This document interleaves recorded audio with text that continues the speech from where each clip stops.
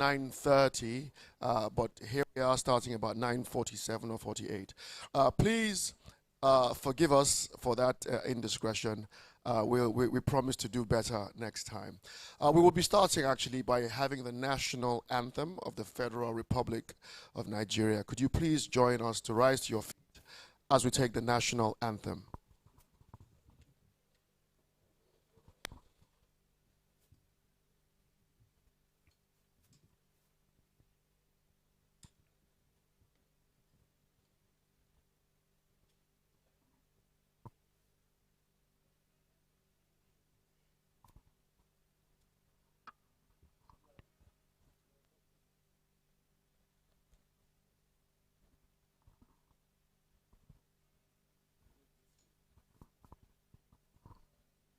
We may have to do it a cappella. It looks like we're doing a cappella this morning. Shall we carry on by ourselves? Are you ready? Okay.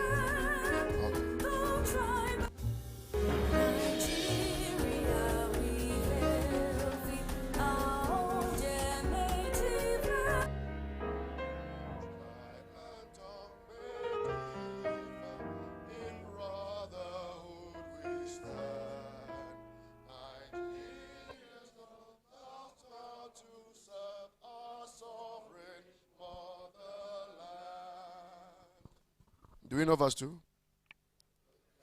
Verse 3? Oh, is enough? I'm reliably told is enough.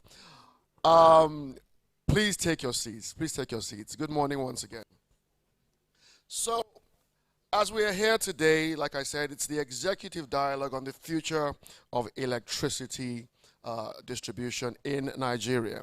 And we have some very, very important sponsors which we have to recognize right here at the beginning. Ayomide, would you tell us who has gathered us here today? Okay, we have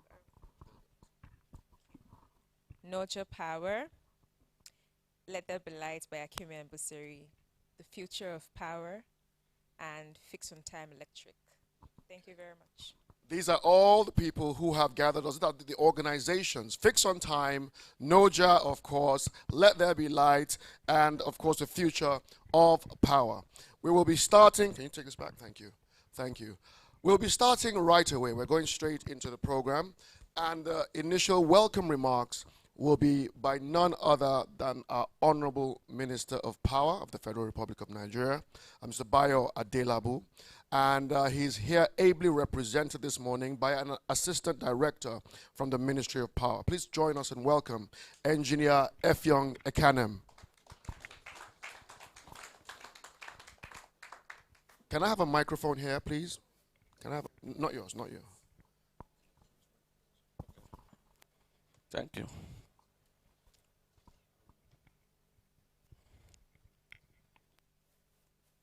Good morning, all.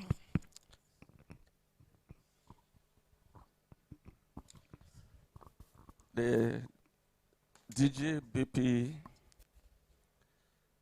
the representative of the Honorable Minister of Finance and Coordinating Minister of the Economy, the rep of the Senior Special Assistant to Mr. President on Energy, the rep to the Chairman NEC, the MD CEO NISO, the rep to MD CEO REA, representatives of the State Electricity Regulatory Commissions here present, the MD of the DISCOs here present, representative of Nurture Power and its partners, distinguished ladies and gentlemen, good morning. It's a privilege to stand before you on this day to deliver an executive remark on behalf of the Minister of Power, Chief Adebayo Adelabu, OFR, at this high-level dialogue among key leaders of the Nigerian electricity supply industry on the future of electricity distribution in Nigeria. My name is Engineer Effiong Ekanem, as just been mentioned, an Assistant Director, Distribution Services at the Federal Ministry of Power, Abuja. The Honorable Minister deeply regrets that he cannot be here in person due to exigency of duties. He specifically asked me to be his voice here today. Now it's my honor to read the words he has prepared for this occasion. Executive remarks by the Honorable Minister of Power, Chief Adebayo Adelabo, OFR, FCA, FCIB, and the Let There Be Power, Let There Be Light Executive Dialogue with Noja, Ikeja, Lagos, on Tuesday, 27th January 2026. Distinguished guests, let me begin with a truth that we all know, but seldom say so plainly. Electricity reform only succeeds when the light stays on. From the Ministry of Power perspective, success is not measured by the number of policies we issue, but by the reliability of the power we deliver. Success is the delivery of reliable power. In this sector, distribution, where the policy meets the pole, the wire, it is where the policy meets the pole and the wires. It is a well-known fact that the distribution subsector is the weakest link in the NESI value chain. We cannot generate 10,000 megawatt. We can generate 10,000 megawatt, and we can transmit them across the country. But if that power does not reach the customers meter efficiently and safely, the system has failed. Distribution is where power sector ends or loses its credibility.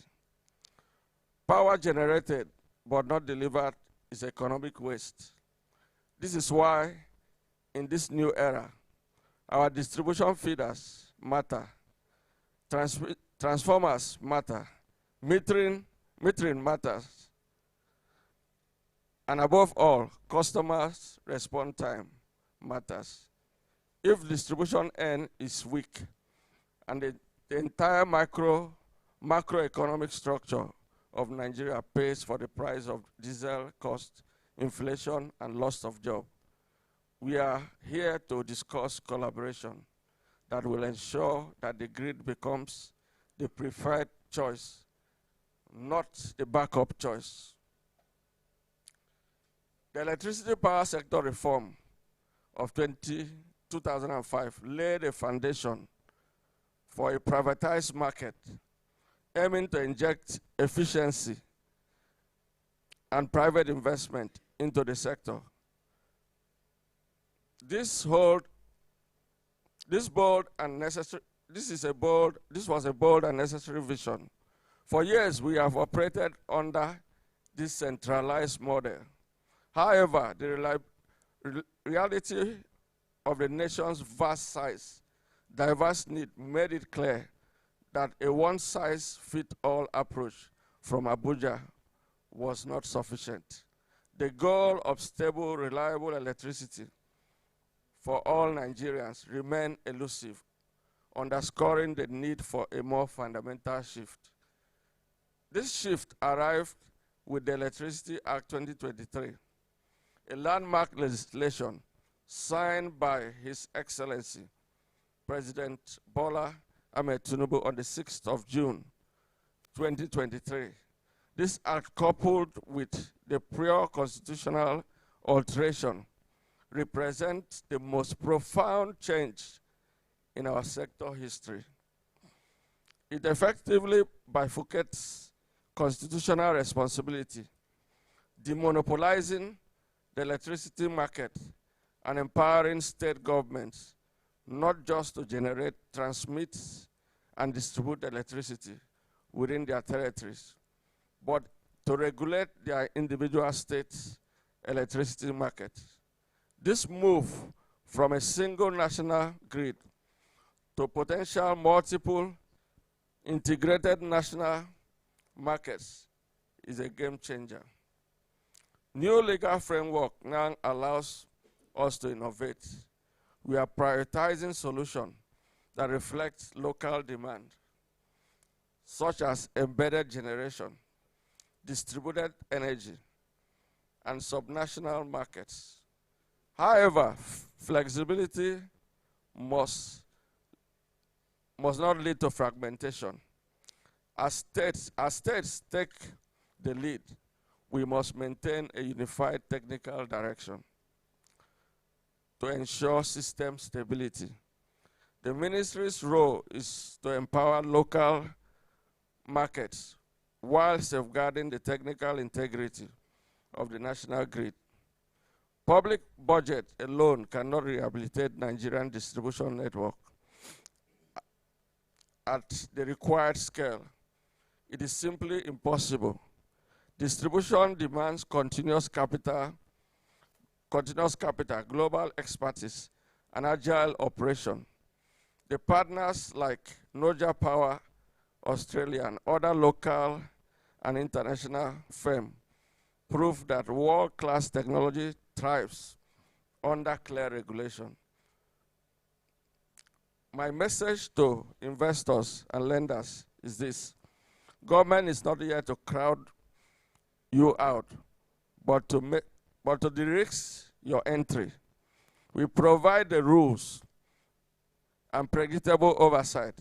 You must provide the capital. You provide the capital and discipline.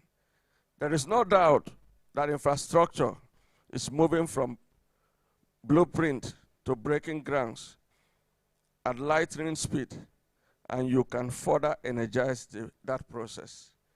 In this sector, progress is felt before it is announced. It is the silence of the generator in Ikeja. It is an Ondo factory cutting down time by 50%.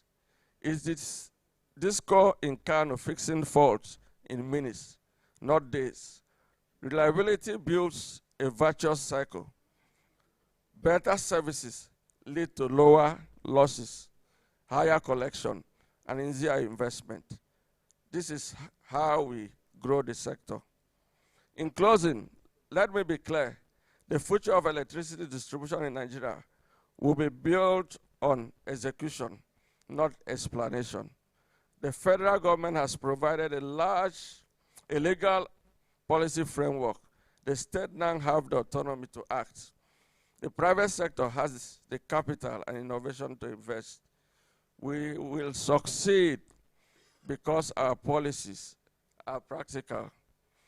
We will succeed because the partnership between the federal, the states, the DISCO, and the private sector are finally genuine. Let us therefore live with a renewed commitment to partnership. It is time for the state government to take responsibility in activating the autonomy, engage investors, build the energy future their people deserve. Together, let us power Nigeria through the investment, innovation, and partnership. Let us use this dialogue to design a blueprint to keep the light on. Thank you, and God bless the Federal Republic of Nigeria. Thank you, sir. Thank you so very much, Engineer Fyong, for that amazing speech from our Honorable Minister. Please send him our warmest regards. We are at the Marriott Hotel in Ikeja, and I should have done this before I called up the first speaker, but there's a member of staff of the Marriott who would like to give us a very brief safety brief so that we know we're familiar with our environment and we know where the exits are and stuff like that. So let me welcome Bidemi. Bidemi, please come and have a minute or two, please. Just give Bidemi the mic. Thank you, sir. Good morning, all. My name is Ibm Abisola. I'm from Loss Prevention Department, also a member of Emergency Response Team, ERT. So I am here to inform you that Lagos Marriott Hotel is safe with the security and safety measures are put in place. At Lagos Marriott Hotel here, all our meeting room doors are emergency exit doors. We also have additional exits to be used during emergency. We have well service fire extinguisher, smoke and heat detector, fire wardens, fire curtains, and certified first aiders who are part of the emergency response team. We have armed policemen on ground. They strategically position themselves within the hotel premises. For any external threat, we are in connection with Area Police Command, which is less than 4 minutes drive to Lagos Marriott Hotel.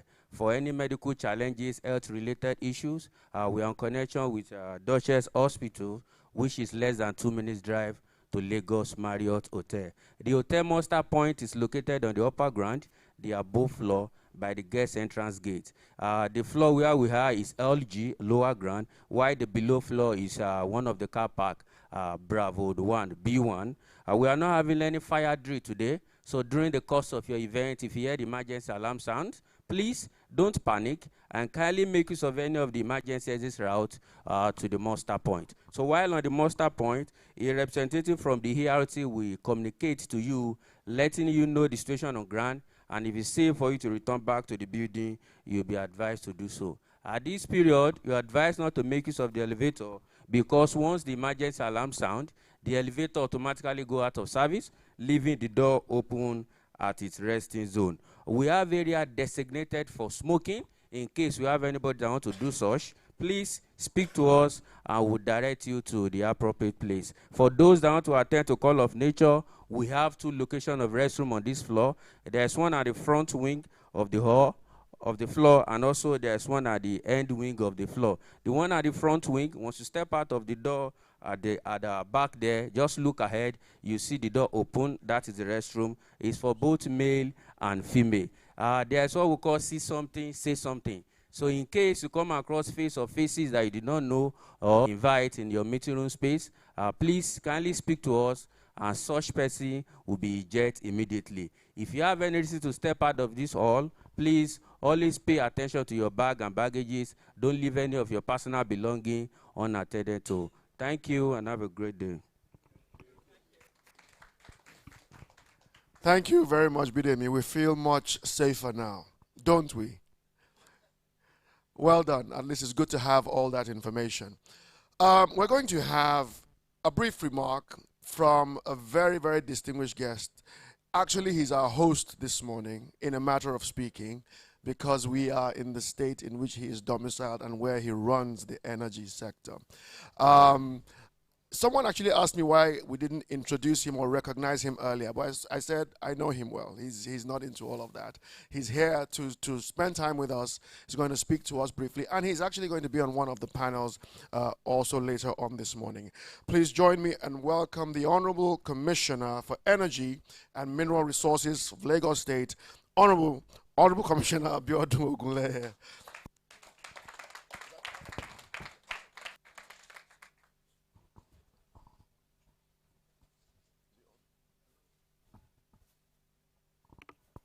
Good morning.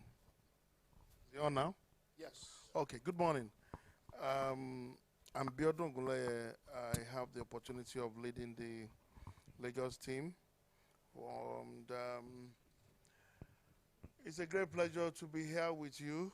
And so I will not be accused of somebody says I shake tables and cause trouble all over the place. No, it's not. That is not a good name for anyone. Well, Honorable Minister ably represented. I was looking forward to him being here personally. The Finance and the Honorable Minister for Finance and the Coordinating Minister for the Economy,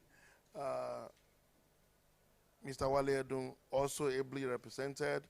The SA to Mr. President on Energy, Madam Olu Vayan, ably represented also.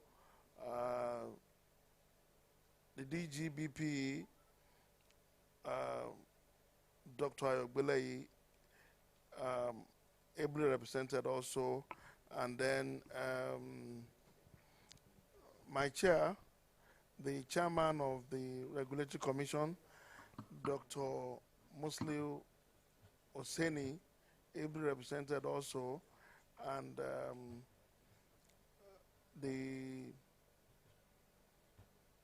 my brother at REA, Abaliu, also ably represented. Representative of the discourse, the team from Noja, sponsors, partners, distinguished ladies and gentlemen. It's such a great pleasure to be here. It looks as if between me and the commissioner for Ondo, yeah, that it seems we are the two people that are physically here in our personal capacities. We appreciate the opportunity to be with you, and I must commend that the opportunity to put people together to look at issues is one that is a step forward towards ensuring that solutions are brought out and all of us can start thinking in the same direction. So this set of comments that I'm making at this point, by the time is my time on the panel, we'll have additional insights. But as the commissioner responsible for electricity in Lagos, I'm welcoming you to this event, distinguished utility practitioners, and I'm saying thank you to Noja for convening this executive dialogue at a moment when the electricity sector is being fundamentally re-architectured. For those of us responsible for energy policy at the subnational level, it is clear that distribution is now the critical constraint, and the critical opportunity within the power value chain to make a difference lies greatly with what we're able to do with the DISCO operatives. In Lagos State, distribution performance directly determines economic output. Voltage instability, feeder overloads, protection failures, prolonged fault clearing times are not abstract engineering issues. They translate into lost productivity, damaged equipment, and declining consumer confidence. From a utility and system perspective, I would like to focus on 3 technical shifts that will define the future of electricity distribution in Nigeria. And I want this dialogue to look at these 3 issues closely. The first one is that it's time to move from passive network to actively managed systems. What are we saying? Most distribution systems in Nigeria are designed as passive radial systems with limited sectionalization, minimal automation, and weak fault visibility. In a high-density urban environment like Lagos, this model is no longer fit for purpose. The future lies in automated feeder management, fast fault detection, isolation and restoration, remote switching and real-time network visibility, and data-driven outage management, visibility on revenue and cash flow across the value chain. And these capabilities are essential if these costs are to reduce their SAD and SIFI, improve restoration times, and operate networks at higher utilization without increasing risk. Grid automation and intelligent protection systems are no longer advanced options. They are baseline requirements. Permit me, I just saw the CEO of Regulatory Commission just sitting across the road from me, Barrister, now my brain. Don't look at me like I'm trying to, suddenly I can't remember her name. Can you imagine? The stage, maybe Temi talk. Okay, I didn't get his surname. I'll try to remember his surname. Okay. George, yes, George. Oh, Madam Tenitope, George. Barrister Tenitope, George, welcome. And I know I saw a couple of other people from the team. Guys, you guys are welcome. Thank you very much for joining us. The second issue that I want us to take a close look at is the need for distribution system to be designed for embedded and distributed generation. With the Electricity Act, with our own law, and emergence of electricity market, distribution network must now accommodate embedded assets. Captive generation, injection must not be alien to us again. Solar PV, storage systems, and backup facility, islanded and semi-islanded operation must be things that the distribution system should be able to accommodate. I must say that the reality that is facing us is that we must be ready for bidirectional power flows. We must be ready for protection systems that can overcome coordination challenges without risking the system entirely. We must be ready for voltage regulation at the edge of the network. Network stability during islanding and resynchronization should not be alien to our engineers. For Lagos, our load density is high and land is constrained. So we don't have a choice but to ensure that distributed energy resources are not optional. Utilities must therefore rethink protection philosophy, network topology, and planning standards to ensure safety, reliability, scalability, and interoperability so that we can bring in as more capacity as we need to. Lastly, we must look at loss reduction strategy, and we must move from estimation to engineering. What am I saying? The owners of this hotel are not counting how many plates of food that they lost, but they are interested in how many people are occupying their rooms. I hope I'm correct. Engineers, am I making sense? Why should we continue to stay on measurements that do not promote productivity? That we're just talking about the historic. Let's look at issues around technical and commercial losses, and let's look at them from the lens of possibility, not just on how much we have lost. What we are saying is that technical and commercial losses must remain one of the most material risks in the market, but cannot be what should pull the market down. We must look at how to sustainably ensure that we achieve enforcement, incremental revenue generation, and we must get out of all manner of manual interception in our billing processes.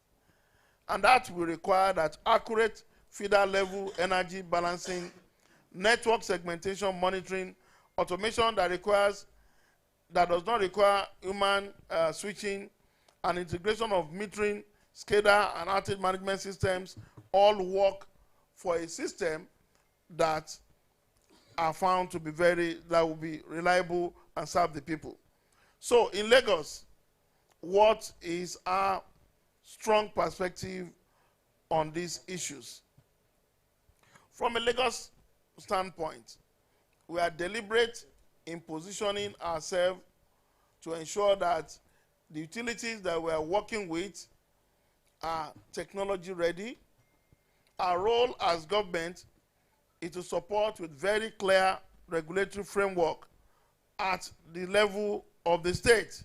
We will continue to enable investment in network modernization. We'll continue to encourage pilots that can move quickly to scale. We'll continue to facilitate collaborations between discos, OEMs, and financiers. We are particularly interested in solutions that demonstrate measurable performance improvement, fault response time, network availability, loss reduction, and customer experience. In closing, the future of electricity distribution in Nigeria will be defined less by how much infrastructure we build and more by how intelligently we operate what we already have and add to it at the speed of light. Dialogue like this between utilities, regulators, and technology providers are essentials if we are to move from legacy networks to resilient, automated, and investment-grade distribution system.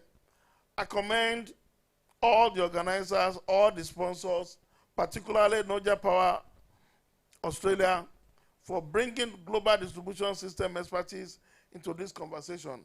And I look forward to practical collaborations that translate insight into on-ground impact. Thank you, and God bless us all.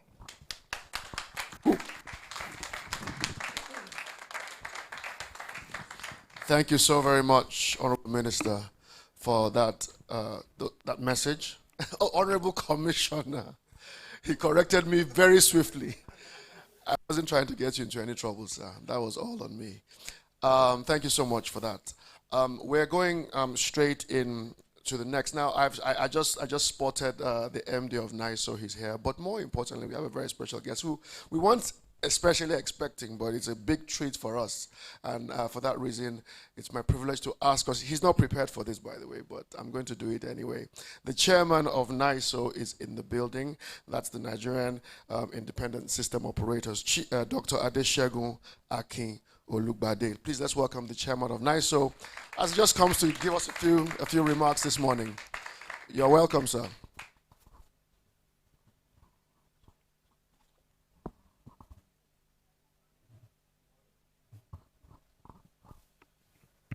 Good morning. As the compere said, I wasn't expected to say anything this morning. I actually came here to be just an attendee like everybody else.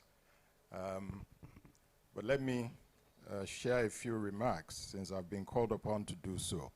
But before doing so, let me follow the protocol by recognizing some dignitaries here. The representative of the Honorable Minister of Power, the representative of the Honorable Minister for Finance and Coordinating Minister of the Economy, the representative of the Director General of the Bureau of Public Enterprises, the Honorable Commissioners that are present here, the representative of the Special Advisor to the President on Energy, distinguished ladies and gentlemen. I'm going to limit my, I need to thank the organizers for inviting me. It's my pleasure to be here. But I want to share with you 3 remarks on the topic of the executive dialogue.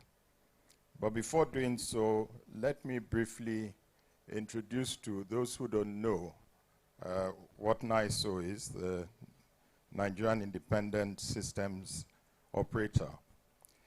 We were established as part of the Electricity Act of 2023, and we are expected to run the national grid, plan the system, and operate the market. So there are 3 functions that are embedded in NISO: systems operations, systems planning, and market operations. The foundation for the energy market that we have today is anchored on the Electricity Act of 2023. And this legislation has moved Nigeria into a new phase, one where states have more responsibility and more opportunity in electricity development. We consider that to be a good thing, but we also believe that decentralization raises an important question. How do we grow subnational power systems without weakening the national grid? So I hope that in the course of the executive dialogue that will be held after the speeches, that particular question will be addressed. The second aspect that I would like to comment on is on the alignment between the federal, the state, and the DISCOs. It is our view at NISO that such alignment is not optional, but ought to be optimal. So I hope also that in the discussions that would follow, there will be an in-depth consideration of that particular aspect. Finally, I think that it's important in the new regime that has been created that there should be regulatory coherence. So we are expecting that the roles, the jurisdictions, and interfaces between the federal, the state, and the DISCOs and the regulatory authorities that govern distribution will be very coordinated, and that there will be regulatory coherence. In conclusion, let me just offer a few remarks about how we see the distribution network evolving. We believe that subnational participation should not be a replacement for central coordination, and that there has to be strong regulatory harmony, there has to be clear institutional roles, and that we must operate a trusted and neutral system operations. Decentralization is a positive development. It enhances energy security, but it should not be something that will lead to the fragmentation of the power sector. So thank you very much for listening to my remarks, and I wish you fruitful deliberations. Thank you. Thank you so much, Dr. Akinwunmi. Thank you for your comments, and I do apologize for springing that on you. That was me. Next, we're going to hear from the Honorable Minister of Finance and Coordinating Minister of the Economy, Mr. Wale Edun, who is here ably represented by a Special Assistant, Temi Akinyemi. Please let's welcome Temi Akinyemi.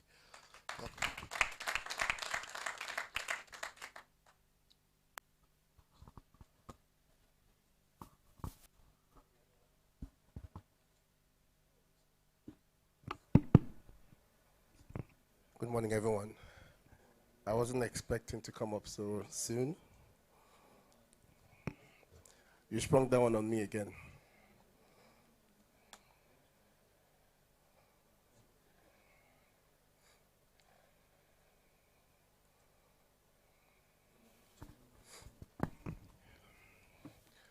So it's a pleasure to be here.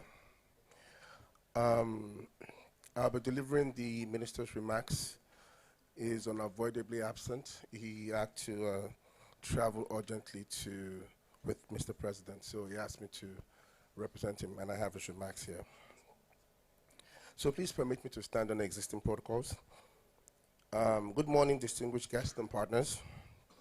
On behalf of the Honorable Minister of Finance and Coordinating Minister for the Economy, Mr. Wale Edun, I am pleased to welcome you all to this executive dialogue on the future of electricity distribution in Nigeria. The Honorable Minister sends his sincere apologies for being unavoidably absent today, and he asked me to read his remarks. My name is Temitope Akinwunmi. I'm his essay on green growth and climate finance. Excuse me.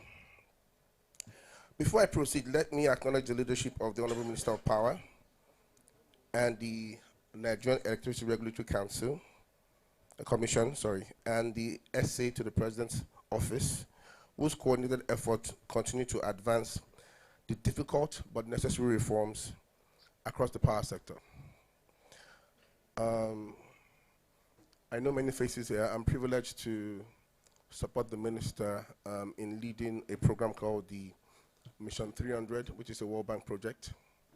The project is a collaboration between the World Bank and AFDB aimed at providing energy access for 300 million Africans, of which Nigeria forms about 40% of that target. Now, this is me talking. I've left the minister's speech.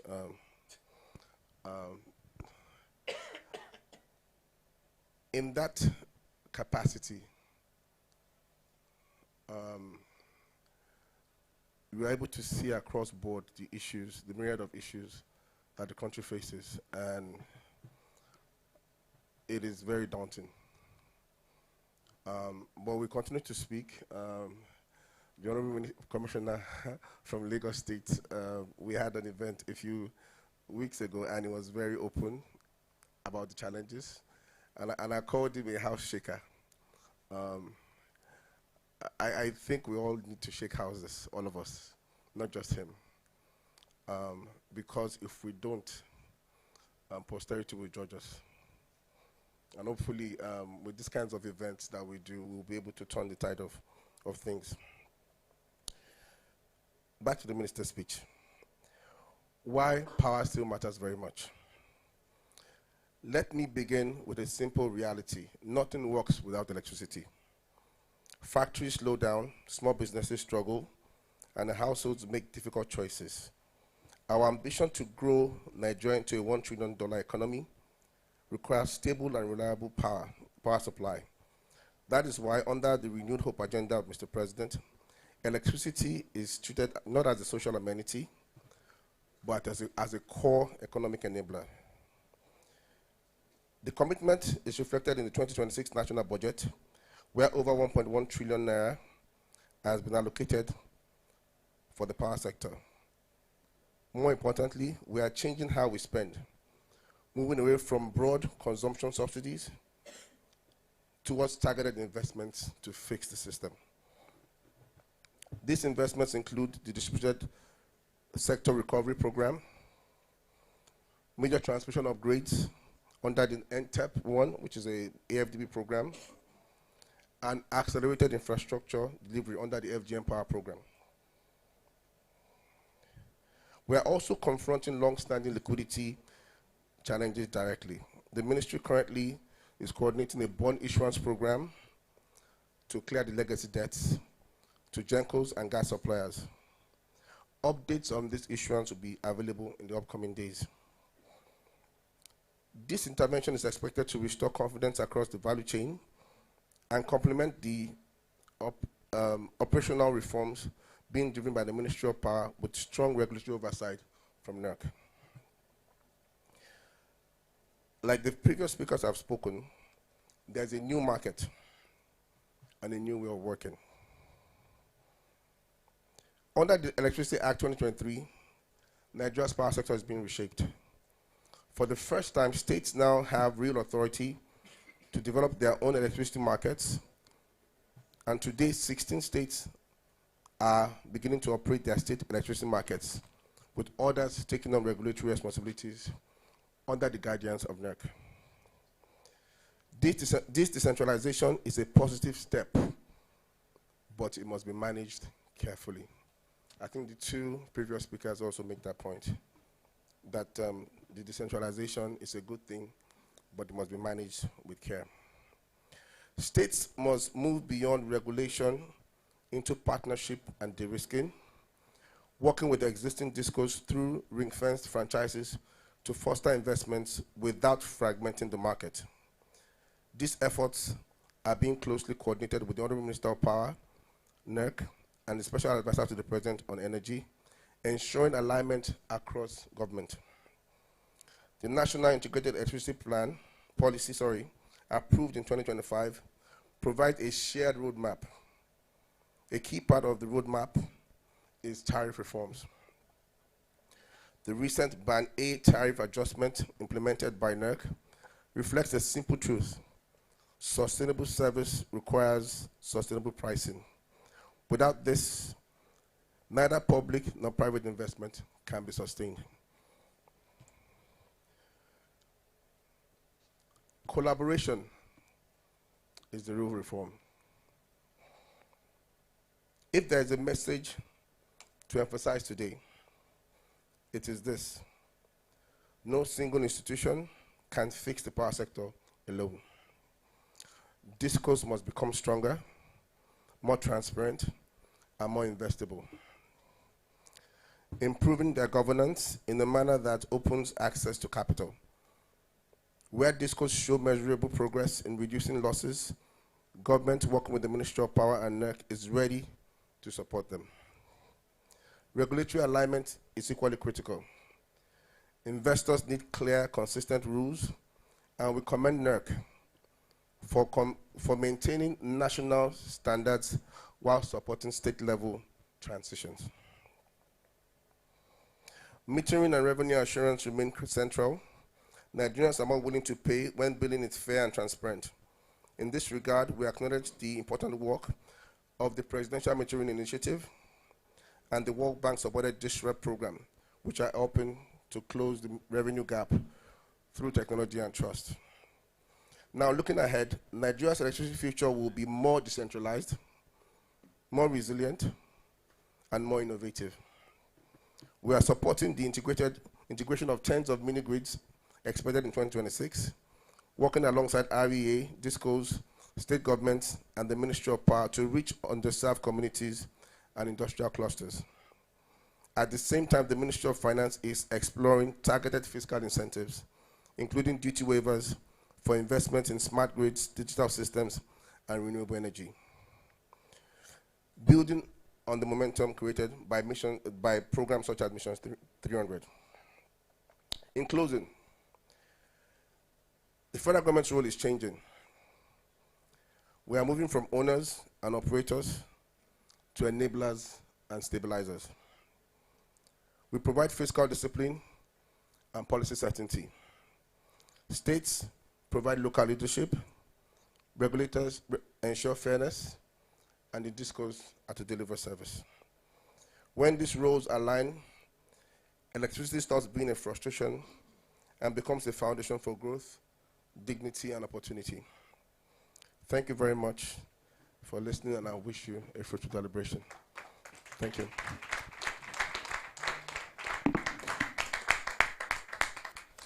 Thank you very much, sir.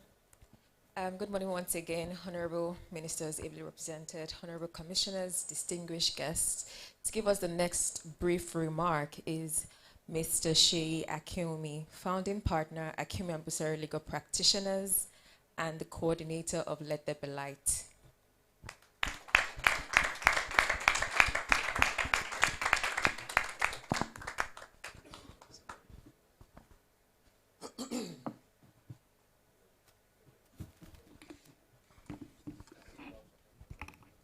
Good morning, everyone. If you permit me, I'd like to stand on existing protocol. I always say that sounds like a cliche, but it's the easiest way to get around that problem. We were asked, this your Let There Be Light, what is it about? What are you talking about? What is this essence behind it? So we thought in this program, we should have the opportunity to just give a short explanation of what we're trying to do, which aligns with what everybody here is trying to do, I think. When we established the Let There Be Light series, we call it LTBL, when we established that at Akinwunmi Busari legal practitioners, we didn't just want to talk about power. You know, you have a lot of talk about power. We wanted to provide the clarity around its delivery. You know, when we speak in Nigeria about the power sector, it's often viewed through a lens of complexity and a lot of time, frustration. So we conceived this as our flagship thought leadership series to bridge the gap between policy intent and operational reality. And when you hear people in the sector, everybody knows what generation is, what transmission is, what distribution is, and you know, the interface. But a lot of people do not link or seem to us to link, you know, the essence behind it and the operation of it. Incidentally, the MD of NISO is here. A few months ago, we were talking, and he actually told me that he had worked in all the sectors, and I thought, okay, this is somebody we need to get to this program, and that's why he's on billing today. So thank you very much for coming. Our mission is simply to interrogate, clarify, and help shape the evolution of Nigeria's energy landscape. What makes LTBL unique is not just the what, which is the electricity itself, but the who and the how. It was designed to be a crucible for structured high-level conversations. So we don't just speak about the sector, we speak about the people holding levers of change. And that's the policymakers, as we have here, the regulators, the investors, and indeed the operators. And by bringing these diverse voices into one room, we move away from isolated complaints and move towards integrated solutions. And by bringing NOJA into the discussion today, we also add innovative solution providers into the mix. We all know the Electricity Act has apparently changed the game. It's not news to anybody listening to me here. It has fundamentally rewritten the rules, demonopolizing the sector and empowering states to participate in the value chain. However, new laws bring new complexities, as we alluded to earlier. And as legal practitioners, we see this series as a platform to translate these legislative shifts into actionable reality. So we have the Electricity Act. It's changed the macro, if I may call it that. But we also have the laws of the states, which also changed the micro. And Lagos state laws are different from Ondo state laws. And they are peculiar to their locality, being states. So we need to speak to these. Through this series, we are examining how this new legal architecture can actually de-risk investments, ensure regulatory harmony between federal and state, as the chairman of NISO said, and ultimately protect the interests of the Nigeria consumer, as the Minister of Power also just said. Evolution of the sector is at the heart of what we're doing. We began with intimate fireside chats. These were raw, candid sessions meant to strip away the jargon and get to the heart of the matter. So we find that in this sector, a lot of people talk technical. But the man on the street is not interested in your technical. He wants light, and he wants it 24/7. And not only that, he wants it at the cheapest possible price. Therefore, we need to look at how that can come into play. We need to get to the truth of our energy challenges. And somebody said we need to shake table. Yes, we need to shake the table. Today we have scaled. We are moving into the executive dialogue, like the one we're having today, where the scale of ambition matches the scale of our national need. And to ensure these insights are not fleeting, I'm also proud to announce that these conversations will not remain trapped in meeting rooms such as this. We are currently in the final stages of authoring a comprehensive compendium on the Nigeria power sector. This forthcoming volume will synthesize the wisdom of our expert contributors, with strategies harvested from this series acting as a definitive legal and operational roadmap for the industry stakeholders for years to come. As I close, I'd just like to say, as we engage in today's NOJA Executive Dialogue, I invite you to participate with the spirit of let there be light. Be bold in your interrogation and constructive in your contributions. At Akinwunmi Busari, we believe that the legal and regulatory framework is the wiring of the power sector. If we get the wiring right, the lights will stay on. Thank you for being part of this journey, from a spark of an idea to a beacon of industry leadership. Let there be light.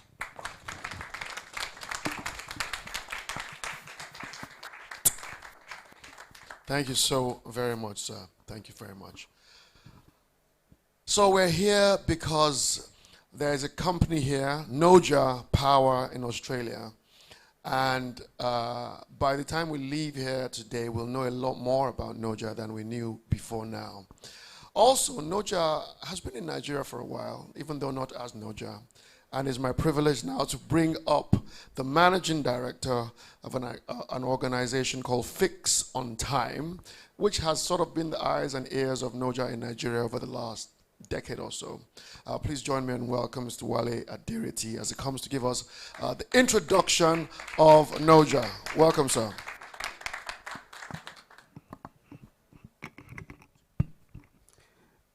Thank you very much. Good morning, everyone. I would also like to stand on existing protocol. However, I want to recognize everyone, distinguished guests, Your Excellencies present, honorable ministers, respected regulators, board directors, members of the board, chairman, MDs of discos. While standing on existing protocols, I try to use this opportunity to recognize you all, and I hope to catch up with everyone during the tea break and other break session. At this moment, it is my honor to introduce the opening speaker from NOJA Power, in person of Neil O'Sullivan. He's the chairman and group managing director of NOJA Power in Australia. The journey started with NOJA about 8 years ago.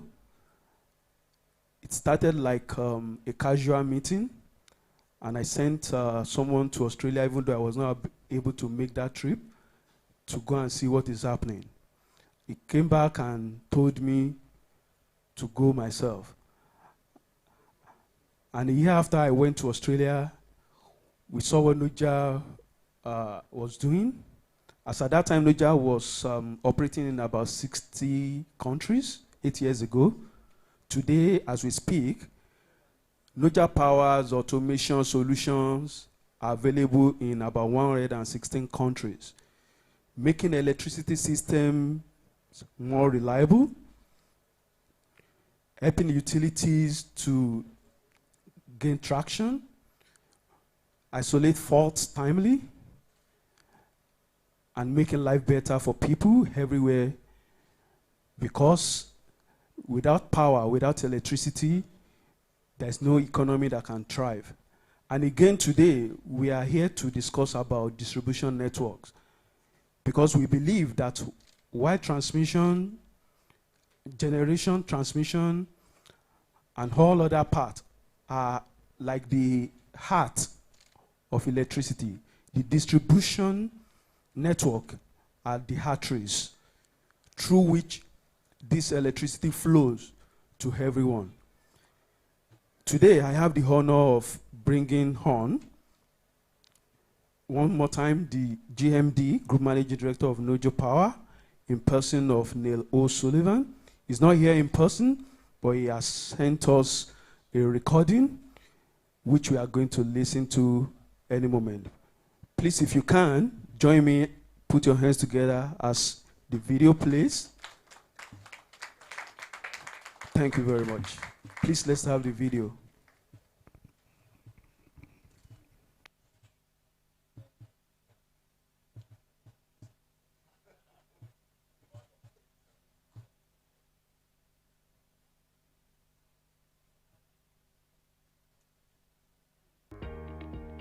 Welcome to the Executive Dialogue on the Future of Electricity Distribution in Nigeria.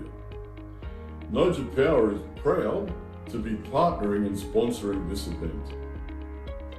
We'd like to acknowledge the Presidency, Chief Bola Ahmed Tinubu, the Australian High Commission, Your Excellencies, Ministers and distinguished guests.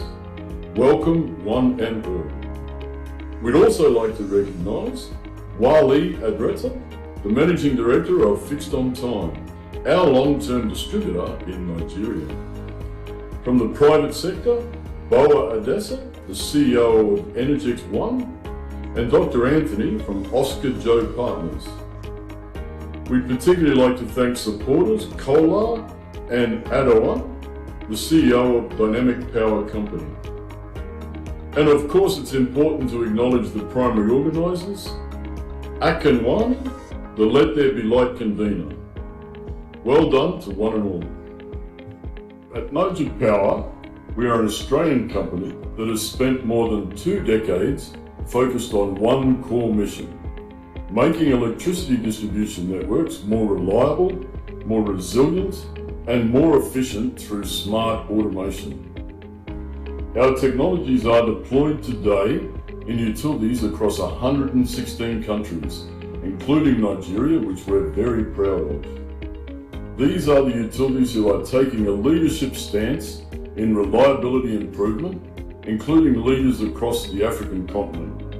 I believe it's now the Nigerian moment. From our base in Brisbane, we have deployed our distribution smart solutions in the world's distribution networks, in standalone and one-off grid systems, and in utility-scale smart grid rollouts. In every case, the objective is the same: turning reliability into values, operationally, financially, and socially. Nigeria is not just another market. Nigeria is a giant of Africa, and its electricity distribution sector sits at a defining moment. The challenges are well known: network reliability, energy access, loss reduction, integration of embedded and renewable generation, and the need to modernise distribution infrastructure at scale. But what is equally clear is this: the challenges are solvable if automation, policy, and execution move together. Niger Power does not believe in technology without local capability. That's why we are proud to work through Fixed On Time Electric and local business partners with strong Nigerian roots, proven engineering competence, and deep understanding of the operational realities of DISCOS and regulators. Together, our aim is clear: to support DISCOS with deployable, proven, smart distribution solutions, to enable faster fault response, improve reliability indices, and better asset visibility, and to help shape a smarter, more automatable distribution future that aligns with Nigeria's reform objectives. From our global experience in over 100 countries, including our home country Australia, I realise that transformative progress often requires a focused intervention program. We believe there is an opportunity at this moment for a special smart distribution intervention project in Nigeria, supported by clear policy direction. Government-to-government backed programs are often achieve the best outcomes. We can leverage Australian expertise through Niger Power and joint execution through our local Nigerian partners and local experts. This is not about a pilot project only. We're creating a proof of concept solution that can be then rolled out as a major project. Ultimately, it's about bringing what works around the world, scaling what has been tested locally, nationally, and create a sustainable solution. Finally, let me extend an open invitation to welcome Nigerian policymakers, regulators, and utility leaders to visit us at Noja Power in Australia to see firsthand how smart distribution and automation are implemented in practice and shaping distribution systems, renewable integration, storage systems, and how we are already living in the future of electricity now. Wally will be happy to facilitate this engagement, and together we can continue to build bridges between policy, technology, and execution. Nigeria's electricity future will be written at the distribution level. At Noja Power, we stand ready for high-level partnership, and now is the right time to support that journey. Thank you for your leadership, your attention, and your commitment to powering Nigeria's future. I wish you a successful and impactful dialogue at this conference.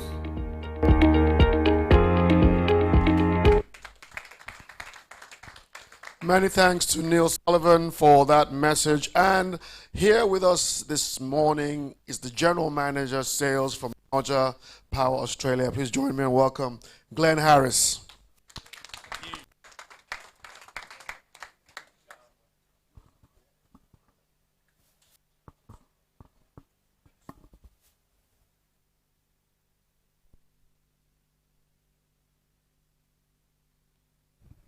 Welcome. I'm well aware I'm the only thing standing between you and morning tea, so I'll endeavour to make this quick.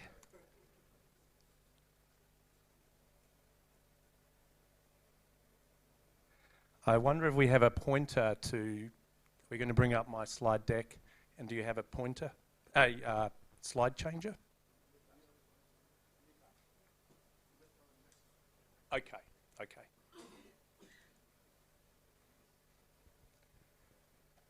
So good morning, everyone, distinguished guests. I'm not going to say your names in fear of butchering them. Colleagues, ladies and gentlemen, and partners, it is my great privilege to welcome you today and to have the opportunity to present to such a highly respected audience. On behalf of Noja Power, I'd like to thank you for joining us for this executive dialogue on the future of electricity distribution in Nigeria. Today's discussion is both timely and important. As Nigeria continues its journey towards a more reliable, resilient, and sustainable power network, at Noja we believe access to reliable electricity is fundamental to economic growth, social development, and quality of life. Our purpose, keeping the lights on all around the world, is well aligned to this forum's purpose of Let There Be Light.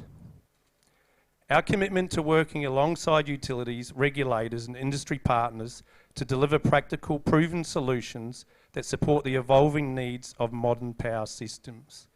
I look forward to sharing insights, global experience and perspectives that we hope will contribute meaningfully to the conversation and support Nigeria's energy ambitions. So thank you for the opportunity to speak with you today. Next.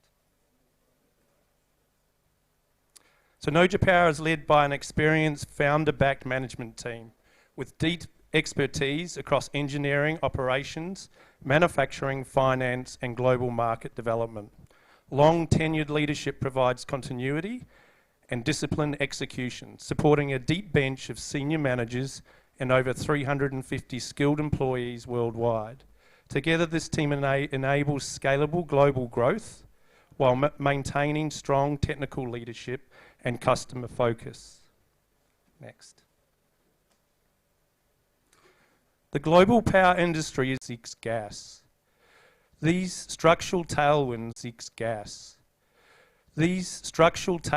reinforce the role of intelligent, grid-edge solutions and essential infrastructure for the next generation of power systems.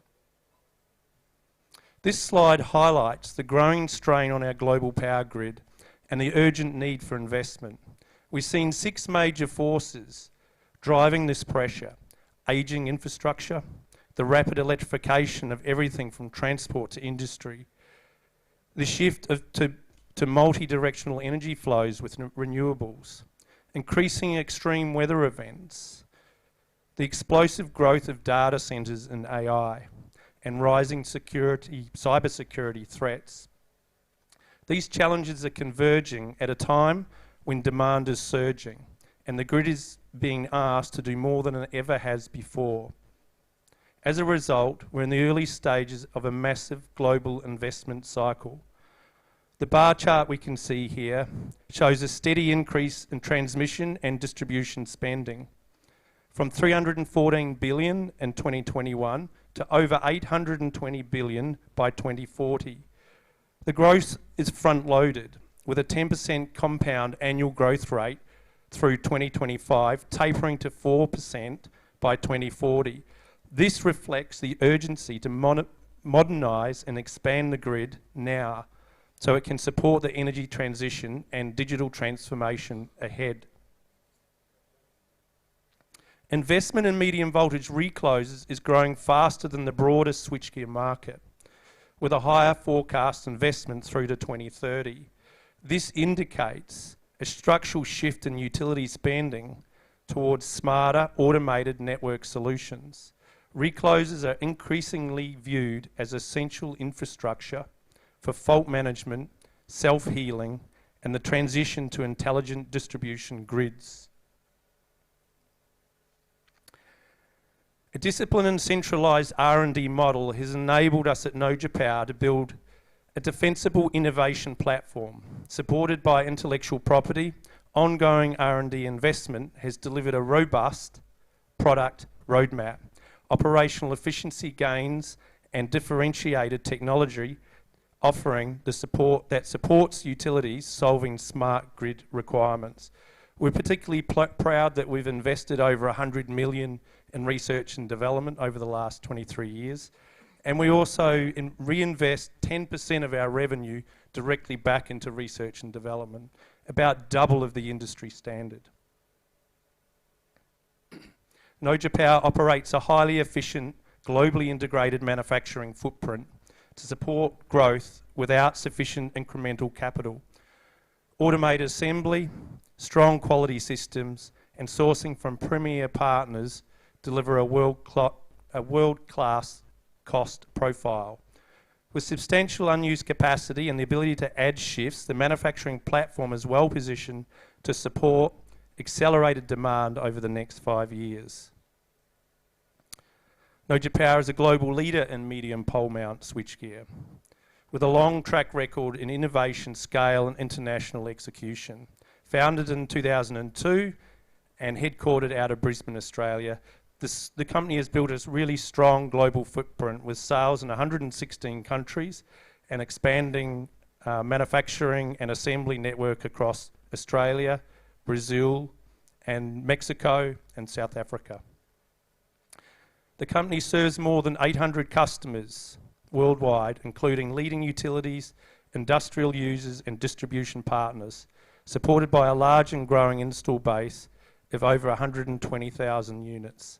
The global scale is underpinned by strong financial performance, disciplined growth, and a workforce of approximately 350 employees. Noja Power's product portfolio spans core reclosers, controllers, outdoor switchgear, and a growing suite of SF6-free solutions, addressing protection, automation, renewable integration, grid decarbonisation.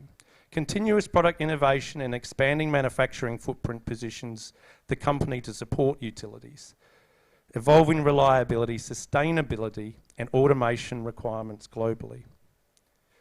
Africa represents one of the fastest growing regions for distribution network expansion, led by large and rapidly developing economies such as Nigeria. Strong population growth, urbanisation, and rising electricity demand are driving significant investment in grid extension. Electrification and network reinforcement.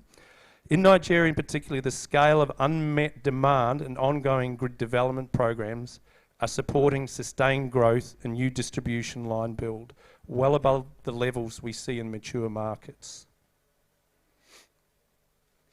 The rapid growth of embedded generation and rooftop solar is fundamentally changing distribution network behaviour. As renewables displace centralised generation during daylight hours, power increasingly flows bidirectional across the network.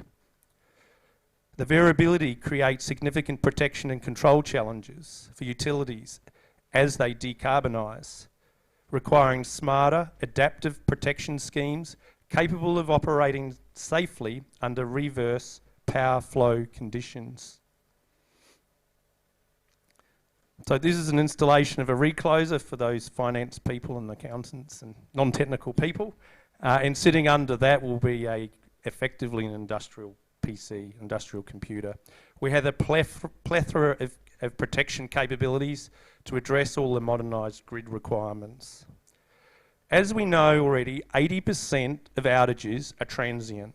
Transient meaning short term. And more than 21 protection tools and algorithms of the Noja recloser can eliminate them.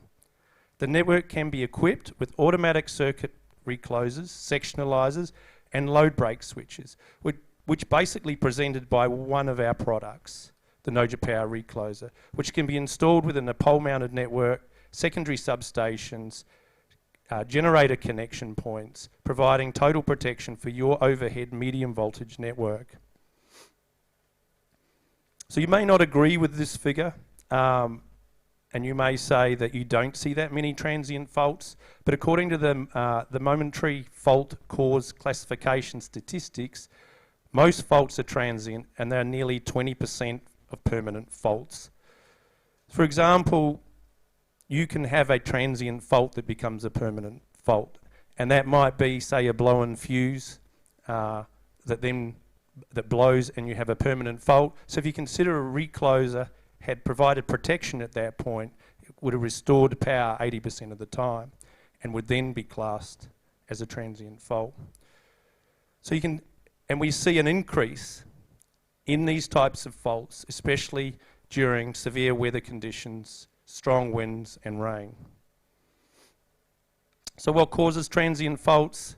It's vegetation, weather, wildlife. It obviously increases your SAIDI and safety results. And of course you have dissatisfied customers and loss of revenue opportunity. So our operating model is this and improve reliability under challenging operating conditions. So key advantages for Nigeria and similar markets include proven deployment in emerging economies, flexible go-to-market model, localization and in-country capability, scalable solutions, high customer retention. By combining global scale with local execution, Noja Power is positioned to support Nigeria's distribution companies, or DISCOs, as they reduce outages, integrate renewables, and build more resilient, automated, and sustainable electricity networks. So I'm going to present a couple of case studies. This one's between Mongolia and Fiji. It provides a strong real-world case study demonstrating the impact of automated distribution solutions and geographically challenging and infrastructure-constrained networks. Despite differences in climate and terrain, both regions share characteristics common to many emerging utility environments, including large service areas, dispersed population, and long overhead distribution lines. Energy Fiji Limited demonstrates the tangible benefit of modern distribution protection and automation. Since 2012, outage duration and frequency have fallen sharply, driven by targeted network upgrades and the consistent deployment of reclosers. These improvements have translated into strong service reliability and meaningful reductions in system operating costs. 80% of the benefit was gained by standalone installations using only distributed protection capabilities. With further modernisation and SCADA integration, combining distributed protection with centralised automation provides a further 20% improvement. Applying proven recloser performance outcomes to UBEDN's network shows the potential for substantial operational and financial benefits. Reductions in SAIDI and SAFE drive improved customer reliability, while lower outage related generation requirements support material fuel cost savings. Depending on deployment effectiveness, annual savings are estimated anywhere up to $1 million US.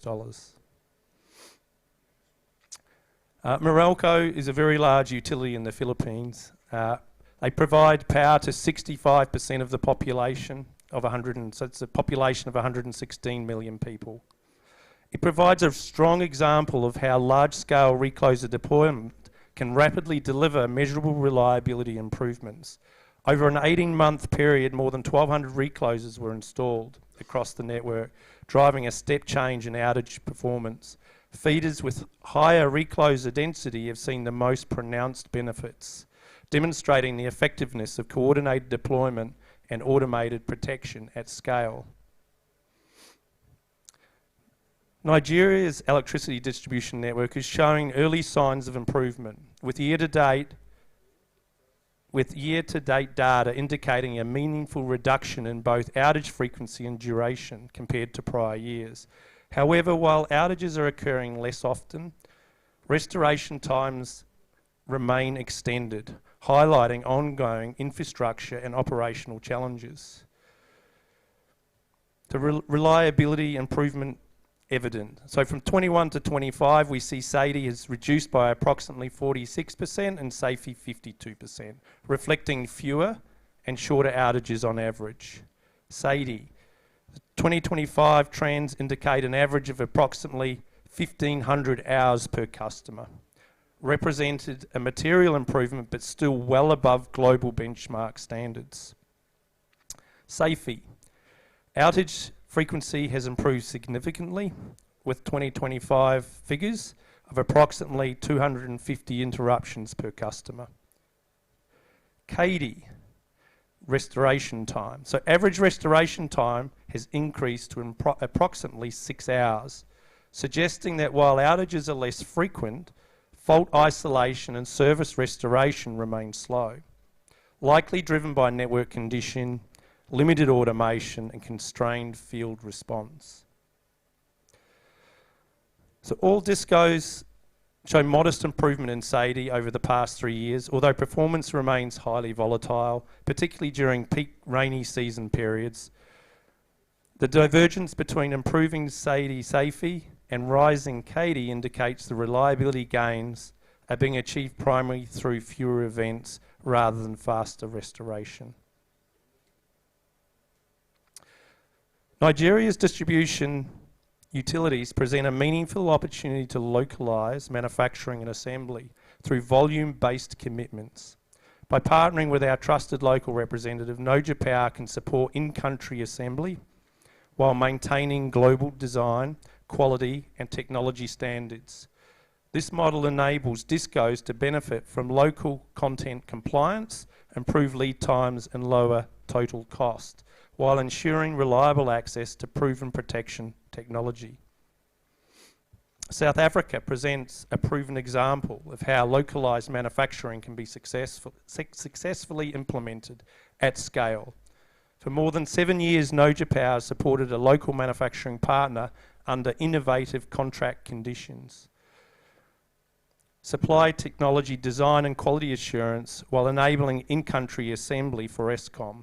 This model has delivered reliable outcomes, sustained volumes of approximately 1,000 units per annum, and strong local content compliance, demonstrating a repeatable blueprint for Nigeria.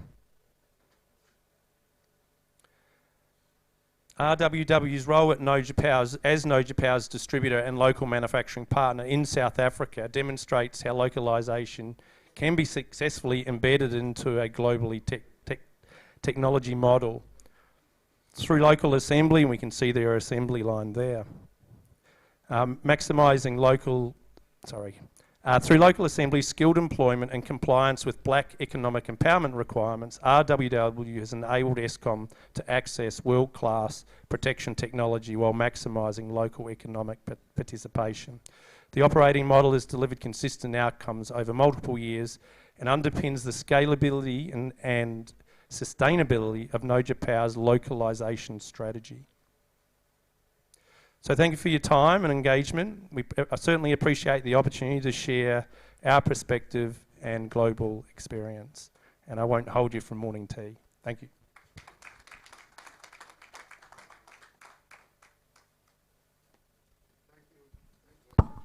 Thank you so much, Glenn Harris.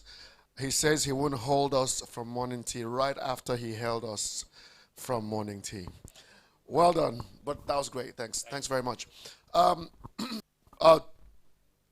We made a slight blunder earlier. We were expecting the presence of the Director General of the Bureau of Public Enterprise, Dr. Ayo Bileyi. We didn't actually realize that he had a representative in the room, but we have identified him. He's here, and he has just a few words for us. Please join me and welcome Mr. Michael Magaji.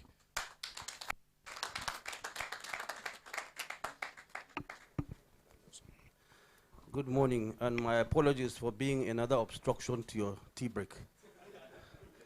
But just brief remarks. I would like to especially recognize all the ESCO members at the federal and subnational levels who are present, those in the legislative branch. I'm here to just give a few remarks on behalf of my principal, Ayo Bileyi, the DG Bureau of Public Enterprises. He extends his apologies for not being able to be here.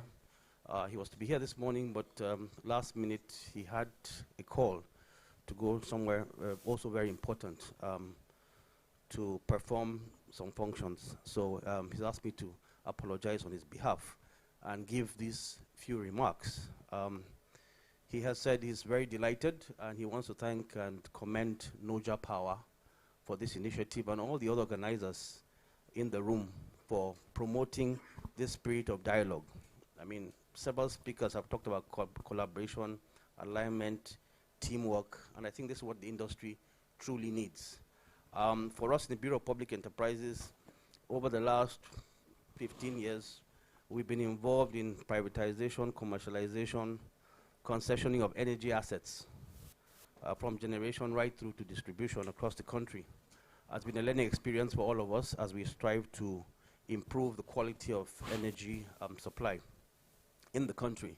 Just a few days ago, actually, the DG was here in Lagos with the Minister of Power to oversight the arrival of 500,000 meters that have been brought into the country under the DISREP program. And for those of you who are not very familiar with DISREP, it's a World Bank initiative, $500 million loan, targeted at the distribution sector recovery program, which is what DISREP stands for.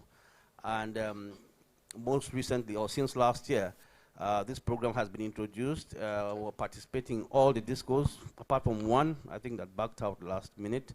And the objectives of the program are to close the metering gap, reduce aggregate technical collection and commercial losses, improve remittances and liquidity, enhance reliability of power supply, increasing transparency and accountability. Under this program, about 3.2 million meters will be distributed and installed across the country.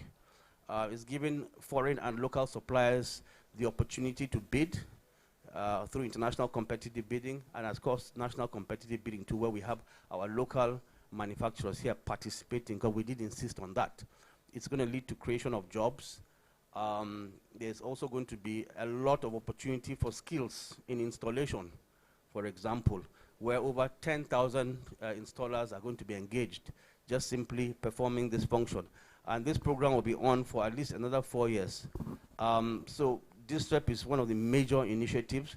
There are quite a few that before now, but this is actually the most recent. So I want to encourage all those in the room, whether you're financiers, whether you're technical people, whether you're producers, to please find a way to plug into this program. There are two components of it.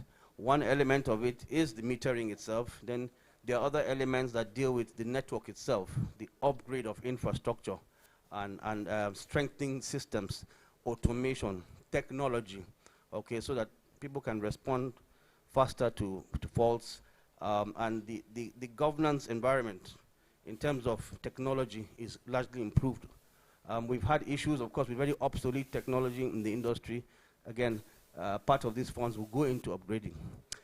He's also asked me to also, like a few speakers have said, continue to ask industry players to promote, especially the subnationals, this cohesive spirit, working with the federal government and, of course, all the regulatory agencies, so that we can achieve last mile electricity access to the Nigerian people.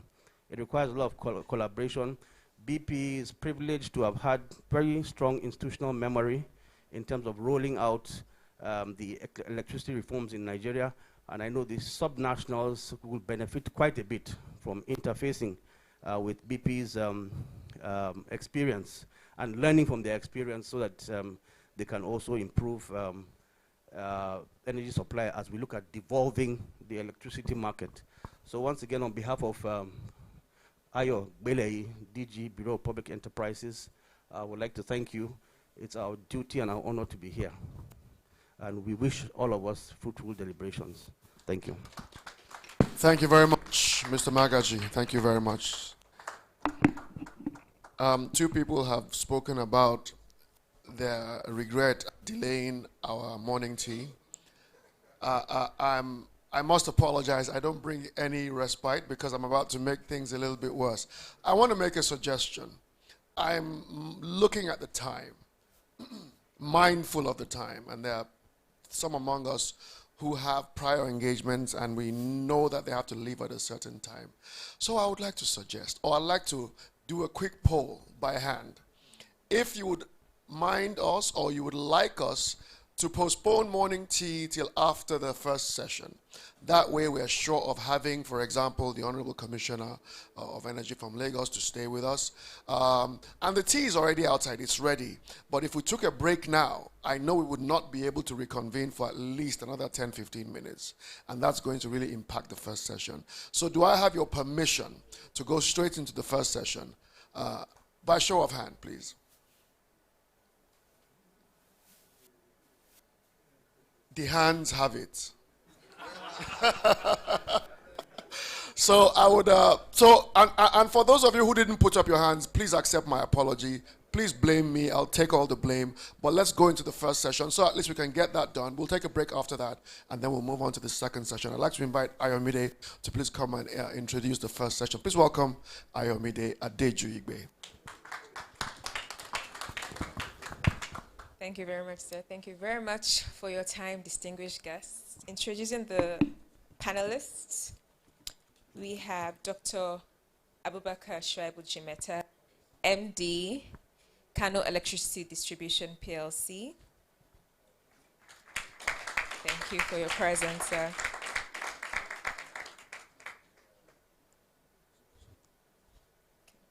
Engineer Abdu Mohammed Bello, the Managing Director, Nigeria Independent Systems Operator.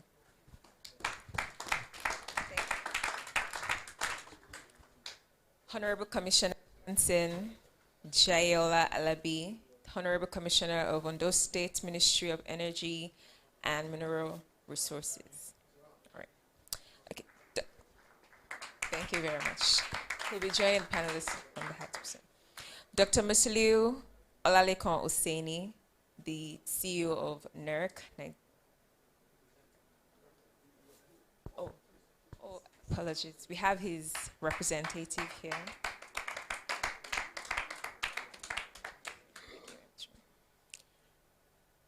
Honorable Commissioner Biodun Ogunleye, Lagos State Ministry of Energy and Mineral Resources.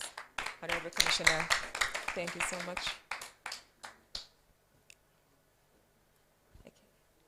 So we have, yes, Honorable Commissioner Jail Alabi.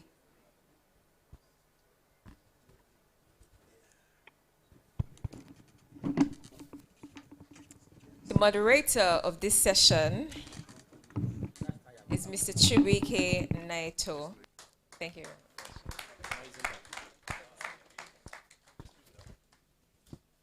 Topic for discussion is resolving regulatory overlap in Nigeria's Post-Electricity Act 2023 power market. Practical models for state-disco coexistence. Thank you. I'll just stand for a few minutes before I let my very distinguished panel. Is that good? All right. So thank you all very much, and thank you. It's good to have you all around. We're going to try to make this as efficient as possible. Like I said, I'll stand just for a few minutes to reintroduce very briefly my distinguished panelists, give you a little bit of insight into what you will expect to hear from them. All right. So thank you all again. And lady, gentlemen, thank you, sirs. Thank you, madam. We have here with us a little bit of our host in this city, at least, the Honorable Commissioner for Energy and Mineral Resources in Lagos State, Honorable Commissioner Biodun Ogunleye. He has played a very long and critical role in the industry. He's been a project developer, he's been an investor, and now he's the chief policymaker for the Lagos electricity market. And he used to be, I think he still is the convener of the Power Solutions Conference he had run for a number of years before his current public service. Welcome again, sir. Honorable Commissioner, Engineer Dr. Johnson Alabi for Energy and Mineral Resources in Ondo State. He has also been, he's a PhD, an academic, a subject matter expert, has advised in the sector and now as a policymaker also. Welcome, sir. We have the MD of NISO, Engineer A.B. Mohammed, who will have a very unique perspective for us today because he has been an executive management staff at NEC. He has been the MD of a disco and is now the MD and the system operator, NISO Limited. So, sir, it's a privilege. Thank you. Engineer Abubakar Jimeta is the MD of Kano Electricity Distribution Company. Welcome, sir. He has been in the industry for decades. I was chief commercial officer and at Kaduna Disco, I believe, or Just Disco. Kano Kaduna Just. Apologies.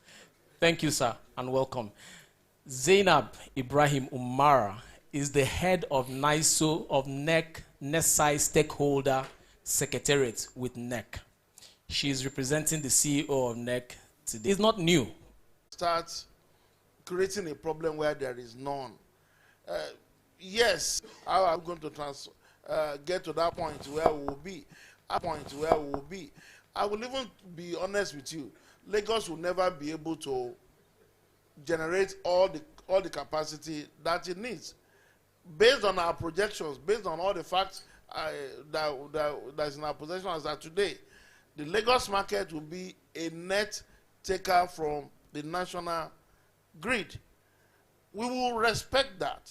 So all we need is for the national institutions to understand that Lagos is creating a market of its own in line with the law, and Lagos will be committed to pay back whatever it is that is imported into Lagos. And that ends the story. So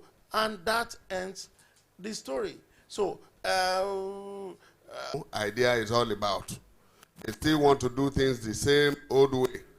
And there is no way you can do things the same old way and expect a new result. So these overlaps have to do with delineation of assets, especially when such assets and customers are still tied to the national grid. However, if we look critically at the laws, the new Electricity Act, we see that there are definitions of the national grid which is still a subject of debate in the sector. Now, the national grid that we talk about may be ranging from 132 to 330, especially if it is crossing from one state boundary to the other. It has become an issue of national boundary, national, what I'm trying to say is the grid between one state to the other is a clear case of national grid. In that case, the adjudication of processing anything on that line becomes the issue of NEC. But since as long as it remains within the state, whether it is on 33, it's within the state boundary, it has become a subnational issue. But up to date, you still see that NEC is still impeding the performance of the subnational because they feel that they are the big horn. I used to see this matter like, I used to see like the case of a federal high court and a state high court. A situation where the federal high court would summon the state high court to come and explain why he's giving a certain judgment somewhere. That is the way it looks like. It was just yesterday we have an issue where NEC has just summoned the regulator of my state to a meeting.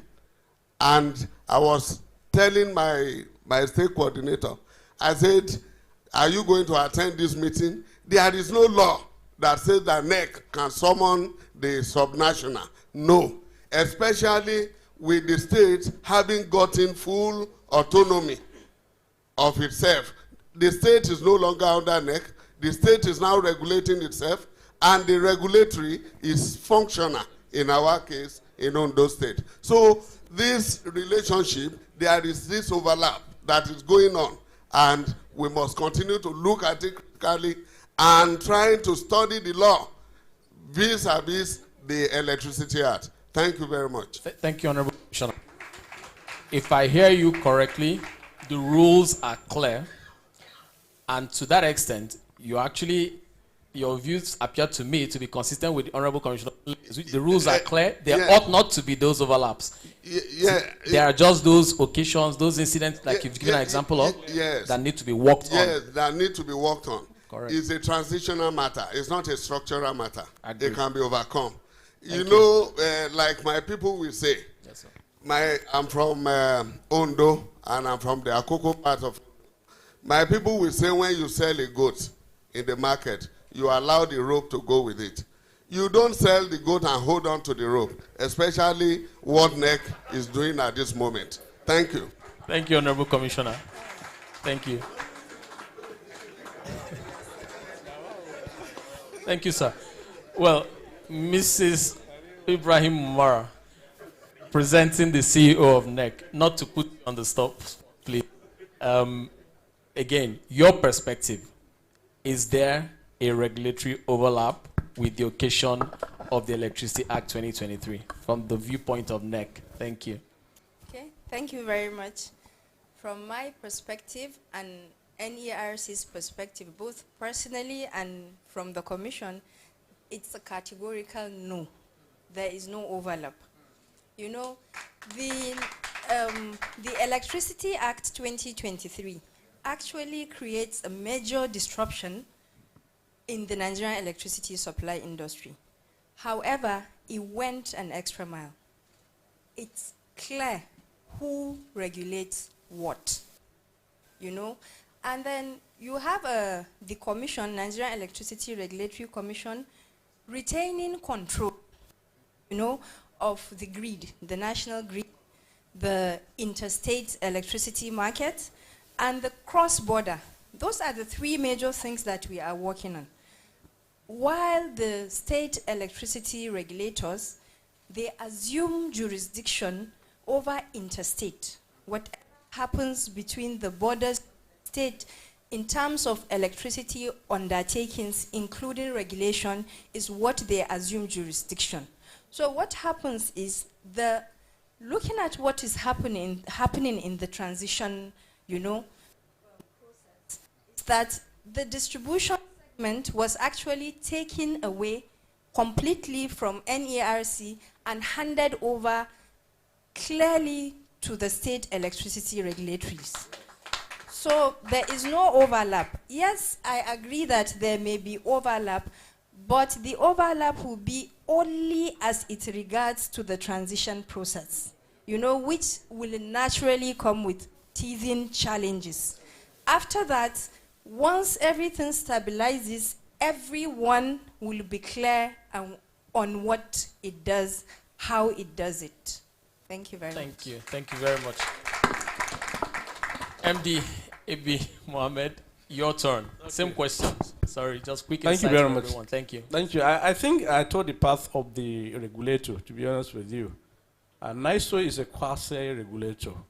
And I believe that the EA 2023 as amended made adequate provisions for jurisdictions of NERC, NISO, and the states.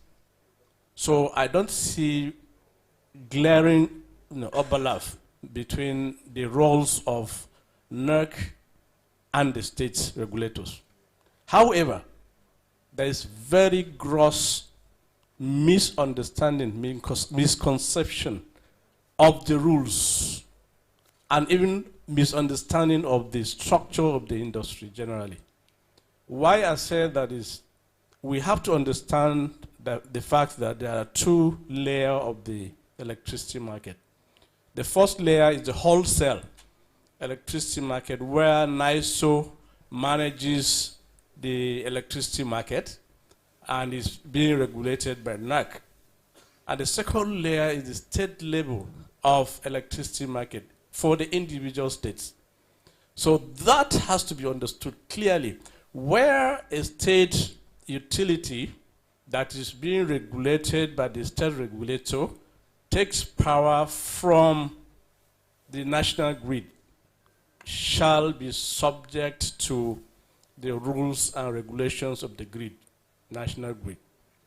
So I think that is where the problem comes between the states. Hold on, let me finish.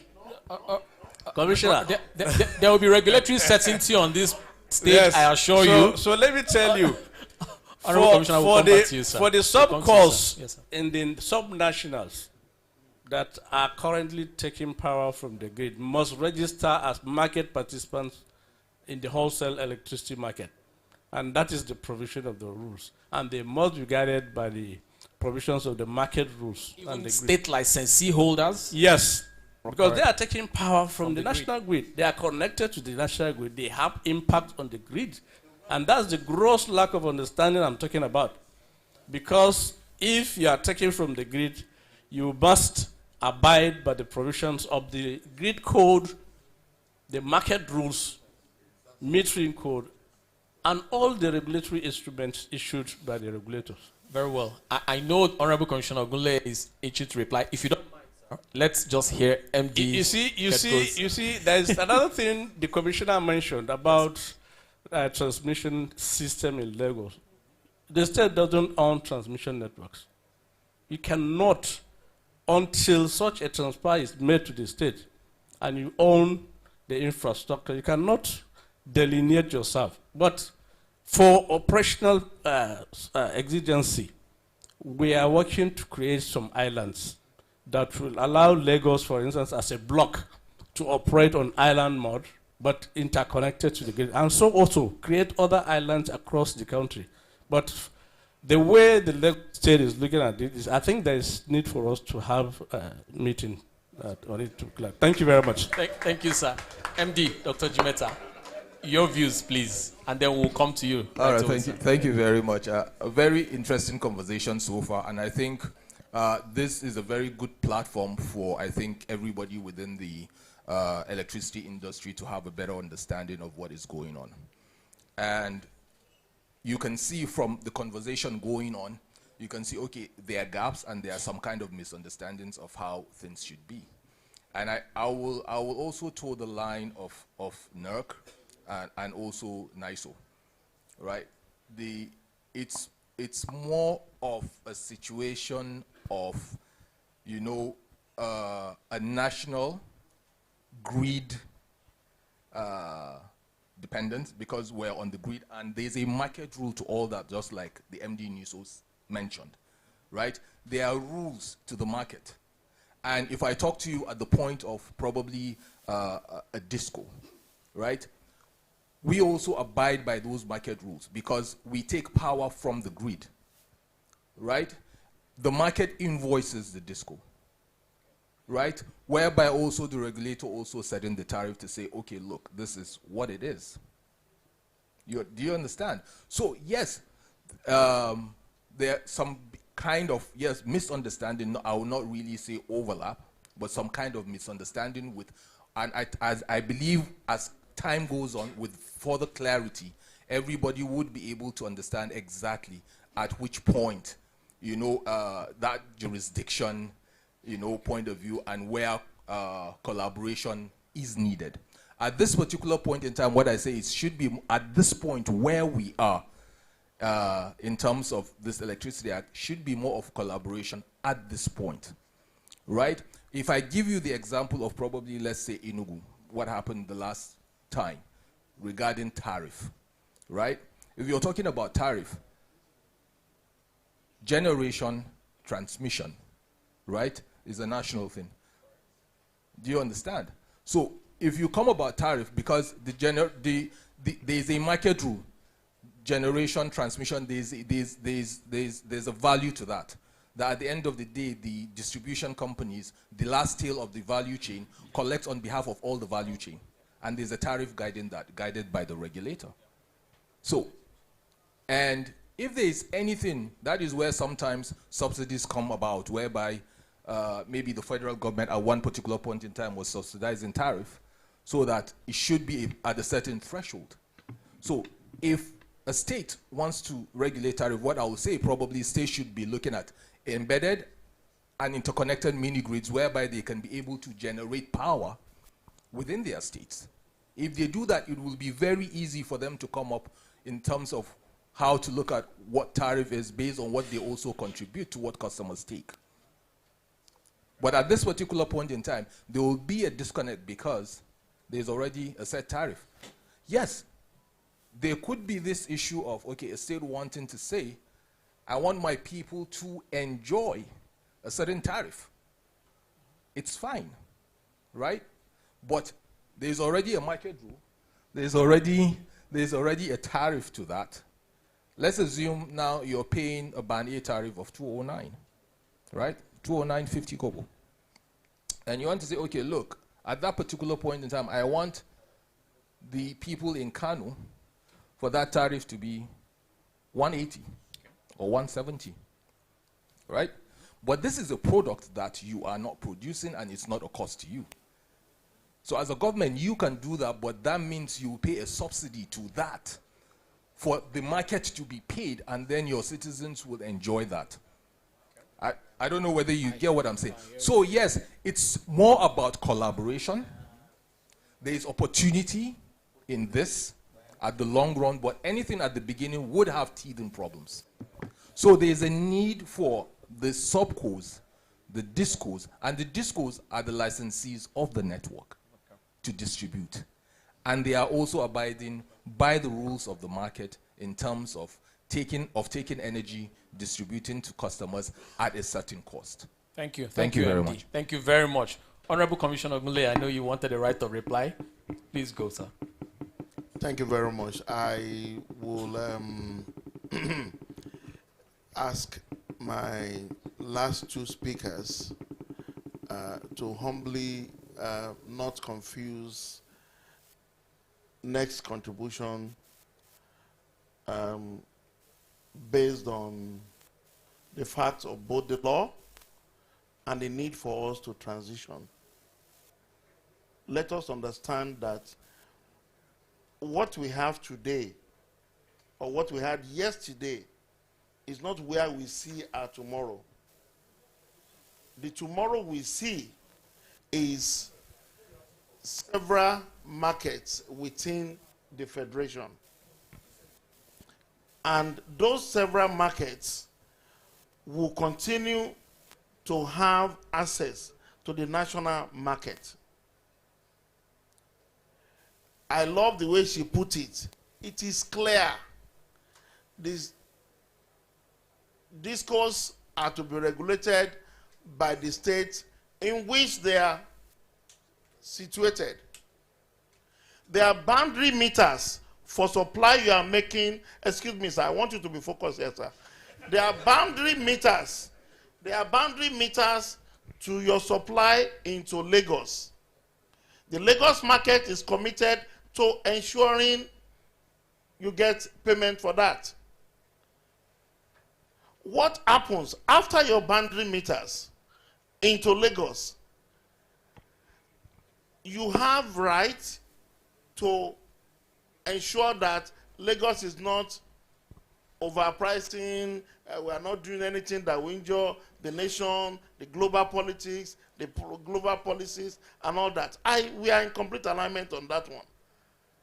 But the various market participants within the Lagos market cannot start crossing boundaries to go and be reporting to either national or any other person or any other state, whatever. And that is why the assets were delineated and the various states, the discourse were asked, set up your ODCO and make sure that you trade with the subsidiaries company within the various states. SARS, with due respect, if all these structures are still being driven from the center, you are simply saying the various markets that is anticipated should never be. And there is no way they will be. Look at it. We are telling the discos, this is the tariff. Disco, we are putting a power plant here and this and that. And they are saying, no, you can't do that. We still need to go and confer with NEC. What kind of regime are we, what kind of aberration are we trying to, the law does not anticipate what we are trying to impugn right now. I'm not a lawyer, but some of these things, they've spoken to me so many times. Please, excuse me. Can I? I'm the regulator here. Yeah. All right. And I have to show an example of regulatory certainty. All right, fantastic. So permit me to just guide it a little bit. Okay. You are all going to speak on it. I had a number of questions. You've all succeeded in throwing my questions out the window, and that's fine. Yeah. It's an important issue, and we must get to it now. Yeah. So I want to say, and if you don't mind, sir, the Honorable Commissioner wants to just chip in so that you respond holistically to the issues from the state perspective. But I want to just draw two things to your attention before you speak, sir. Just to summarize very quickly what I've heard so far. Contrary to the perception some people may get, you are all actually in agreement. There should not be, as far as the law is concerned, a regulatory overlap. The rules are clear. We all understand that. The perspective I hear is that there are some transitory issues that should be dealt with. Understood. I've heard from MD A.B. Mohammed, there are technical rules to protect the integrity of the grid that must be respected. Fair point.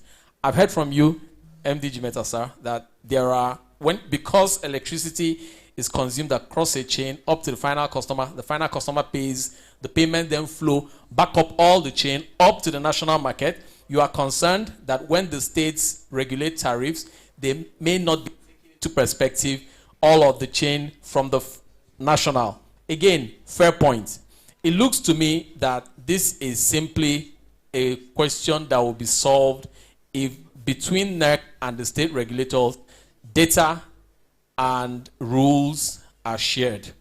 Whether it is data that feeds into tariff making or rules that go to protecting the integrity of the grid.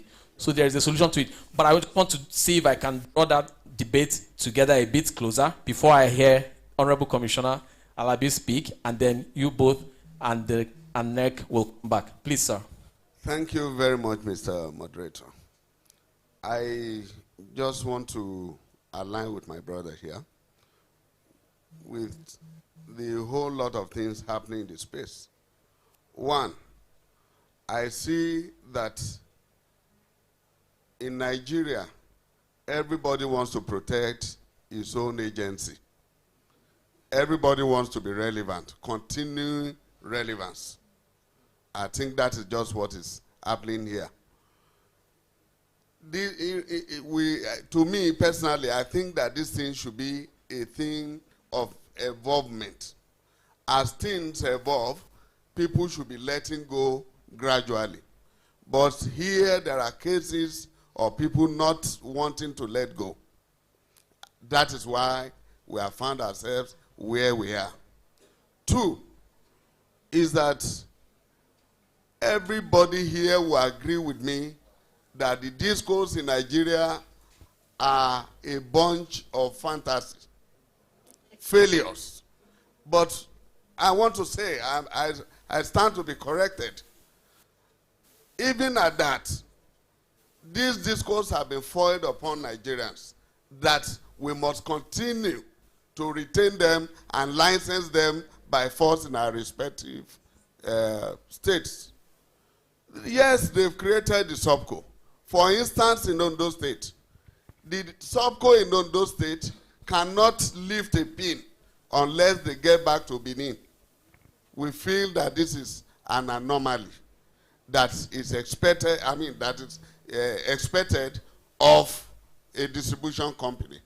Those ones are aside.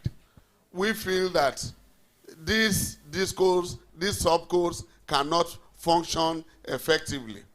However, just like my brother Commissioner of Lagos said, there are geographical boundaries and boundary meters. And we feel that we should be able to legislate. But there is the issue of use rather than that of regulation. There are regulations. Regulations agree that this must be, that must be. But when it comes to implementation, it does not work like that. Then you begin to get certain rules from either the NISO or getting from the NEC.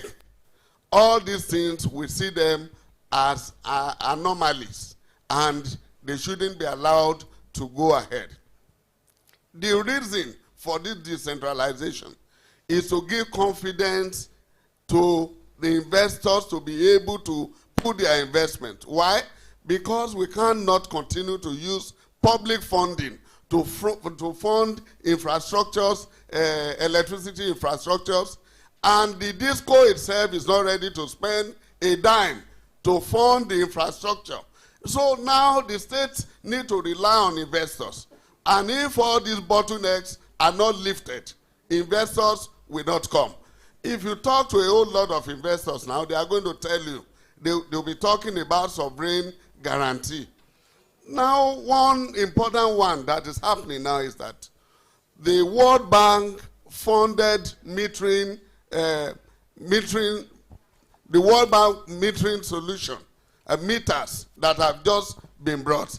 We feel that instead of allocating the meters to the subnational, they have decided to give to the discos. And meanwhile, these meters are being funded by national, through national funding.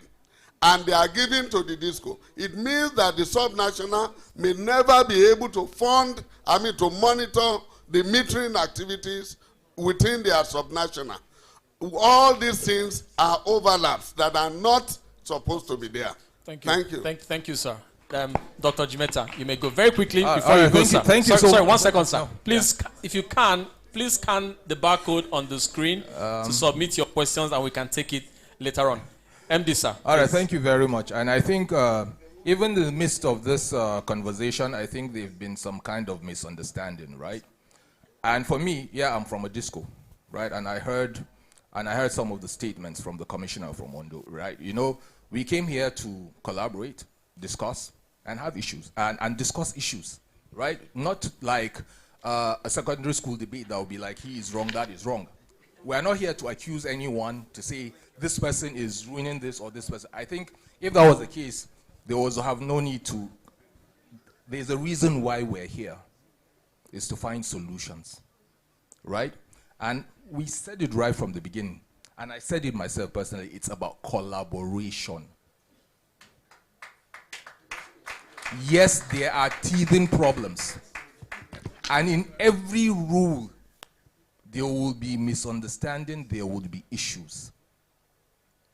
Nobody in any disco, I think, would want to remain where they were. When disco started in 2013, when you come back to where they are today, that was not how they started in 2013. You understand? We might not have improved to where we want to be as a country, but there's improvement. The data speak for itself. And that's just the fact of the matter. Right? It's just one, yes, there are clear rules. Just like what nuts, there are clear rules. How do we understand those rules? How we implement them? That's something else entirely different. That's just the problem. And that was what I said, right? First things first is about generation, is about transmission, is about distribution, right? All those things form the market. We want to grow. We want to bring in investors. We want to improve our generation. We can start from somewhere. Right now, from where the buck stop is at the national, that was why I said greed dependent. I don't know for other discos, but let me speak for Kano. We're all over the place. We're looking for investors. Outside of the grid, we're looking for other solutions. In terms of solar, we have abundant sun. We've already started commissioning interconnected mini grids. Do you get what I'm saying? So that is moving somewhere. We are collaborating with our franchise states, Kano, Katsina, and Jigawa. We're looking at how do we work together to see that we improve. So that is just the bottom line. Regarding metering or regarding disrupt, it's something to understand. It's not about, okay, look, a World Bank fund has been taken to meter X number, just like the representative of BPE said. 3 million meters, yes, right? It's not for free. Yes, the customer gets it free, but it's not for free. No, that's what I'm saying. That's what I'm saying. It's like it's a loan. It's a loan, right? It's a loan.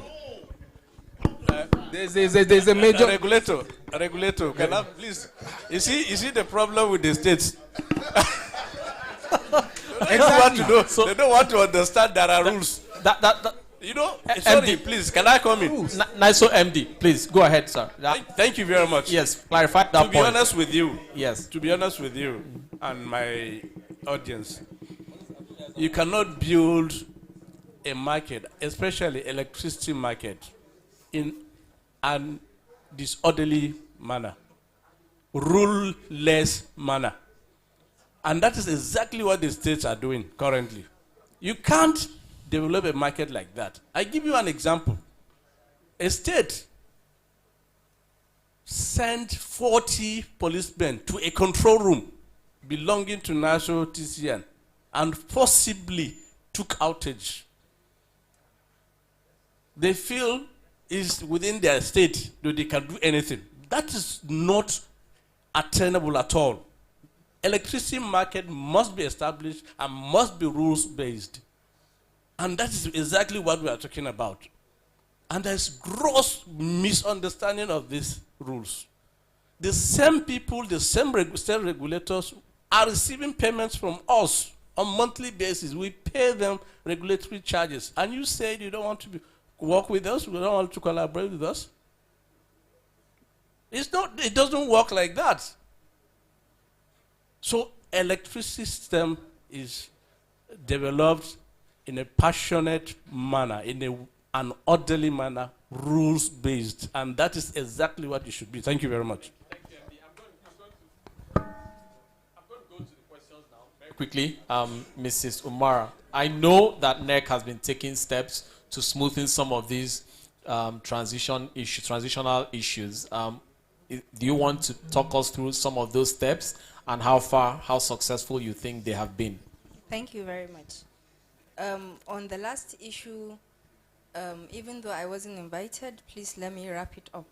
with the kind permission of the stage regulator. Yes, one key message that I think I should mention here is that the jurisdiction of the state electricity regulators is not on the distribution companies. You know, their jurisdiction for regulation is on the subsidiary companies that were created to undertake electricity distribution within the states. You know, and that is a cause for, you know, for misunderstanding, because they keep like this issue of metering that we're talking about, you know. Yes, the meters are here, the meters will be paid for, but by who? Because money follows ownership. You know, and the second issue is this issue of disco subco. It is not a divestment. There's a holding company back there that owns the subco, and that holding company is owned by the disco. You know, so it's a key chain of reaction. Like when you touch this, and you touch the other one. So it's all interconnected like the grid. You know, like Peter Crampton said, electricity markets are necessarily complex. So is the regulation, and so is the operational aspect of it. And I'm happy this dialogue is going on, and I would like it to be happening more frequent, because over time we'll be unraveling these mysteries that we have in the sector. Thank you very much. Thank you. Unfortunately, yes. Oh, please. I go still ahead. remember the question. Right. Yes, the question is it's on the collaboration between the Commission and the state electricity regulators. I am calling them the state electricity regulators because some time ago we were in a meeting with the Governors Forum, and they said they have a message for us that the state regulators, they do not wish to be addressed as the subnationals. So NERC is cautious on calling them subnationals, so we stick to state electricity regulators and state electricity markets. And in collaborating with them, from the immediately after the amendment of the Constitution, the Commission delved into action, you know, analysis, you know, how the amendment will affect the NESI. While we're on it, while we're on a regulatory tower, the Electricity Act came in place. And we went ahead to take over the implementation. And we did a series of activities, which for the benefit of time, I may not be able to summarize it. But that series of activities brought us together, the policy makers, the regulators, the, you know, every critical stakeholder and every captain of the industry in the sector came together under one roof. After that, we were able to come up with, you know, working groups, 3 working groups. Legal and regulatory working group, which was mainly created to look into the legal implication of the amendment and the new legislation. We had the engineering and technical. The key thing was to see how there would be harmonization, you know. And then there was the transaction part of the group, which was created to look into the market stability and avoid major disruptions in the market. And those groups worked and worked and worked tirelessly with different meetings, validation workshop, and then we came up with an implementation roadmap. Following which, that is historically. And then we went ahead and established contact with the state electricity regulators as they are coming up, you know, starting with the first few ones up to the point that we are today, that we have 16 of them. And those 16, we meet on regular basis. You know, every quarter, we hold NESI stakeholders meetings. And sometime from last year, we started dedicating day 1 of the NESI stakeholder meetings to the state electricity regulators to discuss sundry issues affecting the Nigerian electricity supply industry. And then in one of those meetings, one of the state electricity regulators, Ondo State, right? I think, if I'm not mistaken, Ondo State pointed out that it was very important for us to go ahead and come up with the forum of regulators. So we're currently working on establishing a forum purely for Nigerian electricity regulators, and then we also do meet on regular basis, And like what my honorable commissioner said, NERC is just a big brother, that is coordinating the transaction. So NERC does not have any power to summon any regulator. I can guarantee you that what NERC did was to honorably invite the state regulator to discuss a very critical issue, So we meet on regular basis, on different forums, because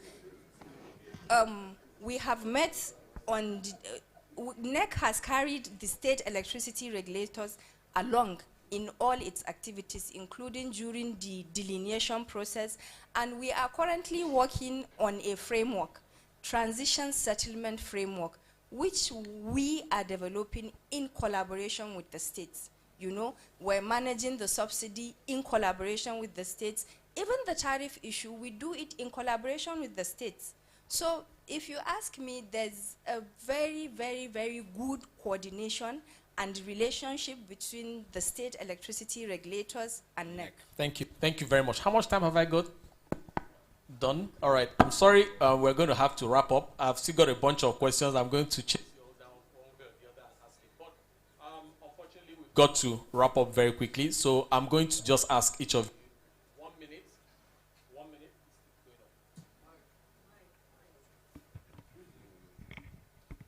All right. If each of you could just use 1 minute to wrap up your thoughts and all the issues generally. And then I don't believe we're going to take audience questions now. We will do that later on, right? But I hope you've got the opportunity to scan and submit your questions. And then I'll wrap, and then that will be the close of this session. Honorable Commissioner, because you are the closest to me, please. Well, I want to thank the representative of NEC. Having spoken, I want to believe that what you have said is the reality. I must pass my almost last comment here, that some states have been involved in metering, especially in my state. Immediately we came on board, my state governor approved subsidized meters in Ondo State. And within a space of 1 year, we have done close to 20,000 meters for the people of the state. And having gotten that kind of a platform, one would naturally believe that if, probably through the presidential metering initiative or any other form of, like the district, if it is coming at all, it should come through the state platform and not directly to the DISCO. Because the meters that come to the DISCO, we cannot guarantee it, we cannot monitor it, and there is no way to go about it. We were talking about paying back as loan of the meters that are coming. These monies are going to the World Bank through the FAC account of the government. And that means that the subnationals are responsible for this. And we had a meeting with the World Bank, and the World Bank said so. And we have also tried to reach out to the World Bank. Please, in implementing this kind of initiative, please do it through those states, especially that have gotten full autonomy to operate the electricity market. And doing this, our laws, we have made our laws, and they are to be respected by the DISCO. But each time we do things, the DISCO will keep referring us to the Electricity Act when we have begun to operate our state electricity law. So all these are the things happening, and that is why I've always maintained that there is overlap in our functions within the state. Thank you. Thank you very much, my bro. I think we have gotten to a point in this nation where all of us must agree to go in one direction. And we need to look at all the, there's a word for it in business management, all the I also don't want to use the foul one, all the interest that are at play in the sector, and say which one benefits the people most.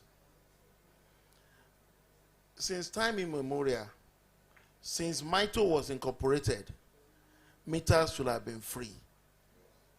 Since MITO was incorporated, I will repeat that again, meters should be free. As at today, we have moved beyond talking, and we are now talking about intelligent meters that will enable us manage the network end-to-end and straightforward. I'm appealing to all the institutions. The states are not in this for the remittance you can give us. At least that is not why Lagos is in. That's not why Lagos is in this. We are in this to say farewell to the culture of blackouts. And the question is it possible? I believe it's possible. Yes, I believe all of us should be responsible enough to say we are not going to hand over this bad culture to our children. And I'm appealing for cooperation, for partnership, for whatever it is. Let's bury our differences and let's say, truly, really, what will make for that long-term goal that we have set for ourselves. That we don't have differences now is a lie. That there are no confusion all over the place is also a lie. But the truth is that all this confusion are being created because people are being, let me be careful again, but permit me to just announce they are being selfish. Thank you very much. Thank you very much. Not to take too much time, as we're just rounding this up. Very good conversation. It sets a clear tone to everyone, exactly everybody's perception or different entities' perception when it comes to this. And I will still say it, the only way out is collaboration. That's the only way out. And nobody should look at it as, I need to take this accolade or this or that just to show that it's my way that would work. It wouldn't. It's about collaboration, work together to see how we'll get out of it. We're all Nigerians. We want to see a better country. We want to see a 24/7 power supply. Whatever it takes is collaboration. So we are not, discos are not adversaries to this whole thing. We're not.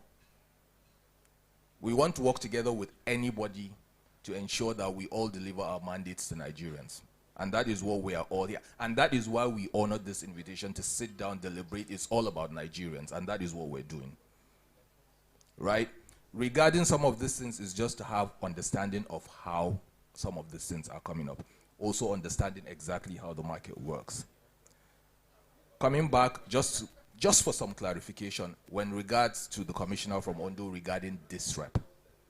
When you talk about presidential metering initiative, yes, that is from FAC. DISREP will go to the discos because, yes, it's a loan, but it's a loan. The discos are the ones paying for DISREP, not PMI. You see, there are different metering initiatives. You have MAP, you have MAF, you have MAP, you have MAF, you have PMI, you have DISREP. You understand?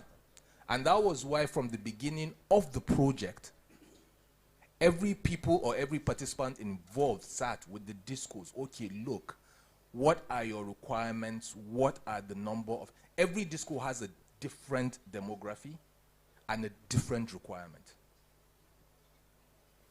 You get this 3-phase, single phase, but eventually the disco would pay. That's for DISREP. PMI is a totally different thing. So if you understand all the metering initiatives, for MAP, it's a different thing entirely. For MAP, the MAP today, a customer wants to get a meter today or within the next 10 days, he can be able to buy from a MAP agent, licensed also by the regulator. Buy now, there's no problem. You don't have to wait for any metering initiative to come to you, whether free or not. If you want to buy now, buy. But even that, you are going to be paid over time. It's just that it's reducing the time frame, right, and also reducing your metering gap as fast as it can. So different initiatives are out there regarding metering. So it's just for clarification. Like I said, it's not to come on stage, argue. When we find places or opportunities to sit down, take a look at these things, talk, understand where everybody is coming from. The bottom line is, what is the way forward? What is the way out? Simple. Once everybody understands the critical role of what each party needs to play, I don't think there would be confusion. So for me, I close this as, yes, there are teething problems. We are partners in transition. Let's work together, let's collaborate, and Nigeria will be better. Thank you very much. Thank you very much. Coming from the regulatory space and now NISO, and also a disco operator, I would like to say that, yes, collaboration is very key. Regulatory cohesion and certainty, very, very important. And market and grid discipline as well, very, very important. So if we don't put all this together, I am telling you, we cannot get the market right. We are enforcers of the grid code, we are enforcers of the market rules, and some regulatory instrument issued by the regulator. So our role is to make sure that the market is disciplined enough to operate in a sustainable manner. We can't achieve that if we don't abide by the provisions of these rules. And lastly, I can tell you that we need to educate ourselves very well. Educate ourselves, understand these rules very well, understand the structures, processes, procedures for us to have this efficient and effective market structure. Thank you very much. Thank you, MD. Mrs. Ibrahim Umar, please. Okay, thank you very much. One of the advantages of saying it last is that most has been said. But one thing is that we need to ensure orderly transition, you know. And NERC is one of our key focus areas is capacity development, you know, through twinning programs to ensure that the states take over completely and achieve full regulatory independence. And this is achievable. It's just a matter of time. So we're working towards it, we're collaborating, and then we're certain of regulatory certainty. Thank you very much. Thank you very much. Unfortunately, we're going to wrap up. One of our panelists has to travel. We cannot take questions now. Perhaps if you submit it in, we can put it up on some portal that will be made available later on. Just in conclusion, let me thank you all once more for your very insightful views. What is clear to me is that all of our interests are aligned. People want to get reliable power available, and investors want to have a return on the investments that they made. If that is the objective, then really, there are really no differences of opinion in any of the things. Perhaps we'll do it differently. And I'm sure there must be a way between NEC and the state regulators, whether it is NEC having a desk at each state regulator or state regulators having a desk at NEC, share data, trust each other's processes, so that if someone have got a license from the states, the grid operator, the system operator perhaps can recognize and trust that that process was efficient. And if someone has got with NEC, the states also can trust and collaborate. Again, the word that keeps going round and around here is the word collaboration. And I'm very confident that we will achieve it. Thank you all, gentlemen and lady. And that is the end of it. Thank you. we'll have a group picture right here, right now. Thank you. Yeah, let's come together for a group photograph, please.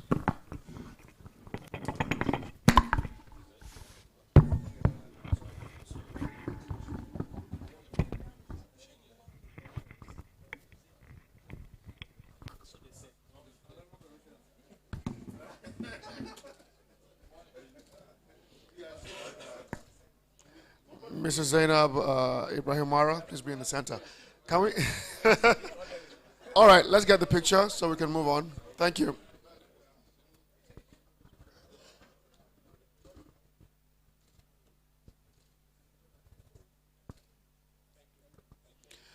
Thank you so very much. Let's put our hands together for this panel. All right, so what we're doing right away now is that we're going to take that 5 to 10 minute tea break, and we're coming straight back in to carry on with the activities. It is now 12:30. We are mindful of time. So please, we can go out and get our tea, but in 10 minutes time, we will move on to the next item and start. So please grab your tea and coffee and come straight back. Thank you, sirs.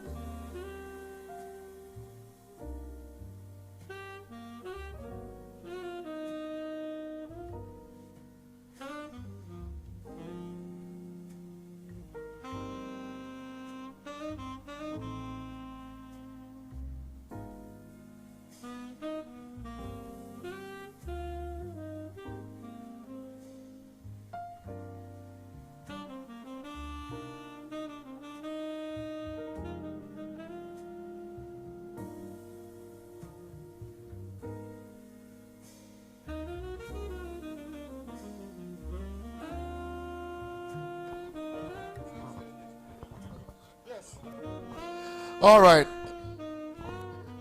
Ladies and gentlemen, have lunch. Join us. Sorry. Please tell people for lunch.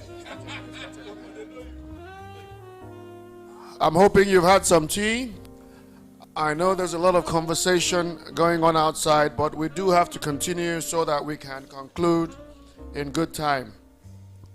What we're going to do now is listen to two organizations give us a brief proof of concept of what they've put together in terms of a solution at this time.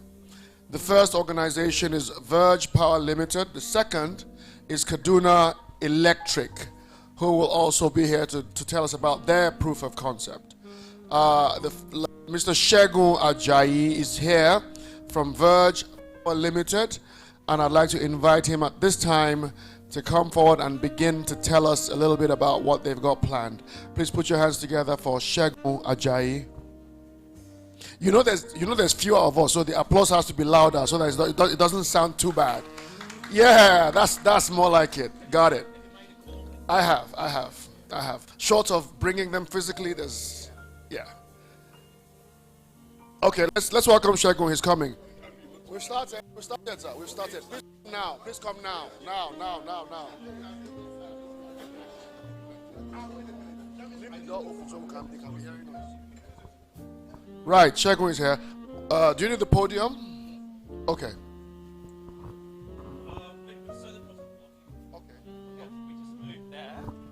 Is that the podium? This is the podium, yeah. Okay, what is that? I think they had it on there. Yeah. So wrong, right?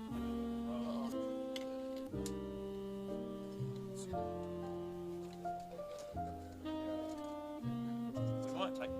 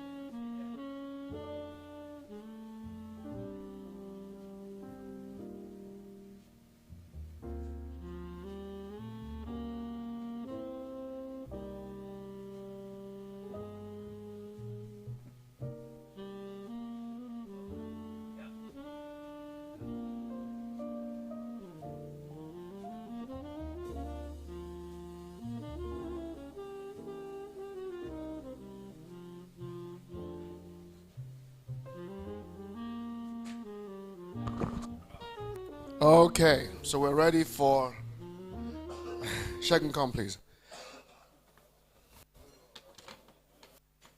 So, Mr. Segun Ajayi from Verge Power Limited. Let me grab your mic. All right, okay.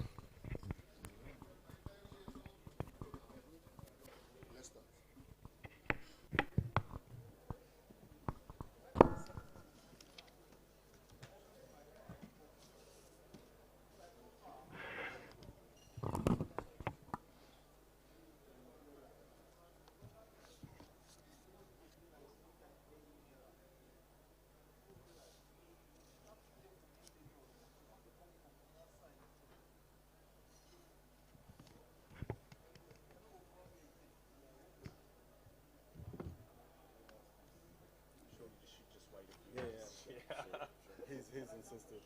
Isn't it? That people no point speaking to no one. No, of course not. I know that. Yeah. So maybe this.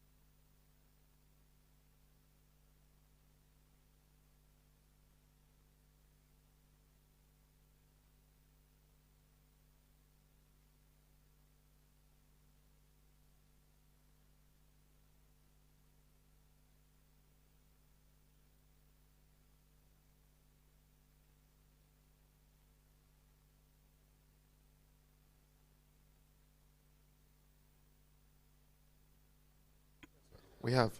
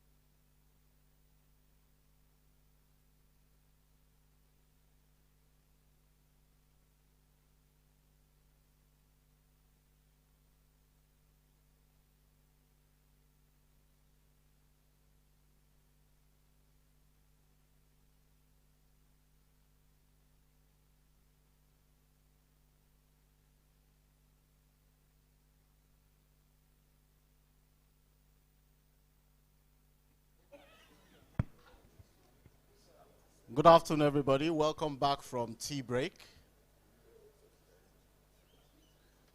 Permit me to stand on existing protocols. Welcome to all our dignitaries, very important ladies and gentlemen. My name is Segun Ajayi, Managing Director of Verge Power Limited. I'm here to itemize a proof of concept of what we're doing to try to address some of the challenges and issues that we face in the industry, with specific focus on the downstream.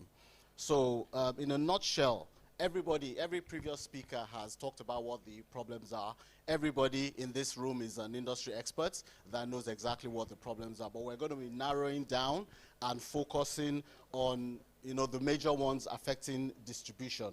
We're talking about inadequate supply and offtake, ATC and C losses, subsidy regime, missed revenue by the DISCO, income inadequacy, barriers to investment, that's a very important one, and also commercial complexity. My last two statements tie into what our previous speaker said. The MD of NISO said alignment between the federal, states, and DISCOs is not optional, it should be optimal. And also, the NEC representative said something about complexity and said electricity market is necessarily complex. We hope we can address some of these challenges to reduce complexity. So going straight into who we are, Verge Power Limited aim to unlock the potential that exists on the grid. So we're saying that we can tap redundant energy existing on the grid and propagate this via distribution to industrial, commercial, and residential customers. So what we do is we mobilize capital into brand new infrastructure investments, infrastructure upgrades, as well as existing DISCO franchise facilities. So we also do this in a financially viable structure, whereby in addition to having the willing buyer, willing seller scenario, we're able to structure deals according to how the energy should flow. And speaking of flow, that's the deal flow. That's the deal flow. So everybody knows that the power flows from GENCO through to TCN to the DISCO substations and then down to customers. So we have embedded, as Verge Power Limited, we have embedded ourselves somewhere in the middle there, where we mobilize investments into distribution infrastructure. So this includes building 33K feeders. This includes trying to mobilize upgrades at the end user point, where we have protection equipment, remote monitoring equipment, and a lot of remote feeder. A previous speaker mentioned remote feeder management. So we're basically very good into that as well.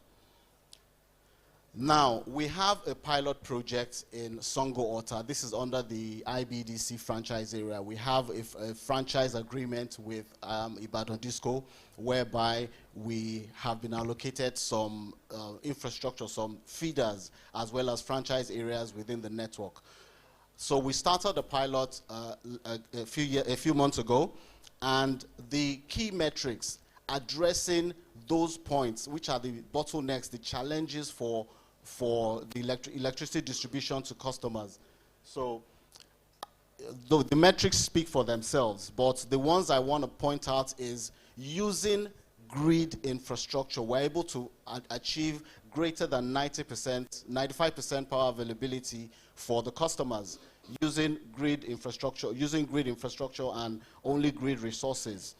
ATC and C is a very thorny issue. I don't know what the current level is on the average across DISCOs, but for this pilot of 13 key customers, we're doing less than 1% in ATC and C. And the reasons for this will be explained shortly. Also, under this arrangement, we are having willing buyer, willing seller arrangements directly with the GENCOs, whereby the structure is done outside the current commercial process to get the power and get payments and remittances done. So I'm not going to dwell too much on that.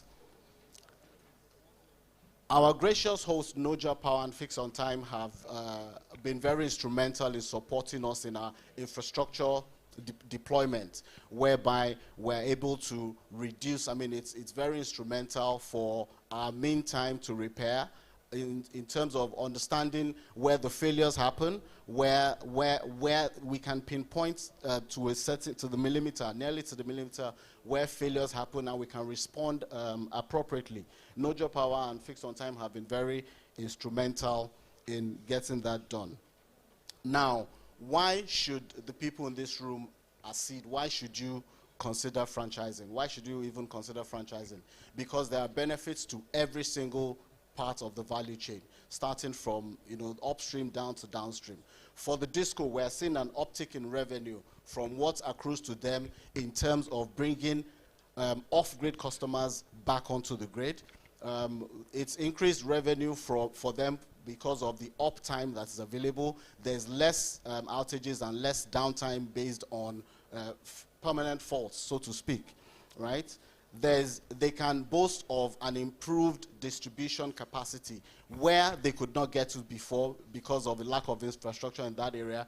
Private investors like us can come in and extend those facilities to those areas under very, very viable commercial metrics. Also, the energy consumer, of course, sees an improvement in their energy availability. They are able to plan production. When we talk about industrial customers, they're able to plan their production properly. They're able to, allocate resources to knowing they can guarantee almost to a certainty that there's power availability at this point. And then there's also cost reduction versus self-generation, whether you're using diesel or gas. It's been proven time and time again that grid energy is much, much more cost efficient than self-generation. If you're talking about the cost of diesel or the cost of the infrastructure required to generate gas power.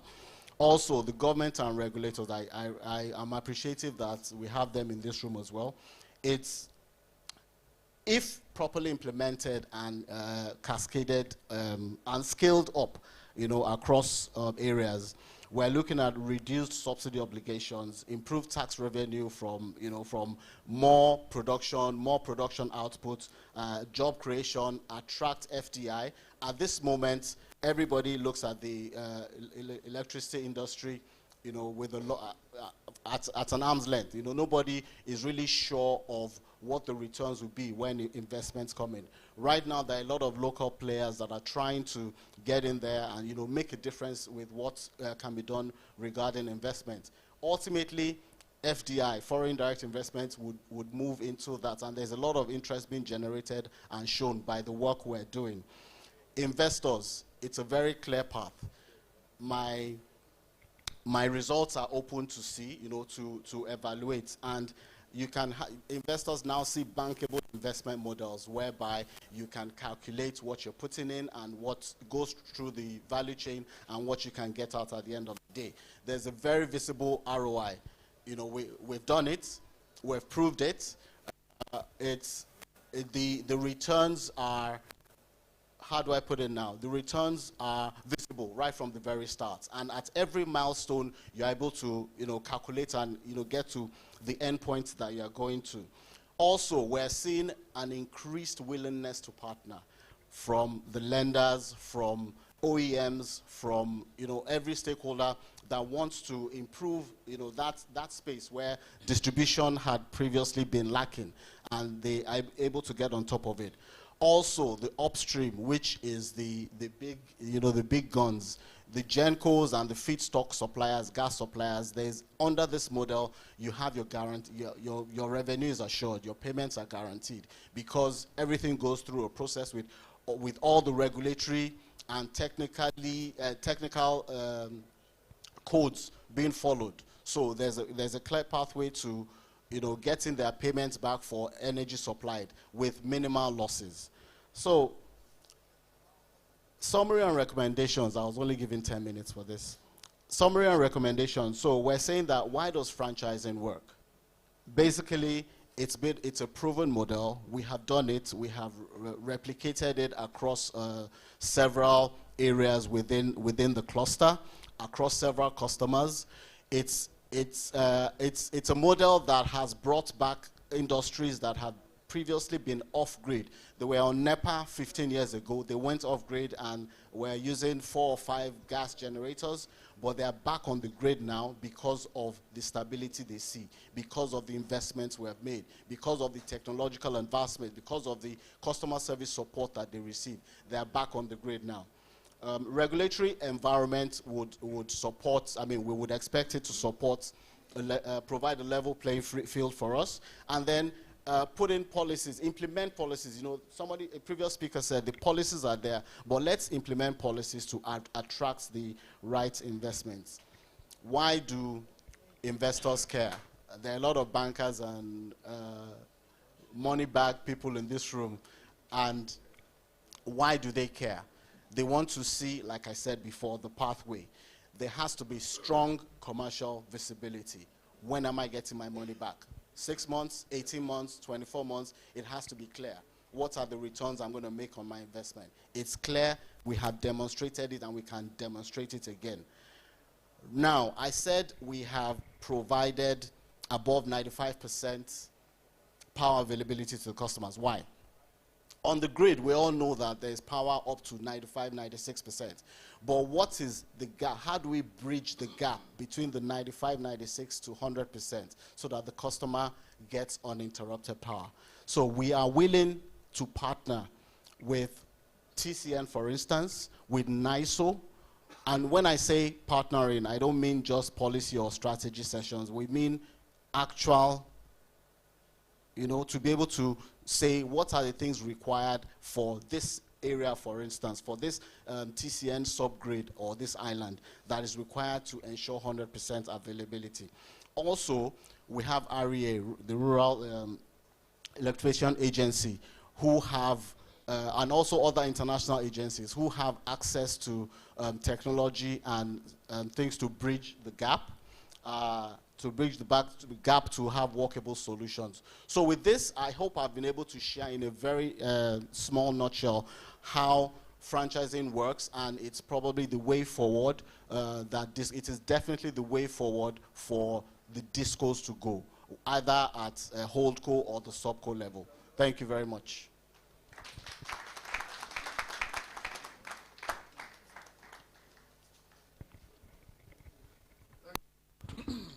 Thank you so very much, Managing Director, Verge Power Limited, Mr. Segun Ajayi. Let's put our hands together for him one more time.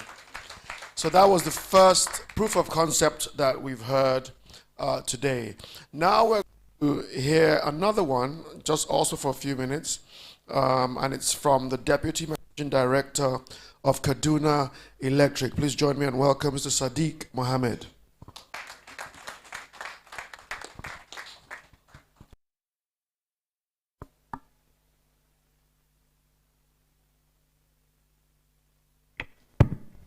Thank you very much. Good afternoon, ladies and gentlemen. It's a shame that our honorable commissioners are gone, because during the break, I actually didn't have a coffee. I went looking for rope so that I can tie the commissioner of Ondo and drag him to Kaduna. This is just an icebreaker before I commence. I've worked in 3 different discos and also have experience in generation, so I would have loved to really take him back.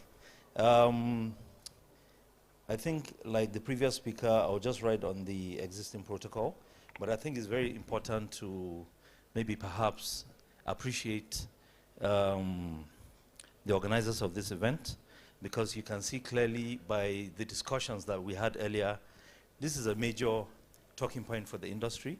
But I will really focus on the impact of the infrastructure and what has happened in Kaduna. Well, when I got the call from Mr. Wale that he would like Kaduna Electric to speak at this event, I took a deep breath and said, we are on a mission. And the mission we are on is to move from the back of the classroom to at least compete with other discos. Right here, we have some of the heavyweights. We have some of the MDs of Abuja, Yola, Ibadan, and so on. And I thought, okay, why Kaduna? He actually made me go and look at the numbers. In 1 year, in 2025, Kaduna Electric, since taking over from administrative board by the new investors, I have my chairman here, and I'm very happy that he's attending. We reduced ATC and C losses from 78% to 54% in 1 year. In 1 year. What happened? To 54%, yes. I have to dig and do deeper research, because honestly, about 2 years ago or so, for those that know me, I wasn't this great. So I can tell you we've had serious sleepless nights. We focused on certain areas like people, processes, and most importantly, the operations of the business. And actually, how is power coming to Kaduna? Looking at the loss levels within Kaduna, and understanding that where is this power actually going. You would agree with me that one of the critical issues that we have, why we're still in this quagmire, is because there's a disconnect between, on one side, the energy coming in, and also the naira value coming to the middle and meeting in the equilibrium, such that at least you're able to make yourself whole. In Kaduna, I'll focus mainly on some of the things that we have done. I think generally, we've done quite a bit of metering. Yes, like everybody else, we've done the MAF, the tranche A, now we're on tranche B. We really pushed the MAP, which is the meter asset provider. And I was very gladdened when the MD of Kano actually broke down the issues regarding metering, because honestly, this is an area that I think we need to do a lot of work in terms of communication, because at the end of the day, it's not about me or you or NAC. It is about the end users. It's about the end users. We've also done disrupt, as you know. We've taken a different approach. When we came, there was not much pole-mounted meters within Kaduna. And I think the nearest disco I can compare Kaduna with is probably Jos. Looking at Jos, who had similar number of meters in the network. However, Jos was hitting probably about 3 billion a month. And Kaduna was barely doing 300 million. Yes. The numbers are there, it's in public space, but I can tell you today, we're hitting numbers beyond 1 billion on those metering. And I think this has been evident from some of the metering that we have done, where we have seen quadruple in the number, in the revenue generated within the same area where people were actually metered. Not new customers, but remetered customers. I'm going to put a bit of focus. Okay, we did also revenue protection activities and investment in commercial feeders. We realized that there's particular need to really, I would even say industrialize, to actually identify that you have customers who are just laying there begging for energy to be delivered to them. But because of those particular issues is leading me to my focus area. The focus area is, of course, investment in equipment that has enabled us achieve our loss trajectory. So in deployment of auto reclosers, we're able to do several things. I think the previous speakers and also the commissioners have spoken so much about some of the benefits of the equipment, so I won't delve into it so much. But you know, these are the indices that are very critical to distribution business, which I think NEC will attest to the fact that I think the change that has happened within 2024 to date in terms of our interruptions to our customers. If you ask any of your friends who know people in Kaduna, people are getting 20 plus hours, and that's real. And I think, thank you. And so if we don't comply, or we're unable to actually take that power and attain those number of hours, you see people complain, and which would lead us having to repay or reimburse for non-compliance. And obviously that leads to downgrading of the feeders. So we looked at our network stability. After discussing and keying into some of the initiatives, we looked at what other people are doing, other discos, without mentioning names. We didn't want to reinvent the wheel. we literally said, okay, we're going to put our roadmap and we're going to key into certain areas. And this particular area of auto reclosers has helped us a great deal. I don't have a slide on this particular customer, but I can tell you, okay, the chair is actually covering the, I'm just opening the presentation here. So we have a case study of a customer, TNT Agro Processing. I want to talk about this in detail because I think this is where policy meets implementation and technology. When you heard the video from the GMD of Noja, when he actually mentioned that Noja is very interested in linking bridges between policy and technology, and this was it for me. And for this company, TNT, I can tell you the impact, and we're only taking one. And the reason why I want to take one is because I want to break down some of the opportunities that actually lie within the distribution subsector. For this company, they were located in an area. You know Kaduna, like maybe Yola or Kano. Maybe I won't say Kano, they have lots of industries within Kano. But you could argue we're a rural distribution company. We have really long feeders, and sometimes it's very problematic for us. So this particular customer had already made a decision. You know, in investment, you say location, location, location. Location is everything. But unfortunately, this particular customer was located in an area that was surrounded by, I would say, customers that are unable to pay, and also a bit problematic, and requiring huge investments. What did we do? We ensured that we could move this particular customer from Band E supply. As you know, Band E is only about 4 hours that you get as a customer. And we moved this particular customer to a Band A customer, literally overnight. I'll just mention the numbers.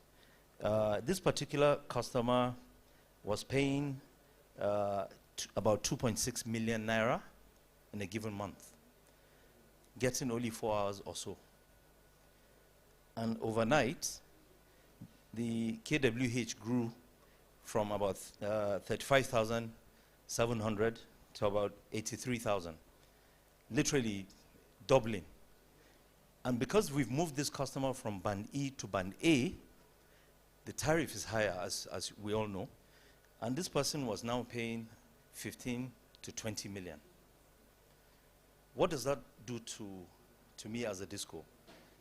The cost of this particular equipment, if that customer had remained in Band E over a given period of, say, 12 months, that customer would have paid me probably about 30 million or so. But moving that customer to Band A, if you extrapolate on the new tariff, they'll be paying you not of 130 million, one customer. What does that mean? It means that cost of equipment can, the return on, I mean, within Q1, you would have actually shown that that investment is worthy.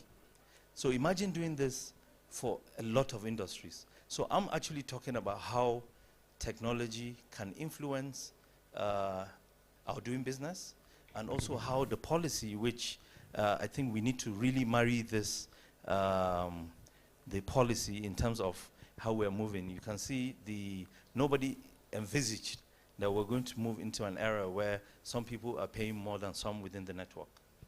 By moving to Band A, this particular customer, like I said, will pay you not of 130 million. So imagine doing this for several customers. More importantly is the grid stability. Honestly, we all know the different reasons why our grid is unstable. But we can see that from the various presentations, it's very clear that technology is the way forward. And as I only have 10 minutes, I think this particular example is just one of several for Kaduna. But I want to leave, before I leave, this is a message. I think the previous speaker alluded to the fact that we're ready for business, unlike maybe perhaps the perception from stakeholders who are not in distribution feel that we are a bit like this. But we're not actually. We are actually ready for business.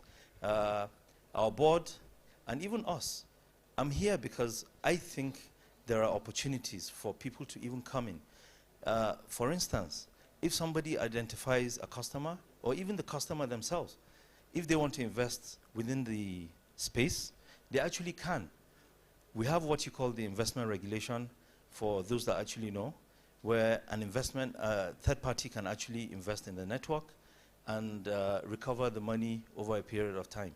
Sometimes, seeing the back and forth between some of our state commissioners and division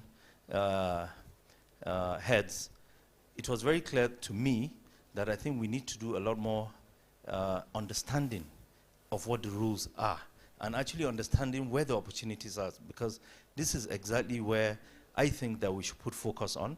So this is what I'm going to say as my parting words. The last speaker talked about foreign direct investment. For Kaduna, I think I want to say that we're really going to work with partners, and I would like, I've seen Noja is in Brazil, Sao Paulo, Brazil, also in Brisbane, Australia. Why not Nigeria? So with this, thank you very much for inviting us to this program. We are happy to engage stakeholders who want to get more information and more clarity on the successes we've had in Kaduna. But I believe, I feel very proud to be here with my chairman because, yes, we're at the back of the class. However, the strides that we've made in a couple of years, honestly, is unprecedented. Thank you very much.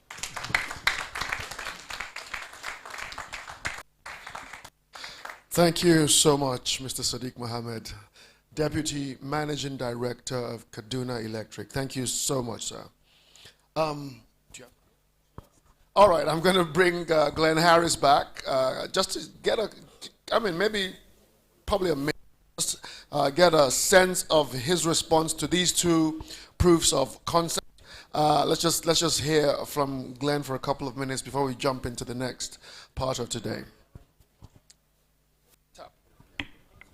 Hi. Yeah, look, thank you, Virg and Kaduna Electric, for those presentations. Look, I learned just as much from today and coming here, and obviously you've seen the benefit of your investment in auto reclosers for the reliability of your networks, and you've seen that return on investment. One of the things that really hasn't been talked about here today, and I just did a quick search on Copilot, is EVs. EV sales and where that's heading in Nigeria. And analysts are saying there's going to be a surge of EV sales this year and going forward. And that's another opportunity, a real opportunity for utilities to capture revenue. I think there needs to be multi-tariffs for peak demand times and off-peak times, and encouraging customers to use power in those off-peak times. And that's certainly a good way of capturing revenue from the emerging EV market. We're certainly seeing in some countries a real uptake, and the utilities really need to upgrade their networks to support that transition. But yeah, thank you for those two presentations.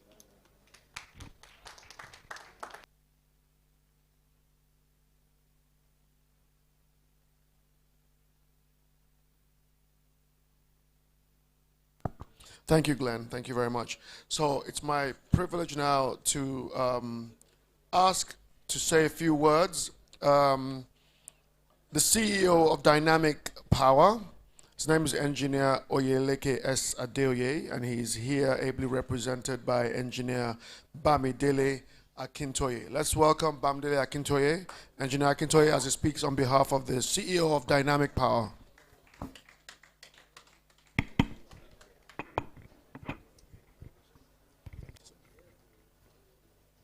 Good afternoon, sirs. Good afternoon, ma'am. I'm here to represent Engineer Oyeleke Adeoye to present the topic, strengthening the transmission distribution interface for grid reliability, an industry perspective on Nigeria's power system. We need to quickly look at the background of the interface. Nigeria has sufficient generation capacity Grid reliability remains very, very weak.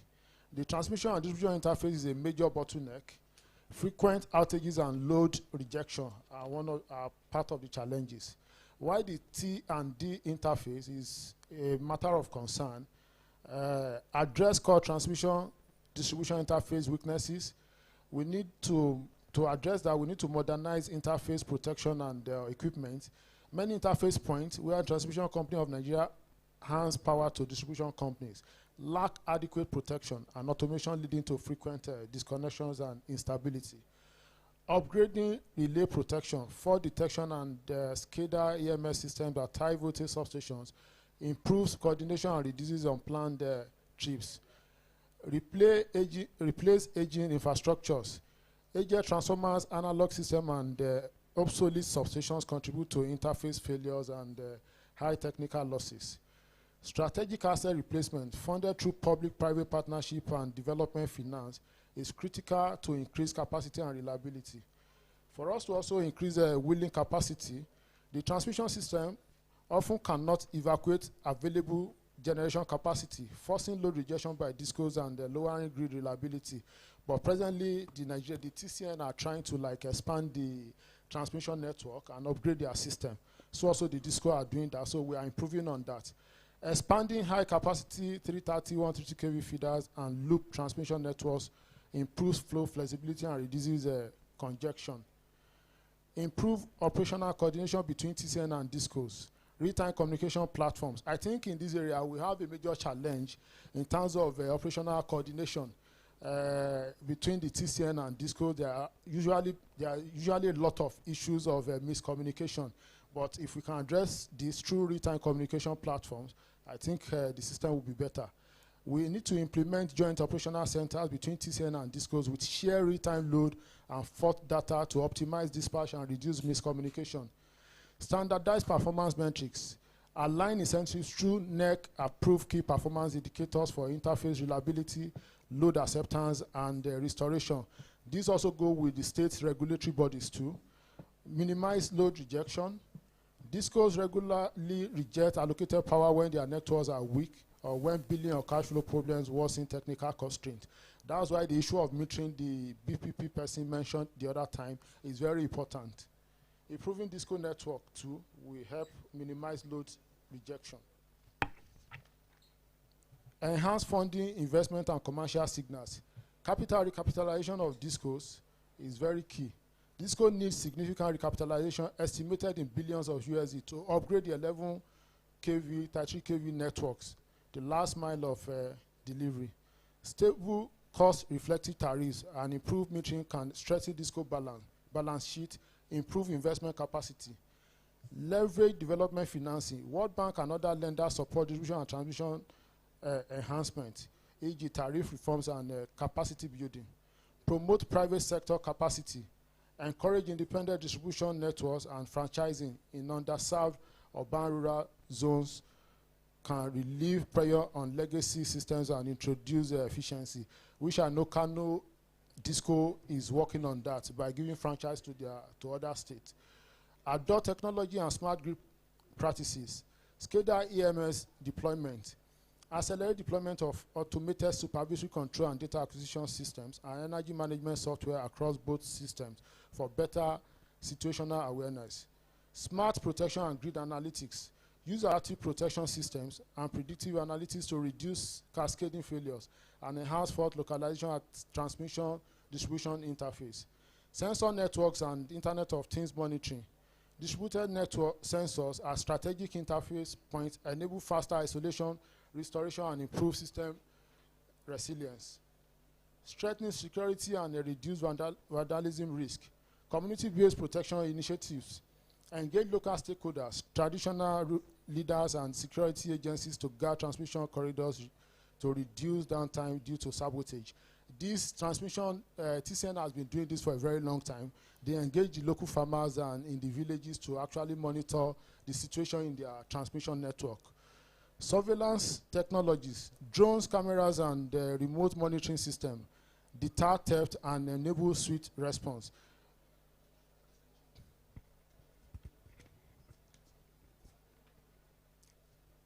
regulatory and policy enablers, clear regulatory framework. NEC and state regulatory bodies should enforce standards and penalties tied to interface performance while allowing flexibility in tariff designs that support investment. Policy stability. Predictable policies encourage private capital and long-term infrastructure planning, critical for both TCN and DISCOs. Institutional reform. Structural unbundling of TCN into transmission service provider, system operation, and market operation entities can improve accountability and performance. This has been done in Nigeria because presently we have transmission service provider, which is majorly TCN. We have the NISO, and also we have the market operators. The summary of the integrated approach: strengthening the transmission distribution interface and boosting Nigeria grid reliability isn't a single feat. It requires infrastructure upgrades, digital operations, financing reforms, secure assets, and better coordination between TCN and DISCOs. When these pieces work together, supported by prudent regulation and private sector capital, the result is a more stable, resilient, and service-oriented national grid that can unlock economic growth and reduce reliance on costly backup power sources. Thank you.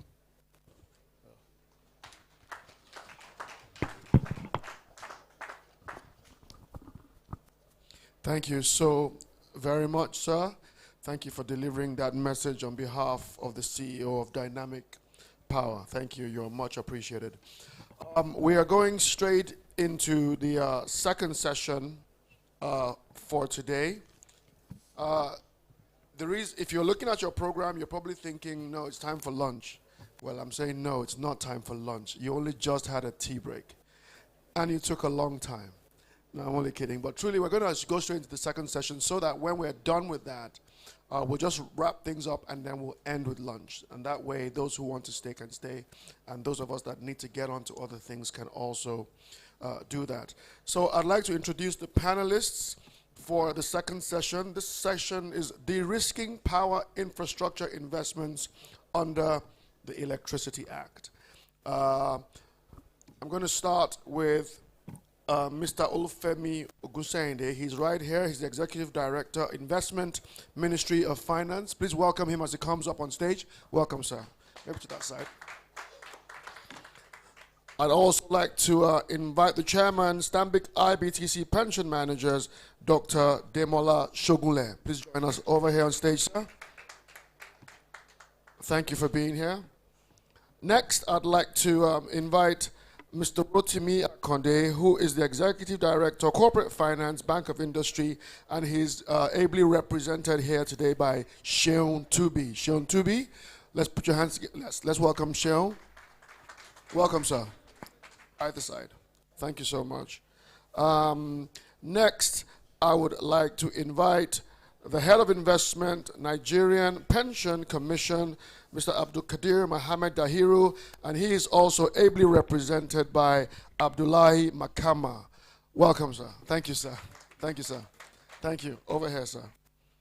I have one more panelist. I was waiting for the name of their representative, but if you're here and you're representing Dr. Abba Abubakar Aliyu, are you here? Oh, please come, sir. Sorry, we've been trying to identify you. I'm so sorry.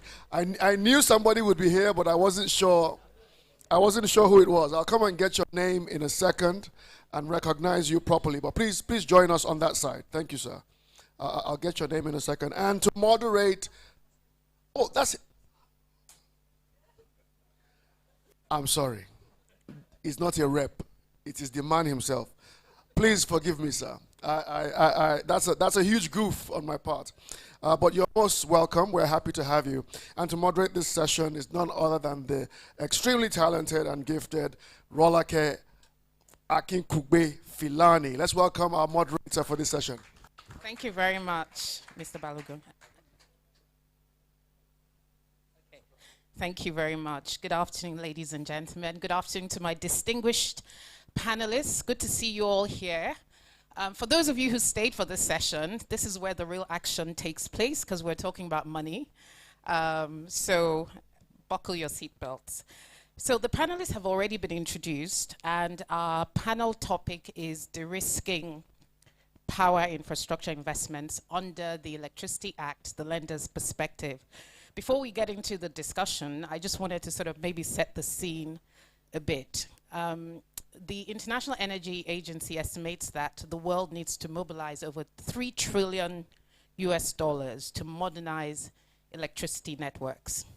And when we look at the potential sources of that modernization and that upgrade, less than 5% of global pension assets, for instance, are currently invested in the power sector because of concerns around regulation, cash flow predictability, and credibility. And if we bring it back home now to Nigeria, we spent the bulk of the morning session talking about electricity markets, decentralization, the tensions between regulators, private sector, and all the other agencies. But the big question we want to ask is whether Nigeria's power sector has truly become investable or merely more complex. I don't know what you think. Maybe we'll do a show of hands after the panel. And then locally here, a very important event that happened late last year, which I personally think was one of the biggest capital market interventions we've seen in the power space in a while. The federal government made a very bold move through NBET Finance Company to launch a 4 trillion naira bond program. I'm sure there's some people who may have invested in that bond program. It's backed by a sovereign guarantee. And the idea is to clear debts that have accrued since 2015 up till last year, to 10 years worth of obligations, which the government is seeking to clear. And the first tranche was fully guaranteed by the federal government, 7-year maturities, et cetera, et cetera. So the whole idea is about restoring confidence in the industry, pumping in liquidity, and essentially recalibrating the sector. But it's worth bearing in mind that total sector debt is still pretty, the word I can use for it is robust, at about 6.5 trillion as at the end of last year. So how are lenders interpreting the various changes in the sector? And do these changes, we know the government is acting, have they fundamentally changed the risk profile of the industry for investors? That's what we seek to ask. So the very first person I'd like to come to is PENCOM, Mr. Dahiru. You know, one of the things that we often hear is that pension funds are one of the largest pool and sources of domestic capital. So the question I have for you, under the new Electricity Act, do you see a new and fresh opportunity for pension funds to play a stronger role in the electricity market? I think that would be my question to you. Good afternoon, everyone. Okay, good afternoon, everyone. My name is Abdullahi Makamaya. Move it a bit closer. My name is Abdullahi Makamaya Haya. Okay, my name is Abdullahi Makamaya Haya. I am standing in for Mr. Abdulkader Mohammed Dahiru, the head of Investment Supervision Department of the National Pension Commission. Yes, pension funds can actually be invested in the power sector, and our investment regulation is very clear in terms of how pension funds can actually be accessed to finance projects. The first one is through the issuance of bond. For a bond to qualify for pension fund investment, it must have a minimum credit rating of BBB. And where the rating is above BBB, there is actually no any restriction for PFS to go ahead and invest in. But in a situation whereby the minimum credit rating of a bond is BBB, then there is need for additional credit enhancement, which must be obtained from the Security and Exchange Commission's licensed credit enhancement institutions or multilateral finance development organizations. The second way through which pension funds can be accessed through financing for project financing is actually through SPV, Special Purpose Vehicle. In this situation, the infrastructure fund itself has to be registered with the Securities and Exchange Commission. And the fund managers have to have requisite experience and good track record for actually pension funds to be invested in. The third way through which we can access pension funds for investment is through the PPP. That is the public-private partnership. So public-private partnership also qualify for pension fund investment. However, the project that they are embarked on has to be approved by the Infrastructure Concession Regulatory Agency. So all these are put in place actually to ensure the safety of the pension funds and to ensure that RSA holders' funds are not bastardized. Thank you. Thank you very much. So I just have a quick follow-up question. You know, giving all the three ways to access, if you were looking at that, pension funds at about 25 trillion naira or 26 trillion, I think that's our total pool of assets. If we just take 2% of that, that's about 500 billion naira. Do you have an idea of the current exposure of the domestic savings pot from pension funds in the power sector? Right now, actually, I didn't carry out that statistics, but one major thing that I need to mention is that for us to be able, because we want to actually open the market and also increase our investment in private placement and also this infrastructural development. If you notice, investment majorly in the pension industry is in bonds.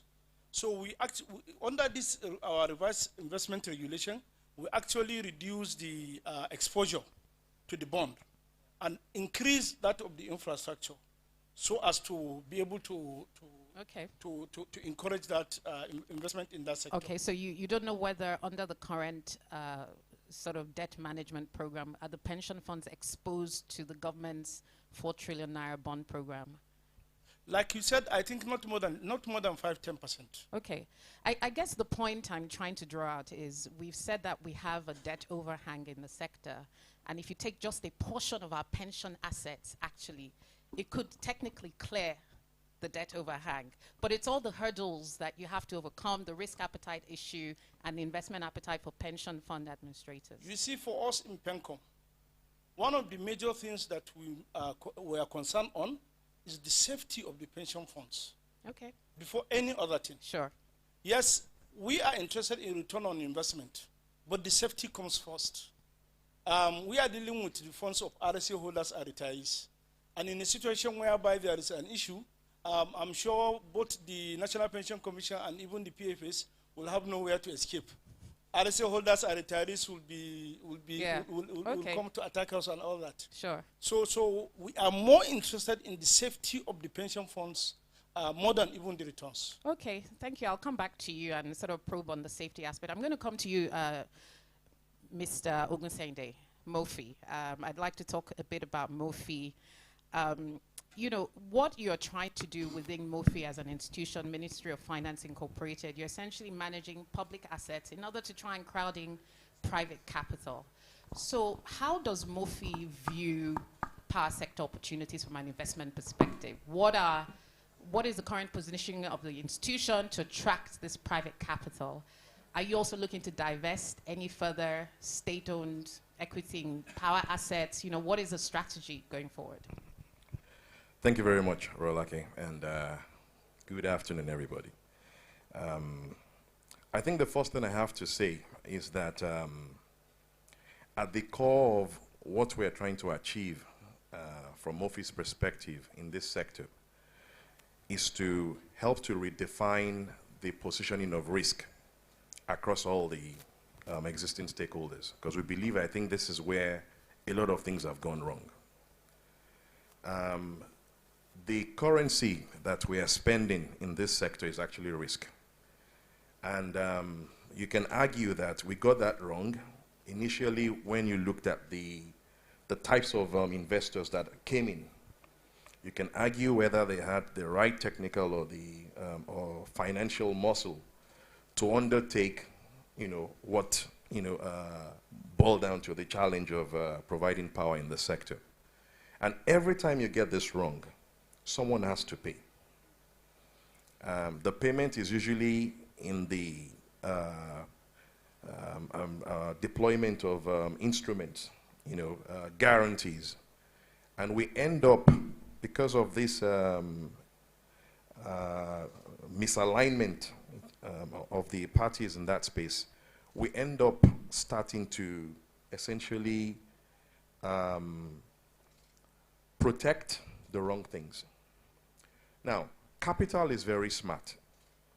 Capital looks, and capital, not that it runs away from risks, but it wants to be sure that the risks have been, one, well defined, and two, well positioned with the people that ought to have, to manage them.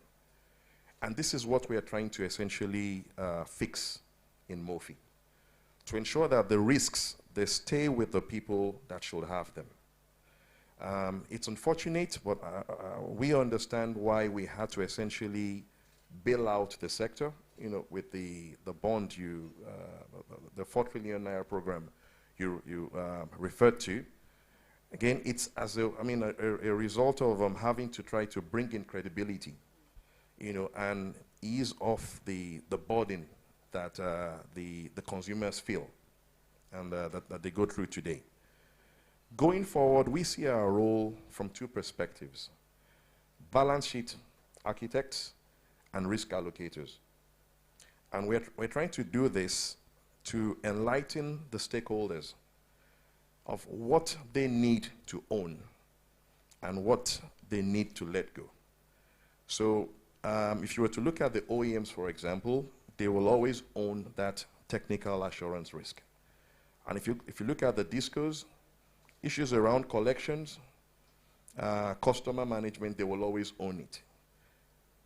From our own point of view, coordination of all those players is where we see our role. We are not a banker, and we're also not a regulator. And it's very easy for folks to misconstrue the differences in those two.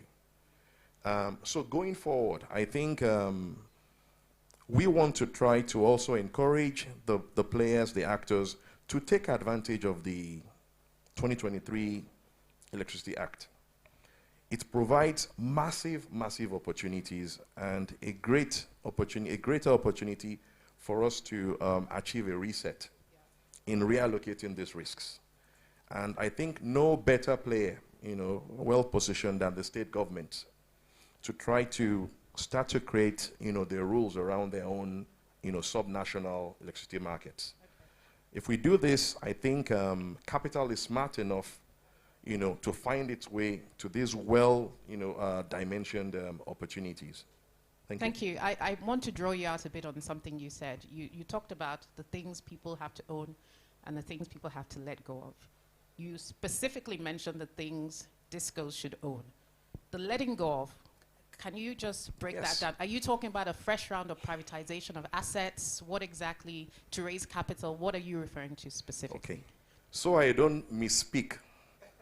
Every time I mention privatization or letting go of assets, let it be on the record that it will have to be in conjunction with our sister agency, the Bureau of Public Enterprise. We will have to do this, carry out this responsibility together. And if we believe it is in the best interest of the markets for us to divest off of, the equity positions in the discos, then maybe that's the decision we will have to take collectively. We all know the challenges that those discos face today. At the same time, we are trying to create a new environment that crowds in a fresh round of capital to allow new participants to come in to leverage technology, leverage access to a needy market, and to be able to also crowd in, that capital for them to actually, create new markets. Okay. That's what MOFI is trying to achieve. Okay, thanks for clarifying. I know that you can't say too much on the stage. I was going to ask you to give specific examples of assets, but we'll come back. I want to come to the Bank of Industry. I think, Mr. Shehu-Tubi, you're representing Mr. Timi Akinde. One of the major impediments to financing and funding infrastructure in this market is three things. I sort of call them the 3 Ls. First of all, you need long-term capital. So if you're going to borrow money, you don't want a situation where you're accessing 3 to 7. You want 10-year money. Secondly, you want local currency, because most of your receipts, technically in this space, are in domestic naira.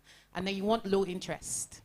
right? So how is BOI as being the most important catalytic driver of development capital in Nigeria helping to finance the market under the new Electricity Act, and what opportunities are you seeing? All right. Good afternoon, everyone. Thank you very much to the organizers of this program. I think at the Bank of Industry, power is central to our mandate. You know, essentially, we help businesses, we help industries grow. And we all know that power is one of the key cost elements for industrial growth. So for us, power, getting power, and making sure that power is available to industries is very central to us. Now, specific to the question you ask, at the Bank of Industry, you know, we also have significant experience in supporting the power industry. For instance, about 10 years ago, we managed the 300 billion Power and Innovation Intervention Funds, where we were able to help create, you know, power capacity up to 1,600 megawatts. So you have the likes of, you know, North-South Power, the likes of Azura, the likes of Akuti Power, VI Power, and all of those things. Then secondly, you know, we've also focused, or we also bring in structure. And when I say structure, that speaks specifically to what you mentioned, which is concessionary long-term funding, which is what BOI is typically known for. Now, you know, riding on that is then for us to, you know, riding on that concessional funding is to then blend that with funding from other partners. So we do work with a lot of, you know, DFIs, both locally and internationally. We work with a lot of capital, a lot of banks. And we're also hoping, and we also initiated this, you know, various, you know, discussions to start looking at how we can work with the pension funds, you know, the pension money, to ensure that we blend in the right capital to support power project. You know, so when we bring in the Bank of Industry concessionary interest rate with the long-term nature of the funds, blended with various types of fund, you then get something that is able to support, you know, the power sector on a long-term basis. And then thirdly, you then have, you know, we then begin to focus on cash flow lending versus balance sheet lending. So rather than look at the asset on the balance sheet of institutions, we look at the ability of the project to be able to generate future cash flow. And on the basis of that, you then, you know, package, you know, funding for them. And then thirdly, we're also focusing on partnerships, because we realize that, you know, concessionary long-term, low-interest funding is one aspect, but being able to provide, you know, layers of de-risking tools that will make those projects attractive and bankable to financiers is also very important. So we've, in some of our, you know, transactions, we work with institutions like InfraCredit, institutions like Garanco, and a lot of other, you know, commercial, you know, types of fund providers to be able to package layers of credit enhancement, you know, partial risk guarantees, you know, to make those projects bankable. All right, thank you. So if you were looking at the state's situation now, given the decentralization of electricity markets, what is the minimum viable product or attractiveness if I'm going into a power project today and I'm deploying it at state level through the newly decentralized structure? What would be the most attractive sell for you on that project? Would it be on the technical side with opportunities or technology like Noja power users, or would it be more on the financial side, or you're looking at both elements? Excellent. So it's going to be a mix of a lot of things, and I will stick to just 3 C's. The first one is the cash flow. We must be able to have a line of sight to the cash flow that are going to come from those projects. You know, so our ability to be able to ring fence the revenues that's going to come from that project is very, very important, because ultimately that is what is going to repay back the loan. That is one. Number 2 is capacity. What is the technical capacity of the OEM, the EPC, the operational and maintenance partners, and all of those things? That is very important. You know, once we can establish that, then we know that, you know, if funds are deployed to that project, then there's a very high probability that the operational aspect of it is going to be taken care of and then ATC and all of those things will be minimized, and then they'll be able to repay back the loan. Then the third one is compliance. Being able to ensure that within the, the earlier part of the first panel, there was a lot of discussion amongst the regulators and all of those things. So being able to ensure that the players play within the rules, being able to ensure that the frameworks that integrate the whole system together is intact, being able to ensure that the various interfaces amongst the players, the operators, the regulators, all of those things function very well. All of those things are important. So when we have all of these three in place, then it becomes, we believe that that project, has achieved a level of bankability, and then it will be a lot easier for both Bank of Industry and other financiers to put in money to support that project. You paint a very seemingly seamless picture. And when we think, I'm going to come to Dr. Shogunle, right? Yes. When we think of the power sector and we think about bankability, because it's a sector that historically has had a liabilities issue, I don't envy pension funds who are already quite risk averse. You're now then trying to price risk in a market where you now have this decentralization complexity. That's how I view it, at least on the outside. Where do you even begin from? And, how do you, is ring fencing the best approach for a pension fund? Would you look at an SPV structure? Would you go in at balance sheet level? Would you go through a fund? How exactly would you approach a power sector investment in the current market today? Yeah, very, very interesting. And let me start by thanking the organizers, NOJA, and also, Lady Abelite. This is a very fantastic forum. You see, before I got here, I will have answered your question differently. When I got here today and I sat down there, and what I saw at the beginning of this forum, you understand? Yeah. Because it's very important for us to contextualize things. Maybe because of my background, right? I speak, let's say, up till maybe 2 years ago, most of the investment of banks in the power sector, let me just say within the, let's say among the discos, almost 95% were written off. That will scare you.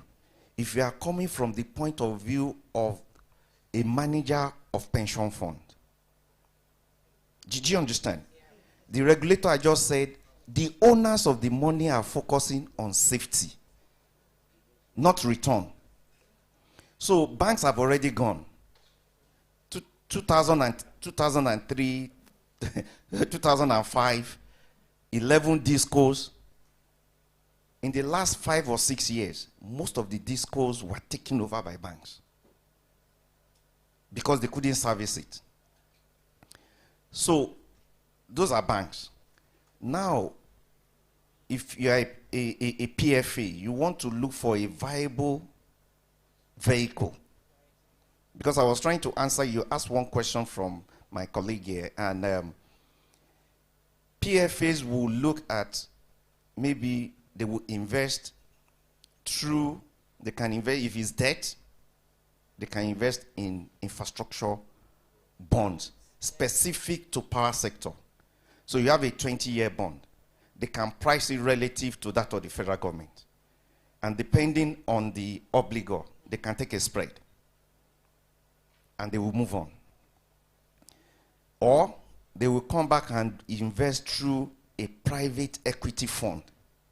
The totality of the private equity fund now, I don't know the component of power within that private equity fund, but the totality of it as a percentage of the total AUM. The total AUM is about 26, 27 trillion. It's about 18 billion US dollars. Private equity fund as a percentage of that is less than 1%. This is not to scare anybody. I'm just, is to let you know the way people are looking at the risk. Now, the third option is to go straight and do infrastructure fund. Because everything in power, whether it's Genco, whether it's Transco, whether it's Disco, will fall within the infrastructure space. The totality of pension investment in infrastructure fund is also less than 1%. So when I got here today and I saw what was happening, initially I was thinking, oh, because people have mentioned, oh, regulatory, overreach, regulatory something. What I saw total regulatory confusion. Sorry to say. I saw total misalignment. And I was telling, our senior advocate, I said, look, this kind of forum, the beauty of this forum is that if we didn't have that discussion this morning, you won't know what is in the hearts and minds of people. You just see roadblocks. So how do you price the risk? There is what is called weighted average cost of capital. And you can bear with me. And it's a combination of both equity, cost of equity and cost of debt. Now, cost of equity, you've got four main components. You first of all do the risk-free rate. For now in Nigeria, maybe it's around 16.5 or so, Then you come back and you do the Nigerian specific country premium. Then you do the equity premium. Then you look at the beta for the industry. Now, if I use a proxy for, it could be any of the, let's say Geregu. The last time I checked, the beta was about maybe 0.5 or 0.6. It means that the cost of equity, if I'm going to invest in this sector now, will be close to 28%. Now, if I price this confusion I saw this morning into that, no, I'm talking practically, because some of us, we've also sat, most of us, we've also sat in credit committees. Yeah. I used to be a chief risk officer. I haven't done the 28%. With this confusion now, I will put almost 500 or 600 premium on that 28%. When you throw it in and you discount the cash flow you are talking about, it won't be viable, sorry to say. Because I will be discounting, you get, with 34%. That it will be negative. The net present value will be negative. So that is why I will say that one of the things we need to do, most of these loans, most of the things that should go into power sector, to be quite frank, they cannot sit on the balance sheet of the banks. If you check the deposit profile, they call it maturity profile of bank deposit, they are short-term, for God's sake. Yeah. So you have already said that you are talking about 10 years. You need 10, 15, 20-year money. You have to take that one out of bank's balance sheet. Because if you leave it in balance, you cannot work, apart from tenor. You also have all sorts of capital requirements. Basel 2, Basel 3, liquidity ratio, capital adequacy ratio, net stable funding ratio. No bank will lend. So that is why it's important for us, right, to look at structures that we can put in place, the kind of comfort that we can give our regulators to be able to start channeling long-term money. And let's bear one thing in mind, and I will stop there. Final point, please, sir. Yes. Yeah. The liabilities in the pension industry, the liabilities are long-dated. And it is in the interest of everybody for the asset to be long-dated. Infrastructure investment is long-dated. Yeah. So we just need to be in a room and sort it out. Thank you. Thank you very much, sir. I think, that deserves a round of applause. You gave us a quick-fire masterclass there in the fundamentals of capital and cost accounting and all of that. But I think the question in my mind is then, where do we go? And you started to touch on that point towards the end. But I wanted to focus on something more positive, because I followed the work of REA, the Renewable Energy Rural Electrification Agency. And I would actually say that they are a bit of a poster child for how to properly channel capital into infrastructure investments, particularly in the off-grid and mini-grid space. So we followed the work of RIAN. And so the question I have for you, sir, the honorable representative, because I wasn't giving your name, of Dr. Aliyu. So maybe you may want to just let us know your name. Oh, that is Dr. Sorry, sir. Dr. Abba Aliyu. My apologies. I'm following in Mr. Balogun's footsteps there. But RIA is such a fantastic example, and you've done such great work. And I guess the question I have for you is, what lessons has providing power to last mile communities, mostly off-grid, mini-grid, what lessons can the on-grid utility scale power and infrastructure space learn about attracting investment and structuring bankable projects? We'd like to hear from you. Thank you very much for this opportunity. Just as a matter of confession, I used to be an on-grid person, then I ported to off-grid. So I need to make that very clear. And sitting here, I was telling myself that I made the right decision, more especially when I got to know that there is even pricing for confusion. It's a new point of learning for me.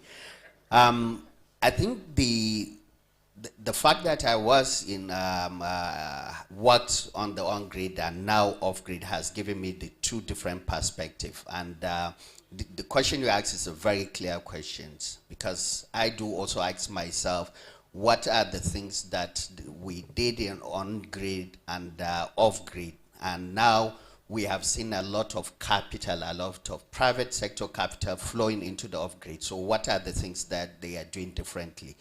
And for me, the first lesson is the clear sight of return. This is the most, to me, the most critical success factor. The single buyer on the on-grid system, it's really distorting the market. From the beginning, nobody will put in investment knowing that from the beginning there would be, at the end of the month, whatever invoice he put in place will not be paid clearly.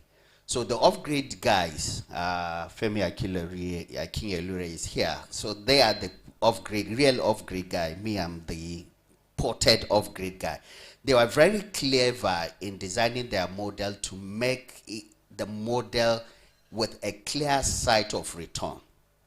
Once you invest, you know that this money is coming back through this. Every single electron that is being generated within an off-grid model can be accounted for. So that is the first thing they have done. And in practical terms, no off-grid project is developed without a SCADA system that would ensure the transparency and accountability of electrons, without 100% metering. Not an on-grid. When you finish the project, then you start how to do the metering to start accounting for your electrons. So the reverse is the question. That is one thing they did.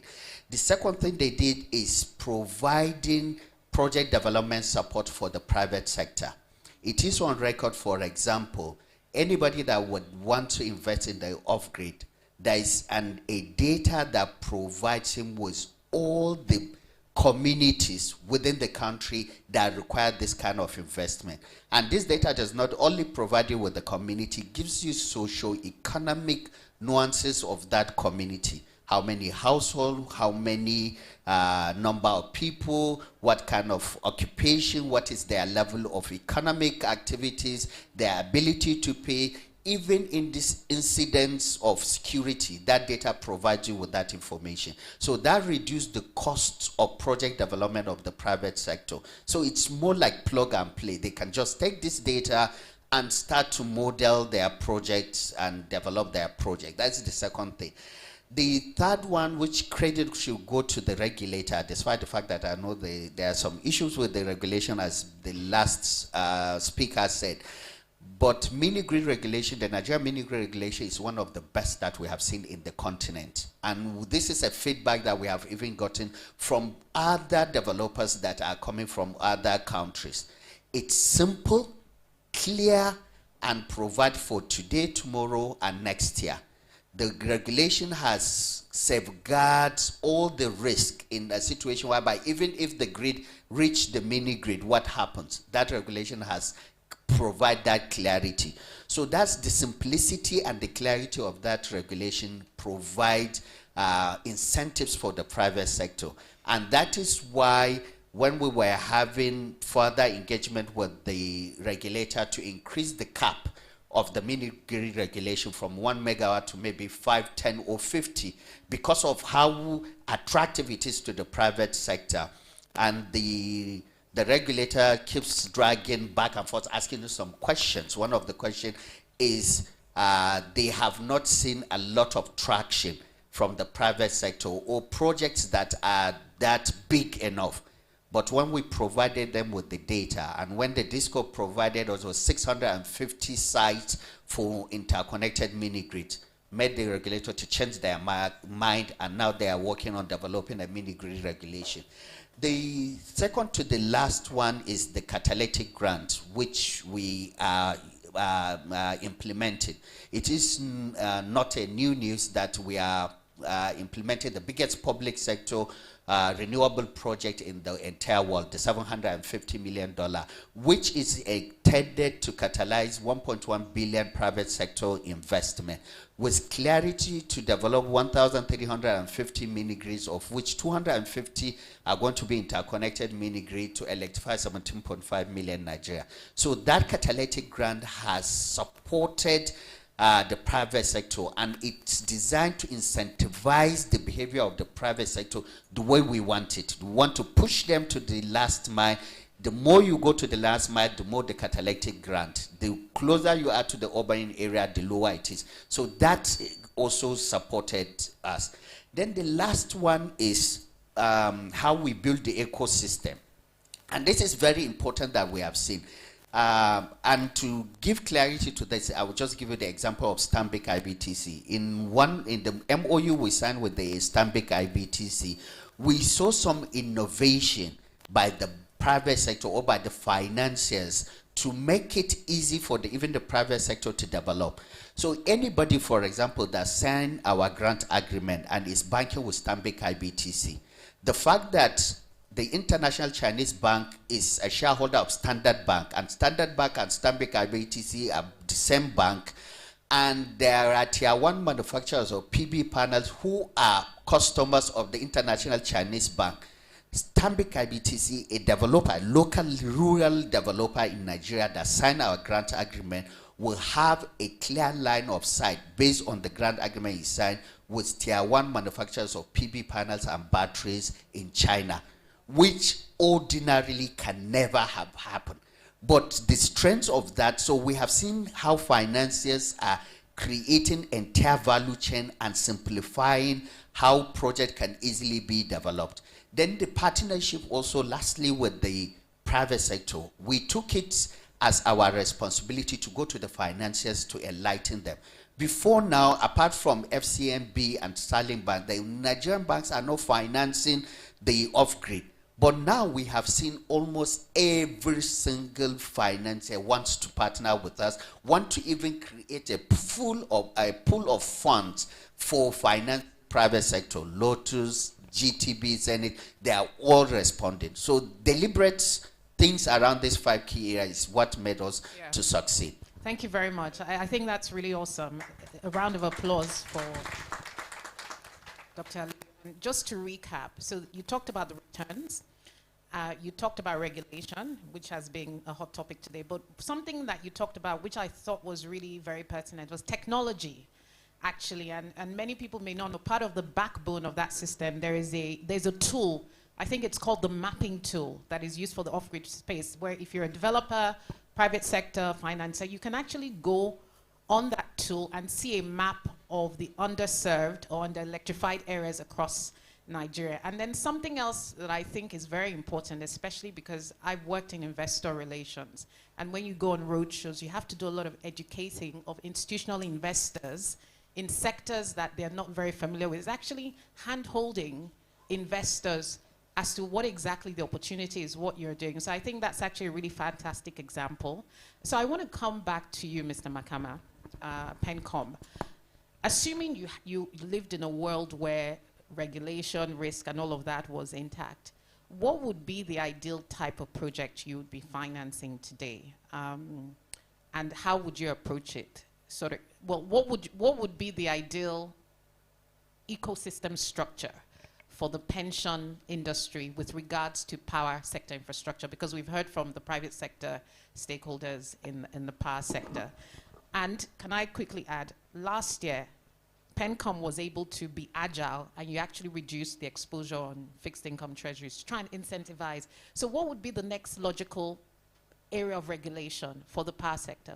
Is the government prepared to look at that specifically? To answer your second question, we actually have an existing supervision structure for our staff. We do review our daily valuation reports of our PFS. We conduct routine examination of our licensed pension fund operators and all that. So we ensure, through that avenue, we ensure the safety of the pension funds and all that. So I want to understand your first question very clearly. Yeah, so I think my first question is more, let me break it down in this. Would, for instance, the off-grid and mini-grid space, given that it has such a sophisticated structure, based on all the things, Dr. Ali, you said, would that be a softer landing of course, for PENCOM to regulate around in terms of exposure? Of course, if a project is well structured and it has all the it obtained all the necessary approvals and registrations with the Securities and Exchange Commission, of course, we will allow pension funds to invest in them. And then through our supervision mechanisms, we will be able to supervise them effectively to ensure that those funds are safe. Okay, so Dr. Shogun, I'd like you to respond to that because you're part of the same ecosystem. He takes a systems approach. You are in the private sector, in the industry. You know, how would you respond to that, and what would be your ask today of PENCOM as a regulator of your sector with regards to power sector investments? Okay. One of the things you want to look out for is for, and this, I mean, I'll put it on the table. Between 2, 3, or 4 ministries, right, there could be a kind of a coordinating unit, right, to actually specifically deal some of the bottlenecks. Okay. And what do I mean? DMO, which is Debt Management Office, right, can issue project-specific bonds. Everybody remembers now, and you know, you get to a very good road, and you see proceeds of Sukuk bond were used to fix this road. You can do that. So you issue project-specific bonds for power sector, and everybody, you can connect to it easily because the proceed, the way it is now, if PFAs are buying bonds, they're just buying normal bonds. Second point, you want also, I think there is a proposal for DMO to issue dollar indexed bonds because you are looking at 25 years. So if the whole thing is in Naira and there is devaluation, the owners of the money will suffer. So that is also another thing you want to look at. Third point, you want a situation whereby the private equity funds, right, that are regulated by SEC. And that is why we just need about 2 or 3 ministries to look at it correctly. That whatever orders that they've got, those orders could be, removed so that they can actually pool funds together. Because when they pool funds together from PFAs into an SPV for specific power projects, is a game changer. Because once you have them there, then you have AFC, you have IFC, you have AFDB, you have DEG, you have FMO. You put the international standard and discipline into that. Don't get me wrong. I know what Dr. Ali is saying, but what we are discussing now is we are not discussing concessional lending. Yeah. We are discussing lending for which there will be returns and principal will come back 15, 20, 30 years down the line. So you need that discipline. Once you put that one there, you will reduce regulatory issue, change of policies, because you can get partial guarantee. You can bring infraco into that, infra credit. You can bring guaranco into that. It gives comfort. And the idea, my own take, I mean, last point I will give PENCON is that PENCON will have to also encourage. Of course, they've done it on one side. They have to encourage. Specifically, you want to say 10% of the AUM in the next 2 years should go into infrastructure, of which a subset should be in power. Yeah. Then you continue to do this kind of arrangement so that you can remove all the bottlenecks. Thank you. Yes. Thank you. And I think you make a very valid point, because the last regulation that came out of PENCON seemed to me more like a limitation and an existing trend rather than an encouragement of investing. So if you're reducing the exposure to fixed income and treasuries, are you doing more to encourage that? And I'm going to come to you, Mr. Ogunsende. I love what he said, because this idea of project bonds does two things. You can, you know, some of these projects can then attract, you know, pretty good credit ratings. You ring fence the cash flows, and then you're crowding other types of institutional capital. Fantastic idea. What role can MOFI play? Because he talked about a coordinating role, and every time we hear about finance, it's a coordinating role. What role can MOFI play in being sort of the interlocutor that pulls all these different parts together, and what would be your takeaway today from some of the things they've said? Thank you. I think the key takeaway, let me start with the key takeaway, and then I'll go back to what MOFI ought to be doing. And I may be wrong, but what I think I hear you say is that in the event where we have discipline and we have clarity, as Dr. Aliyu had actually laid out, there won't be a need for us to overtly extend the use of sovereign guarantees and all those sorts of instruments outside of the need for us to provide, you know, support around continuity and political interference. It makes it cheaper for everybody. So I think for me, this is one of the key takeaways, that I think the capital market, there's clarity on the use and the deployment of sovereign guarantees. So no more blanket you know, issuance of sovereign guarantees. As for the role that MOFI can play in this aspect, I think the big one is on coordination. Power is so important to so many people that there are so many ministries that have programs around us. And more often than not, you know, we don't have that I think well-defined integration of intentions. And I think things are changing for the better. You know, we have a program we announced just weeks ago where we're saying, look, a lot of these opportunities don't exist in isolation. So why can't we bring in all those elements, you know, to help us, you know, make a bigger bang in the market? I think 2 weeks ago we announced, you know, a partnership with the REA, ourselves, Ministry of Finance, and the Niger State government, where we're saying if you look at agriculture, there are more needs, there are additional peripheral needs attached to the intention or the ambition to produce food. You need the logistics, you need the power, you know, and you also need that coordinating role. So to the extent where we can actually define specifics around and intentions around what we want to achieve, it becomes a lot easier for people like MOFI to play that role.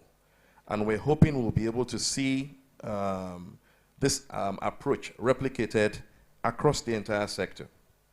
And lastly, just back to the issue, you know, I think that you had mentioned, you know, leading to the confusion risk parameter. I think it's very important that we notch this. I mean, we quickly, you know, take it off the table, because it's actually very damaging for the capital markets and investors to see the outcome of this decentralization as misalignment in terms of what the regulators at the federal and at the state levels need to do. If we don't do this now, it's going to make the cost of capital go up. And I think it's another role that I believe MOFI can actually play in addressing this. Thank you. Thank you for the brilliant response. Yes, please clap if you'd like to. I wanted to, I guess the final two questions I'll throw out to BOI and Dr. Ali or Ria. Dr. Ali, you know, one of the things that RIA has successfully done is de-risk projects using performance-based guarantees. I think that's interesting. But I also wanted you to speak to a comment that was made about the fact that off-grid and mini-grid is mostly concessional financing, which gives the impression that somehow the projects may not always be bankable or, you know, maybe focus so much on ESG. In my experience, I've not necessarily seen that. I think even though there's concessionary financing, people still take a very commercial approach to assessing the bankability of these projects. I also wanted you to comment on that and also talk about whether this performance-based guarantee approach is something that is scalable across other types of infrastructure projects. So the answer to that, it's not true. There are a lot of concessionary financing, but there's so much also private financing, unless if, for example, FCMB, Zenith Bank have started concessionary financing, then that is the case. We signed the 100 billion dual financing MOU with FCMB. That's not a concessionary financing. We're about to sign 200 billion with Zenith Bank. That's also not a concessionary financing. Sterling Bank has financed the biggest solar home system company who had deployed over 100,000 solar home systems across the country, which is even the most sensitive, most risky equipment that is being seen, even in the upgrade system. That's not concessionary financing. So it's just a cliche thinking that it's a concessionary. It's not. In fact, to even show you how audacious now we are being, the Rail Electrification Agency with Murphy under a program, we are about to go to the capital market to raise 500 billion. That's not a concessionary financing. That's funding that we needed to continue to catalyze the private sector to deploy infrastructure across the country. So it's not as it's been said. Okay. Thank you. Yeah, and there was a question on performance-based guarantees and those sorts of structures. So what's the question? The question around RIA has used performance-based guarantees and other types of mechanisms to de-risk opportunities for investors. Are these structures scalable into other types of infrastructure asset classes? Yeah, so we see the result-based financing as market maker. We see it just to catalyze, galvanize the market, and that is exactly what is happening. From when we started the Nigerian electrification program, where there is even very few Nigerian rescos that can even deploy the project or even access the catalytic concessionary financing, to a situation whereby we have implemented that. We have over 100 rescos that are not only experienced in Nigeria but other African countries, and very soon we are reducing that catalytic financing because the market is becoming matured, more companies are becoming independent, and the financiers are becoming more confident in financing the market. So it's just for us to make the market. Okay, thank you very much. And I guess this brings me to the final question, Mr. Tibi, for the panel. I think we have time for maybe 2 or 3 questions from the audience. No? 1 question. Okay, so if you'd like to ask a question, please be prepared. First come, first serve. So, you know, one of the things that development finance institutions often talk about is the fact that they are essentially helping to crowding private investment. So can you break down the numbers for us? For every dollar or naira BOI is investing in a power sector project, based on historic data, how much in private sector financing, other types of funding, have you been able to unlock? Can you actually quantify it for us? Because I think it provides a very useful reference point to understand the importance of institutions like yourself in helping to attract investment in this space. Okay, before I mention or talk about experience, let me break this down a little bit more. When from our perspective, when we say concessionary financing, is really more catalytic. It's to begin the journey. It's just like when you look at the capital structure of an organization, equity is very important because that's the base. The promoter must or should put in a certain amount of equity so that they can de-risk the debt that will come, and also provide confidence to the debt provider that yes, they have a skin in the game. So when we look at a project and we say BOI's concessionary funding is important, it's really to help crowd in capital from So you other. don't just mean low interest rates, which is a misconception in the market. Well, that's where we start from. But our intention is really to scale it, to help leverage or bring in additional capital. So from my experience, the minimum really is, if you put in $1, ₦1, we expect that, that funding should be able to attract #4 or $4. Okay. So it's 1 to 4. However, we like to see it do a lot more, because the more it can, the more then we believe that the right structure has been built in place. We rather focus more on structure rather than a concessionary funding, because when you package and you build the right structure with the right credit enhancement, with the right participation from the right type of funding, then that project can take a life of its own beyond the concessionary funding that the bank has provided. So for us, structure is more important than the concessionary funding. Thank you. All right, thank you very much. A round of applause to the panel. I feel like I should take a poll. How many people feel that Nigeria's power sector today, especially under the new Electricity Act, is in a much better position to attract investment than before? Please raise your hands. How many people feel otherwise?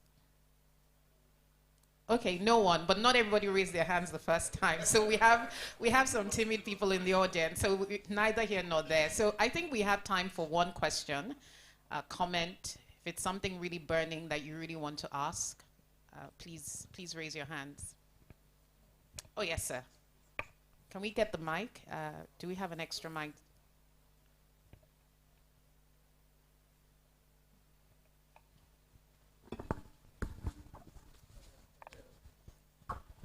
Thank you very much for these wonderful discussions. Honestly, it opened a lot of it opened our eyes a lot, because we are seriously battling with the investors that are coming. You see, normally these investors, like when they come, they will like the state government to give the bank to guarantee the project, and maybe they would like to have the PPAs. So, and when you look at it, the government doesn't have any role, like in how does that investment be returned? And the discourse are here. So how can the government and the discourse can collaborate to direct the investment? Because we really need this investment to have the power. Because the way we are going in the next 50 years, if not because of RIA that you said, and when you look at the funding from the RIA, it's not an investment per se, it's a loan or grant that was given to certain developers. So how does the government or the discourse can now align to have the investment be the risks to attract the investment? Thank you very much. All right, thank you. Great question. I'm looking at Mofi. Mr. Ogunsaide, would you like to take that question? And maybe one other person on the panel who has a view after him. Thank you. Thank you very much for that question. I think it goes back to what I said initially, discipline, especially when you are structuring. Unfortunately, we have found ourselves in a situation where when project sponsors come in, they don't take the time to properly structure projects. And when they engage other stakeholders, the intention is for them to secure that all-encompassing guarantee from the government, whether it's federal or state. That approach is wrong. And this is what we are trying to basically, address. That you have to identify the risks associated with the project that you're putting together and decide very early on where those risks should sit.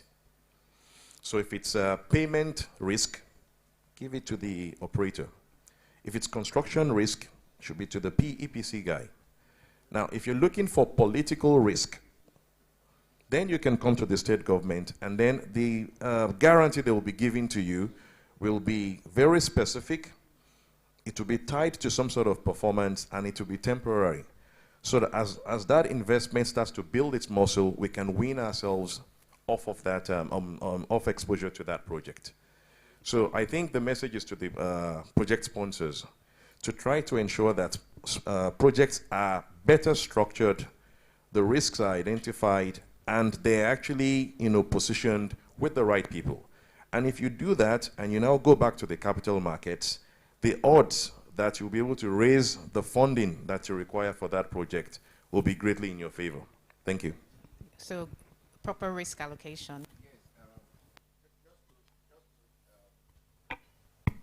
Thank you very much. Just to add 2 or 3 things very quickly, because Falake asked that question. Maybe 10, 20 years ago, on a RAC status is red, amber, green. This sector was red about 10, 15 years ago. 2 or 3 things took place very quickly, and it's important for us to bear that in mind.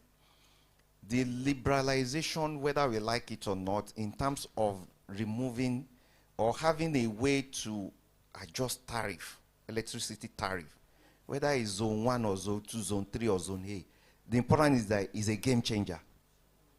So whoever is trying to invest, we know that, look, if I get a cluster of zone A customers, I can charge to this maximum. So my job is to go and make sure that my cost is minimized. So that's number one. Number two, the Electricity Act of 2023 is also a game changer. So, and I like the way you've answered it, because whatever it is that is now outside the control of the investor, in terms of changes in political space within the state, you can get a specific full or partial guarantee for that. But in terms of the investment case, it's very clear now. So it has moved from red to amber. So the next thing that can happen is if this, whatever it is, the regulatory misalignment, if we can quickly sort it out, then it can start, because amber can start moving towards green. And that is very important. But the way it is now, it is very clear that, there is a very serious investment case. Because when you run the numbers, it makes sense. Thank you. Thank you. And I think that's a cautiously optimistic note to end on, that we can move towards green. A round of applause. I'd like to thank Dr. Aliyu, Mr. Tubi, Mr. Ogusende, Dr. Shogunle, and Mr. Makama for their submissions. I think it's been a fantastic discussion. Thank you very much, ladies and gentlemen. Thank you.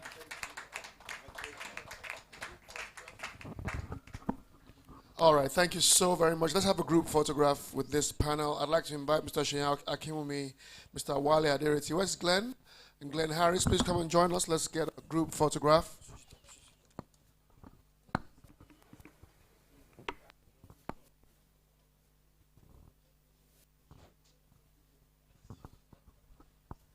Where are the photographers? Are you ready? Okay. Yes.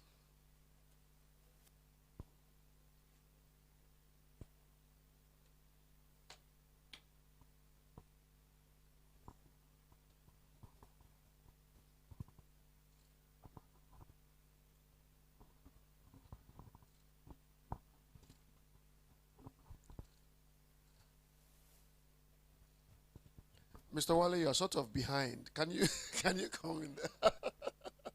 That's it. That's better. That's better.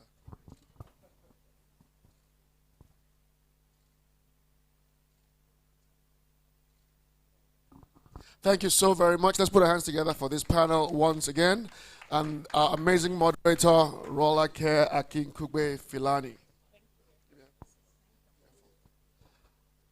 Now for the closing remarks, we're like pretty much at the end now. We're going to hear from the Managing Director of Fix on Time, and then we'll be able to adjourn for the day and go to lunch.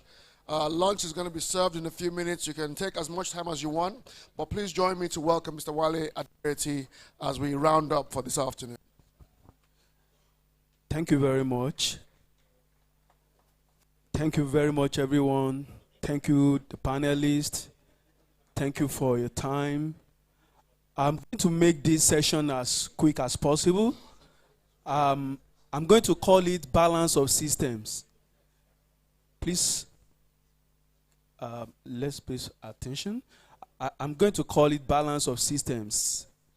And This is because in engineering, when we do projects, when we are doing contracts, you see, that is why this session is coming last.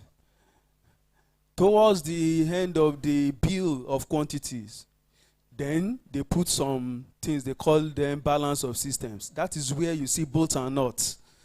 That is where you see tiny items.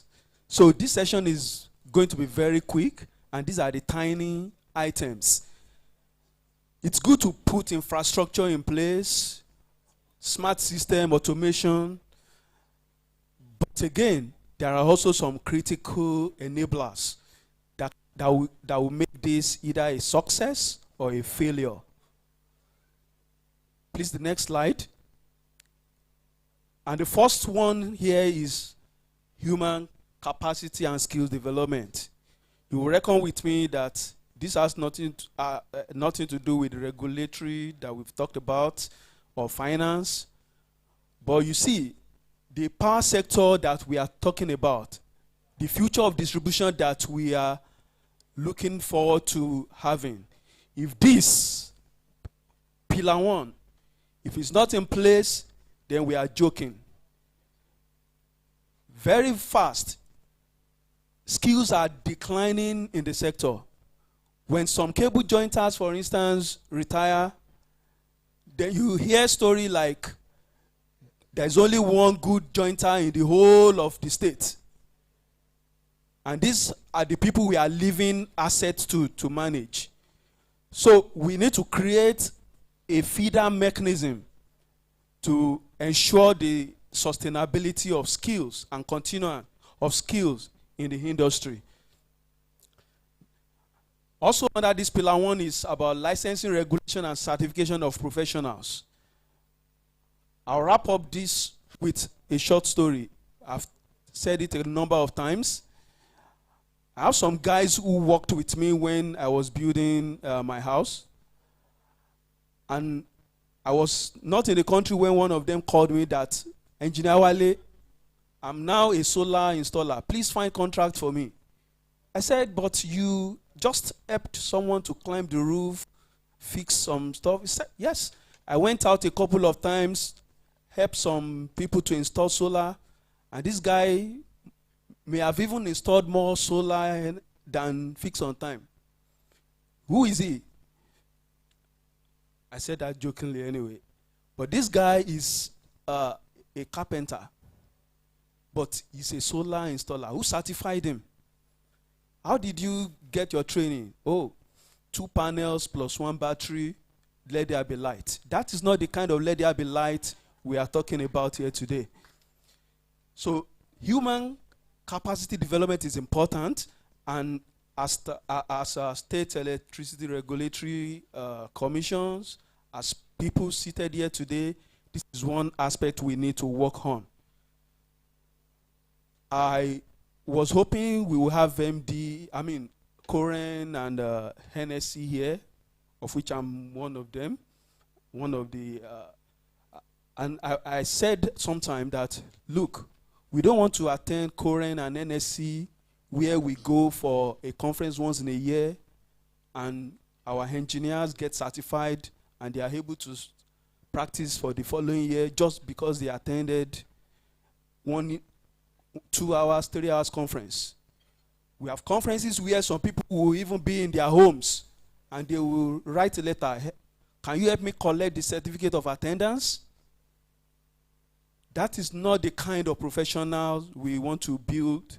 And that is, again, why we are emphasizing that human capacity and skill development will be very critical if the future of distribution or the power sector that we are looking forward to having must be realized. Very quickly to the next one. Again, the standardization of materials. Operations and maintenance prices are hitting all-time high this time. Discos are struggling. Part of the things Fix on Time provide is operation and maintenance for distribution companies.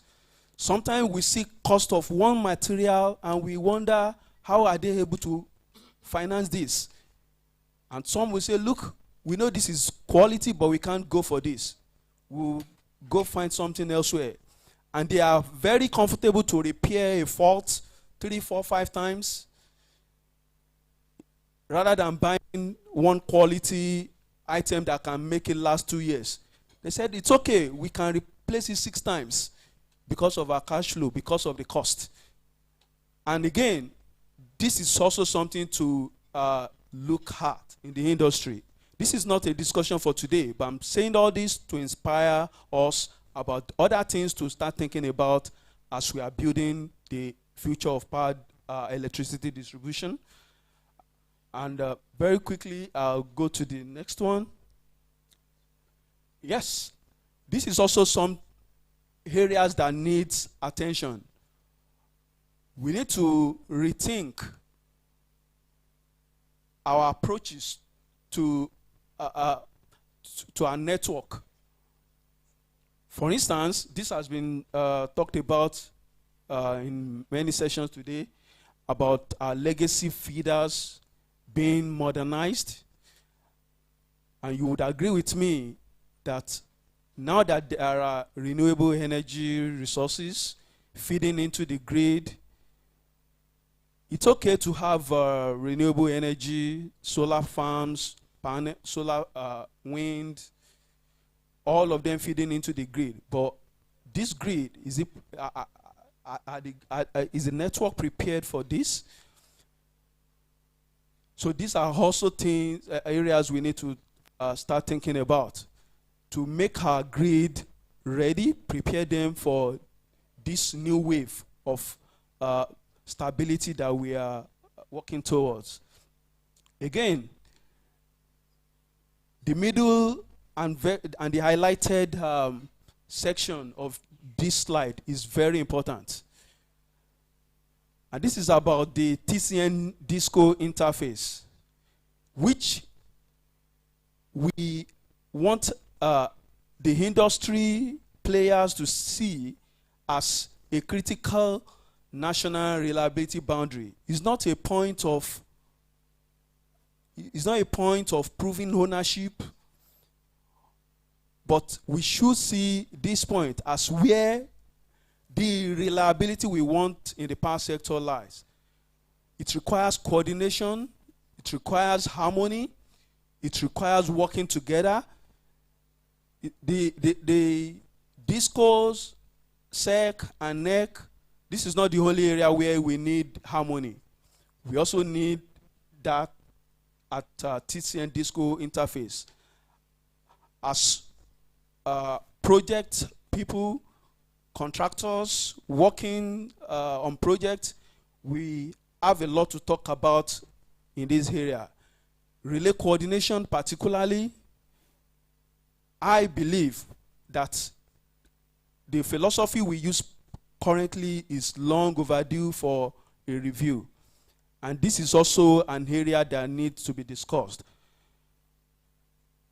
Again, we have some extremely long feeders that we hear from or see in person when we support distribution companies all around the countries, over the country.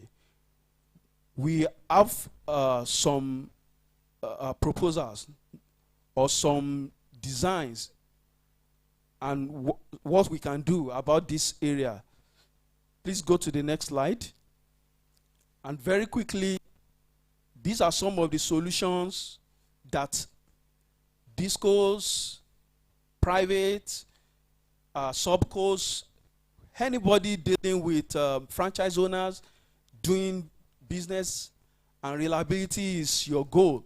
These are some of the things we need to invest in. For the future of electricity distribution that we desire in Nigeria, we no longer want operators to carry ladder, driving 4 hours, driving 6 hours and returning to the office or to the substation that they cannot find where fault is. These are downtime that are not only black hours for the DISCOs themselves, but that has a negative impact on economy. So there are solutions like 4-passage indicators. There are timing items. Like I said, this session is like balance of systems.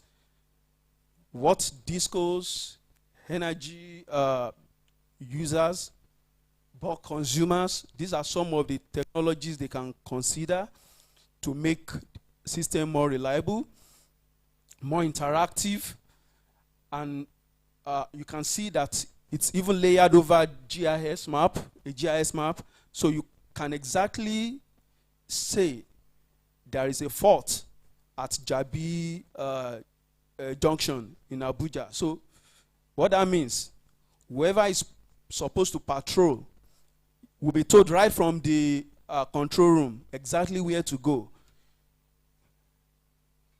I'll wrap up this session with a quick story. Myself and some friends, we closed down a palm kernel factory in one of the states in Nigeria after several attempts to sustain it, but we could not do that. Some days there will be outage, and after 4 days, 5 days, 1 week, we'll be told that the patrol are still trying to find the fault. We have workers who would be there just waiting for the next. Somebody suggested, why not use diesel? So if we use diesel to crush palm kernel, we won't be able to sell. So we wait 2 weeks sometimes for electricity to be restored.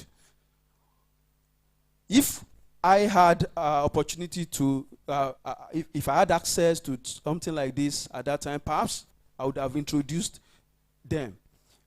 Patrolling about 15 kilometers or 20 kilometers and branching off every tee-off, spending hours, returning home, continue the following day, searching for where a fault lies on the system, is not going to take us to the future of electricity we are talking about today. Very quickly, the next slide. Also, this is one of the solutions to longer feeders. I think voltage regulation in, for us should be around 94%. When we have long feeders with 33 or 30 plus minus 6 at the beginnings, a lot of time before they get to some places 400, 300 kilometers away, we have 25. You have 20 voltage level that are not useful, that are even that can cause problems. So unmanned substation is one of the solutions that can be considered, because as feeders, the farther they go, the lower the fault current. So there are unmanned substations that can be introduced at some sections of feeders where you can create a mini substation that will be interactive. And incidentally, NOJA has building blocks for this. You don't need, you only need probably a security guard, maybe a 5 MVA substation, 33, 11, 3 outgoing. That's exactly typical of what we have here. Very quickly, the next slide, please. And again, we are beginning to see the renewable energy space gaining traction and fast developing. What are we going to do with this energy?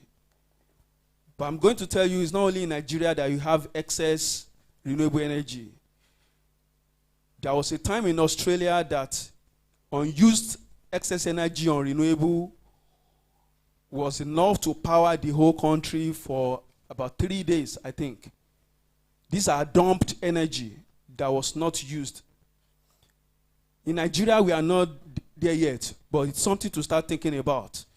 If I invest 10 in 10 megawatt renewable, if I have excess, how do I push it to the grid?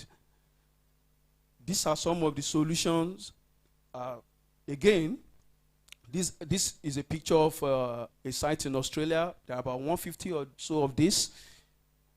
And it's something we need to begin to think about. Our renewable energy should be utilized, and the excess should not just be considered to be lost. Is there another slide? I want to wrap up quickly. Yes. I don't want you to go to another slide even if there is one. Let me stop here. This slide addresses energy theft and tampering. And the only thing I'm going to say here is something I will leave for all of us to go home and start thinking about. And I would say that one of the very smart ways to address energy theft or tampering is not even allowing contact to be possible. The more we are able to make contact to electricity asset metering, cables, unavailable to potential vandals, thieves, then the more we are likely able to address the issue of energy theft. What is that saying? The housing sector too, and shake with the distribution system. So we need to reconsider our connection code, customer connection standard. We need to have a minimum standard that has to be in place. If anyone wants to connect, any customer wants to connect to the distribution system, I have a proof of concept, like a conceptual design, which I will make available and share on the emails of participants to look after. This is just a something to steer our mind and start thinking about that. Look, a lot of energy is being generated. Investment is being sought after. And again, like Dr. Shogunle said, if we have to put energy theft, tampering, us and model it into the risk that is involved in investing in power sector, then from 38 plus 500 that he talked about in his during the panel session, maybe it will go above 1,000. So these are critical areas that we need to address. On this note, I would like to bring the presentation to a stop, and I'll use this opportunity to appreciate everyone. Thank you for making it here today. Thank you for being part of this conversation. Thank you for believing that there is a future for the distribution sector, and particularly for our dear country, Nigeria. You have left your businesses, you have left other very important things to be here today because you believe that that future is achievable. And please, I want everyone here present to put your hands together for yourselves for still be a believer in the nation Nigeria. Thank you everyone for coming.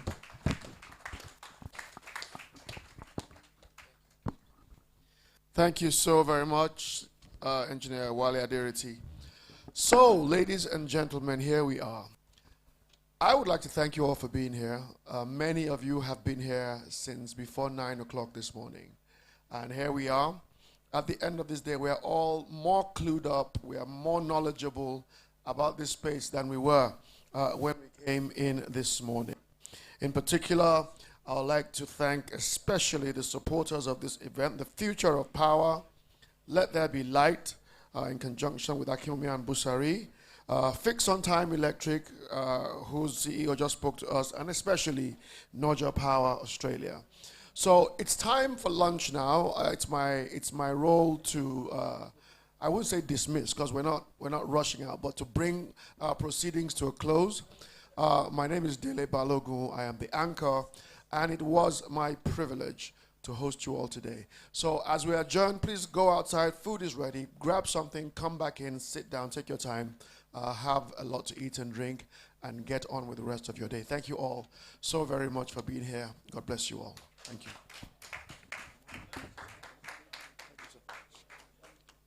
You tried this morning. I'm sleeping over. Well done, sir. Well done. Engineer, thank you, sir. Thank you so much.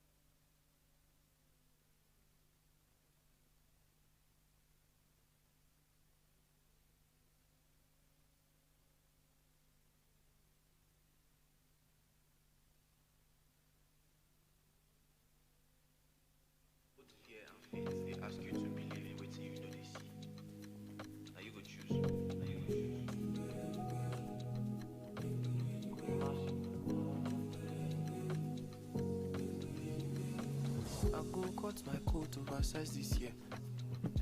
I know I carry chair just to I carry chair. And if the tables not on me, I go change the chair. It's they'll talk, I don't care. God in my side, I know fear. I go that on the chair. Pass it, cash, stop. Leave shit for back like bomb.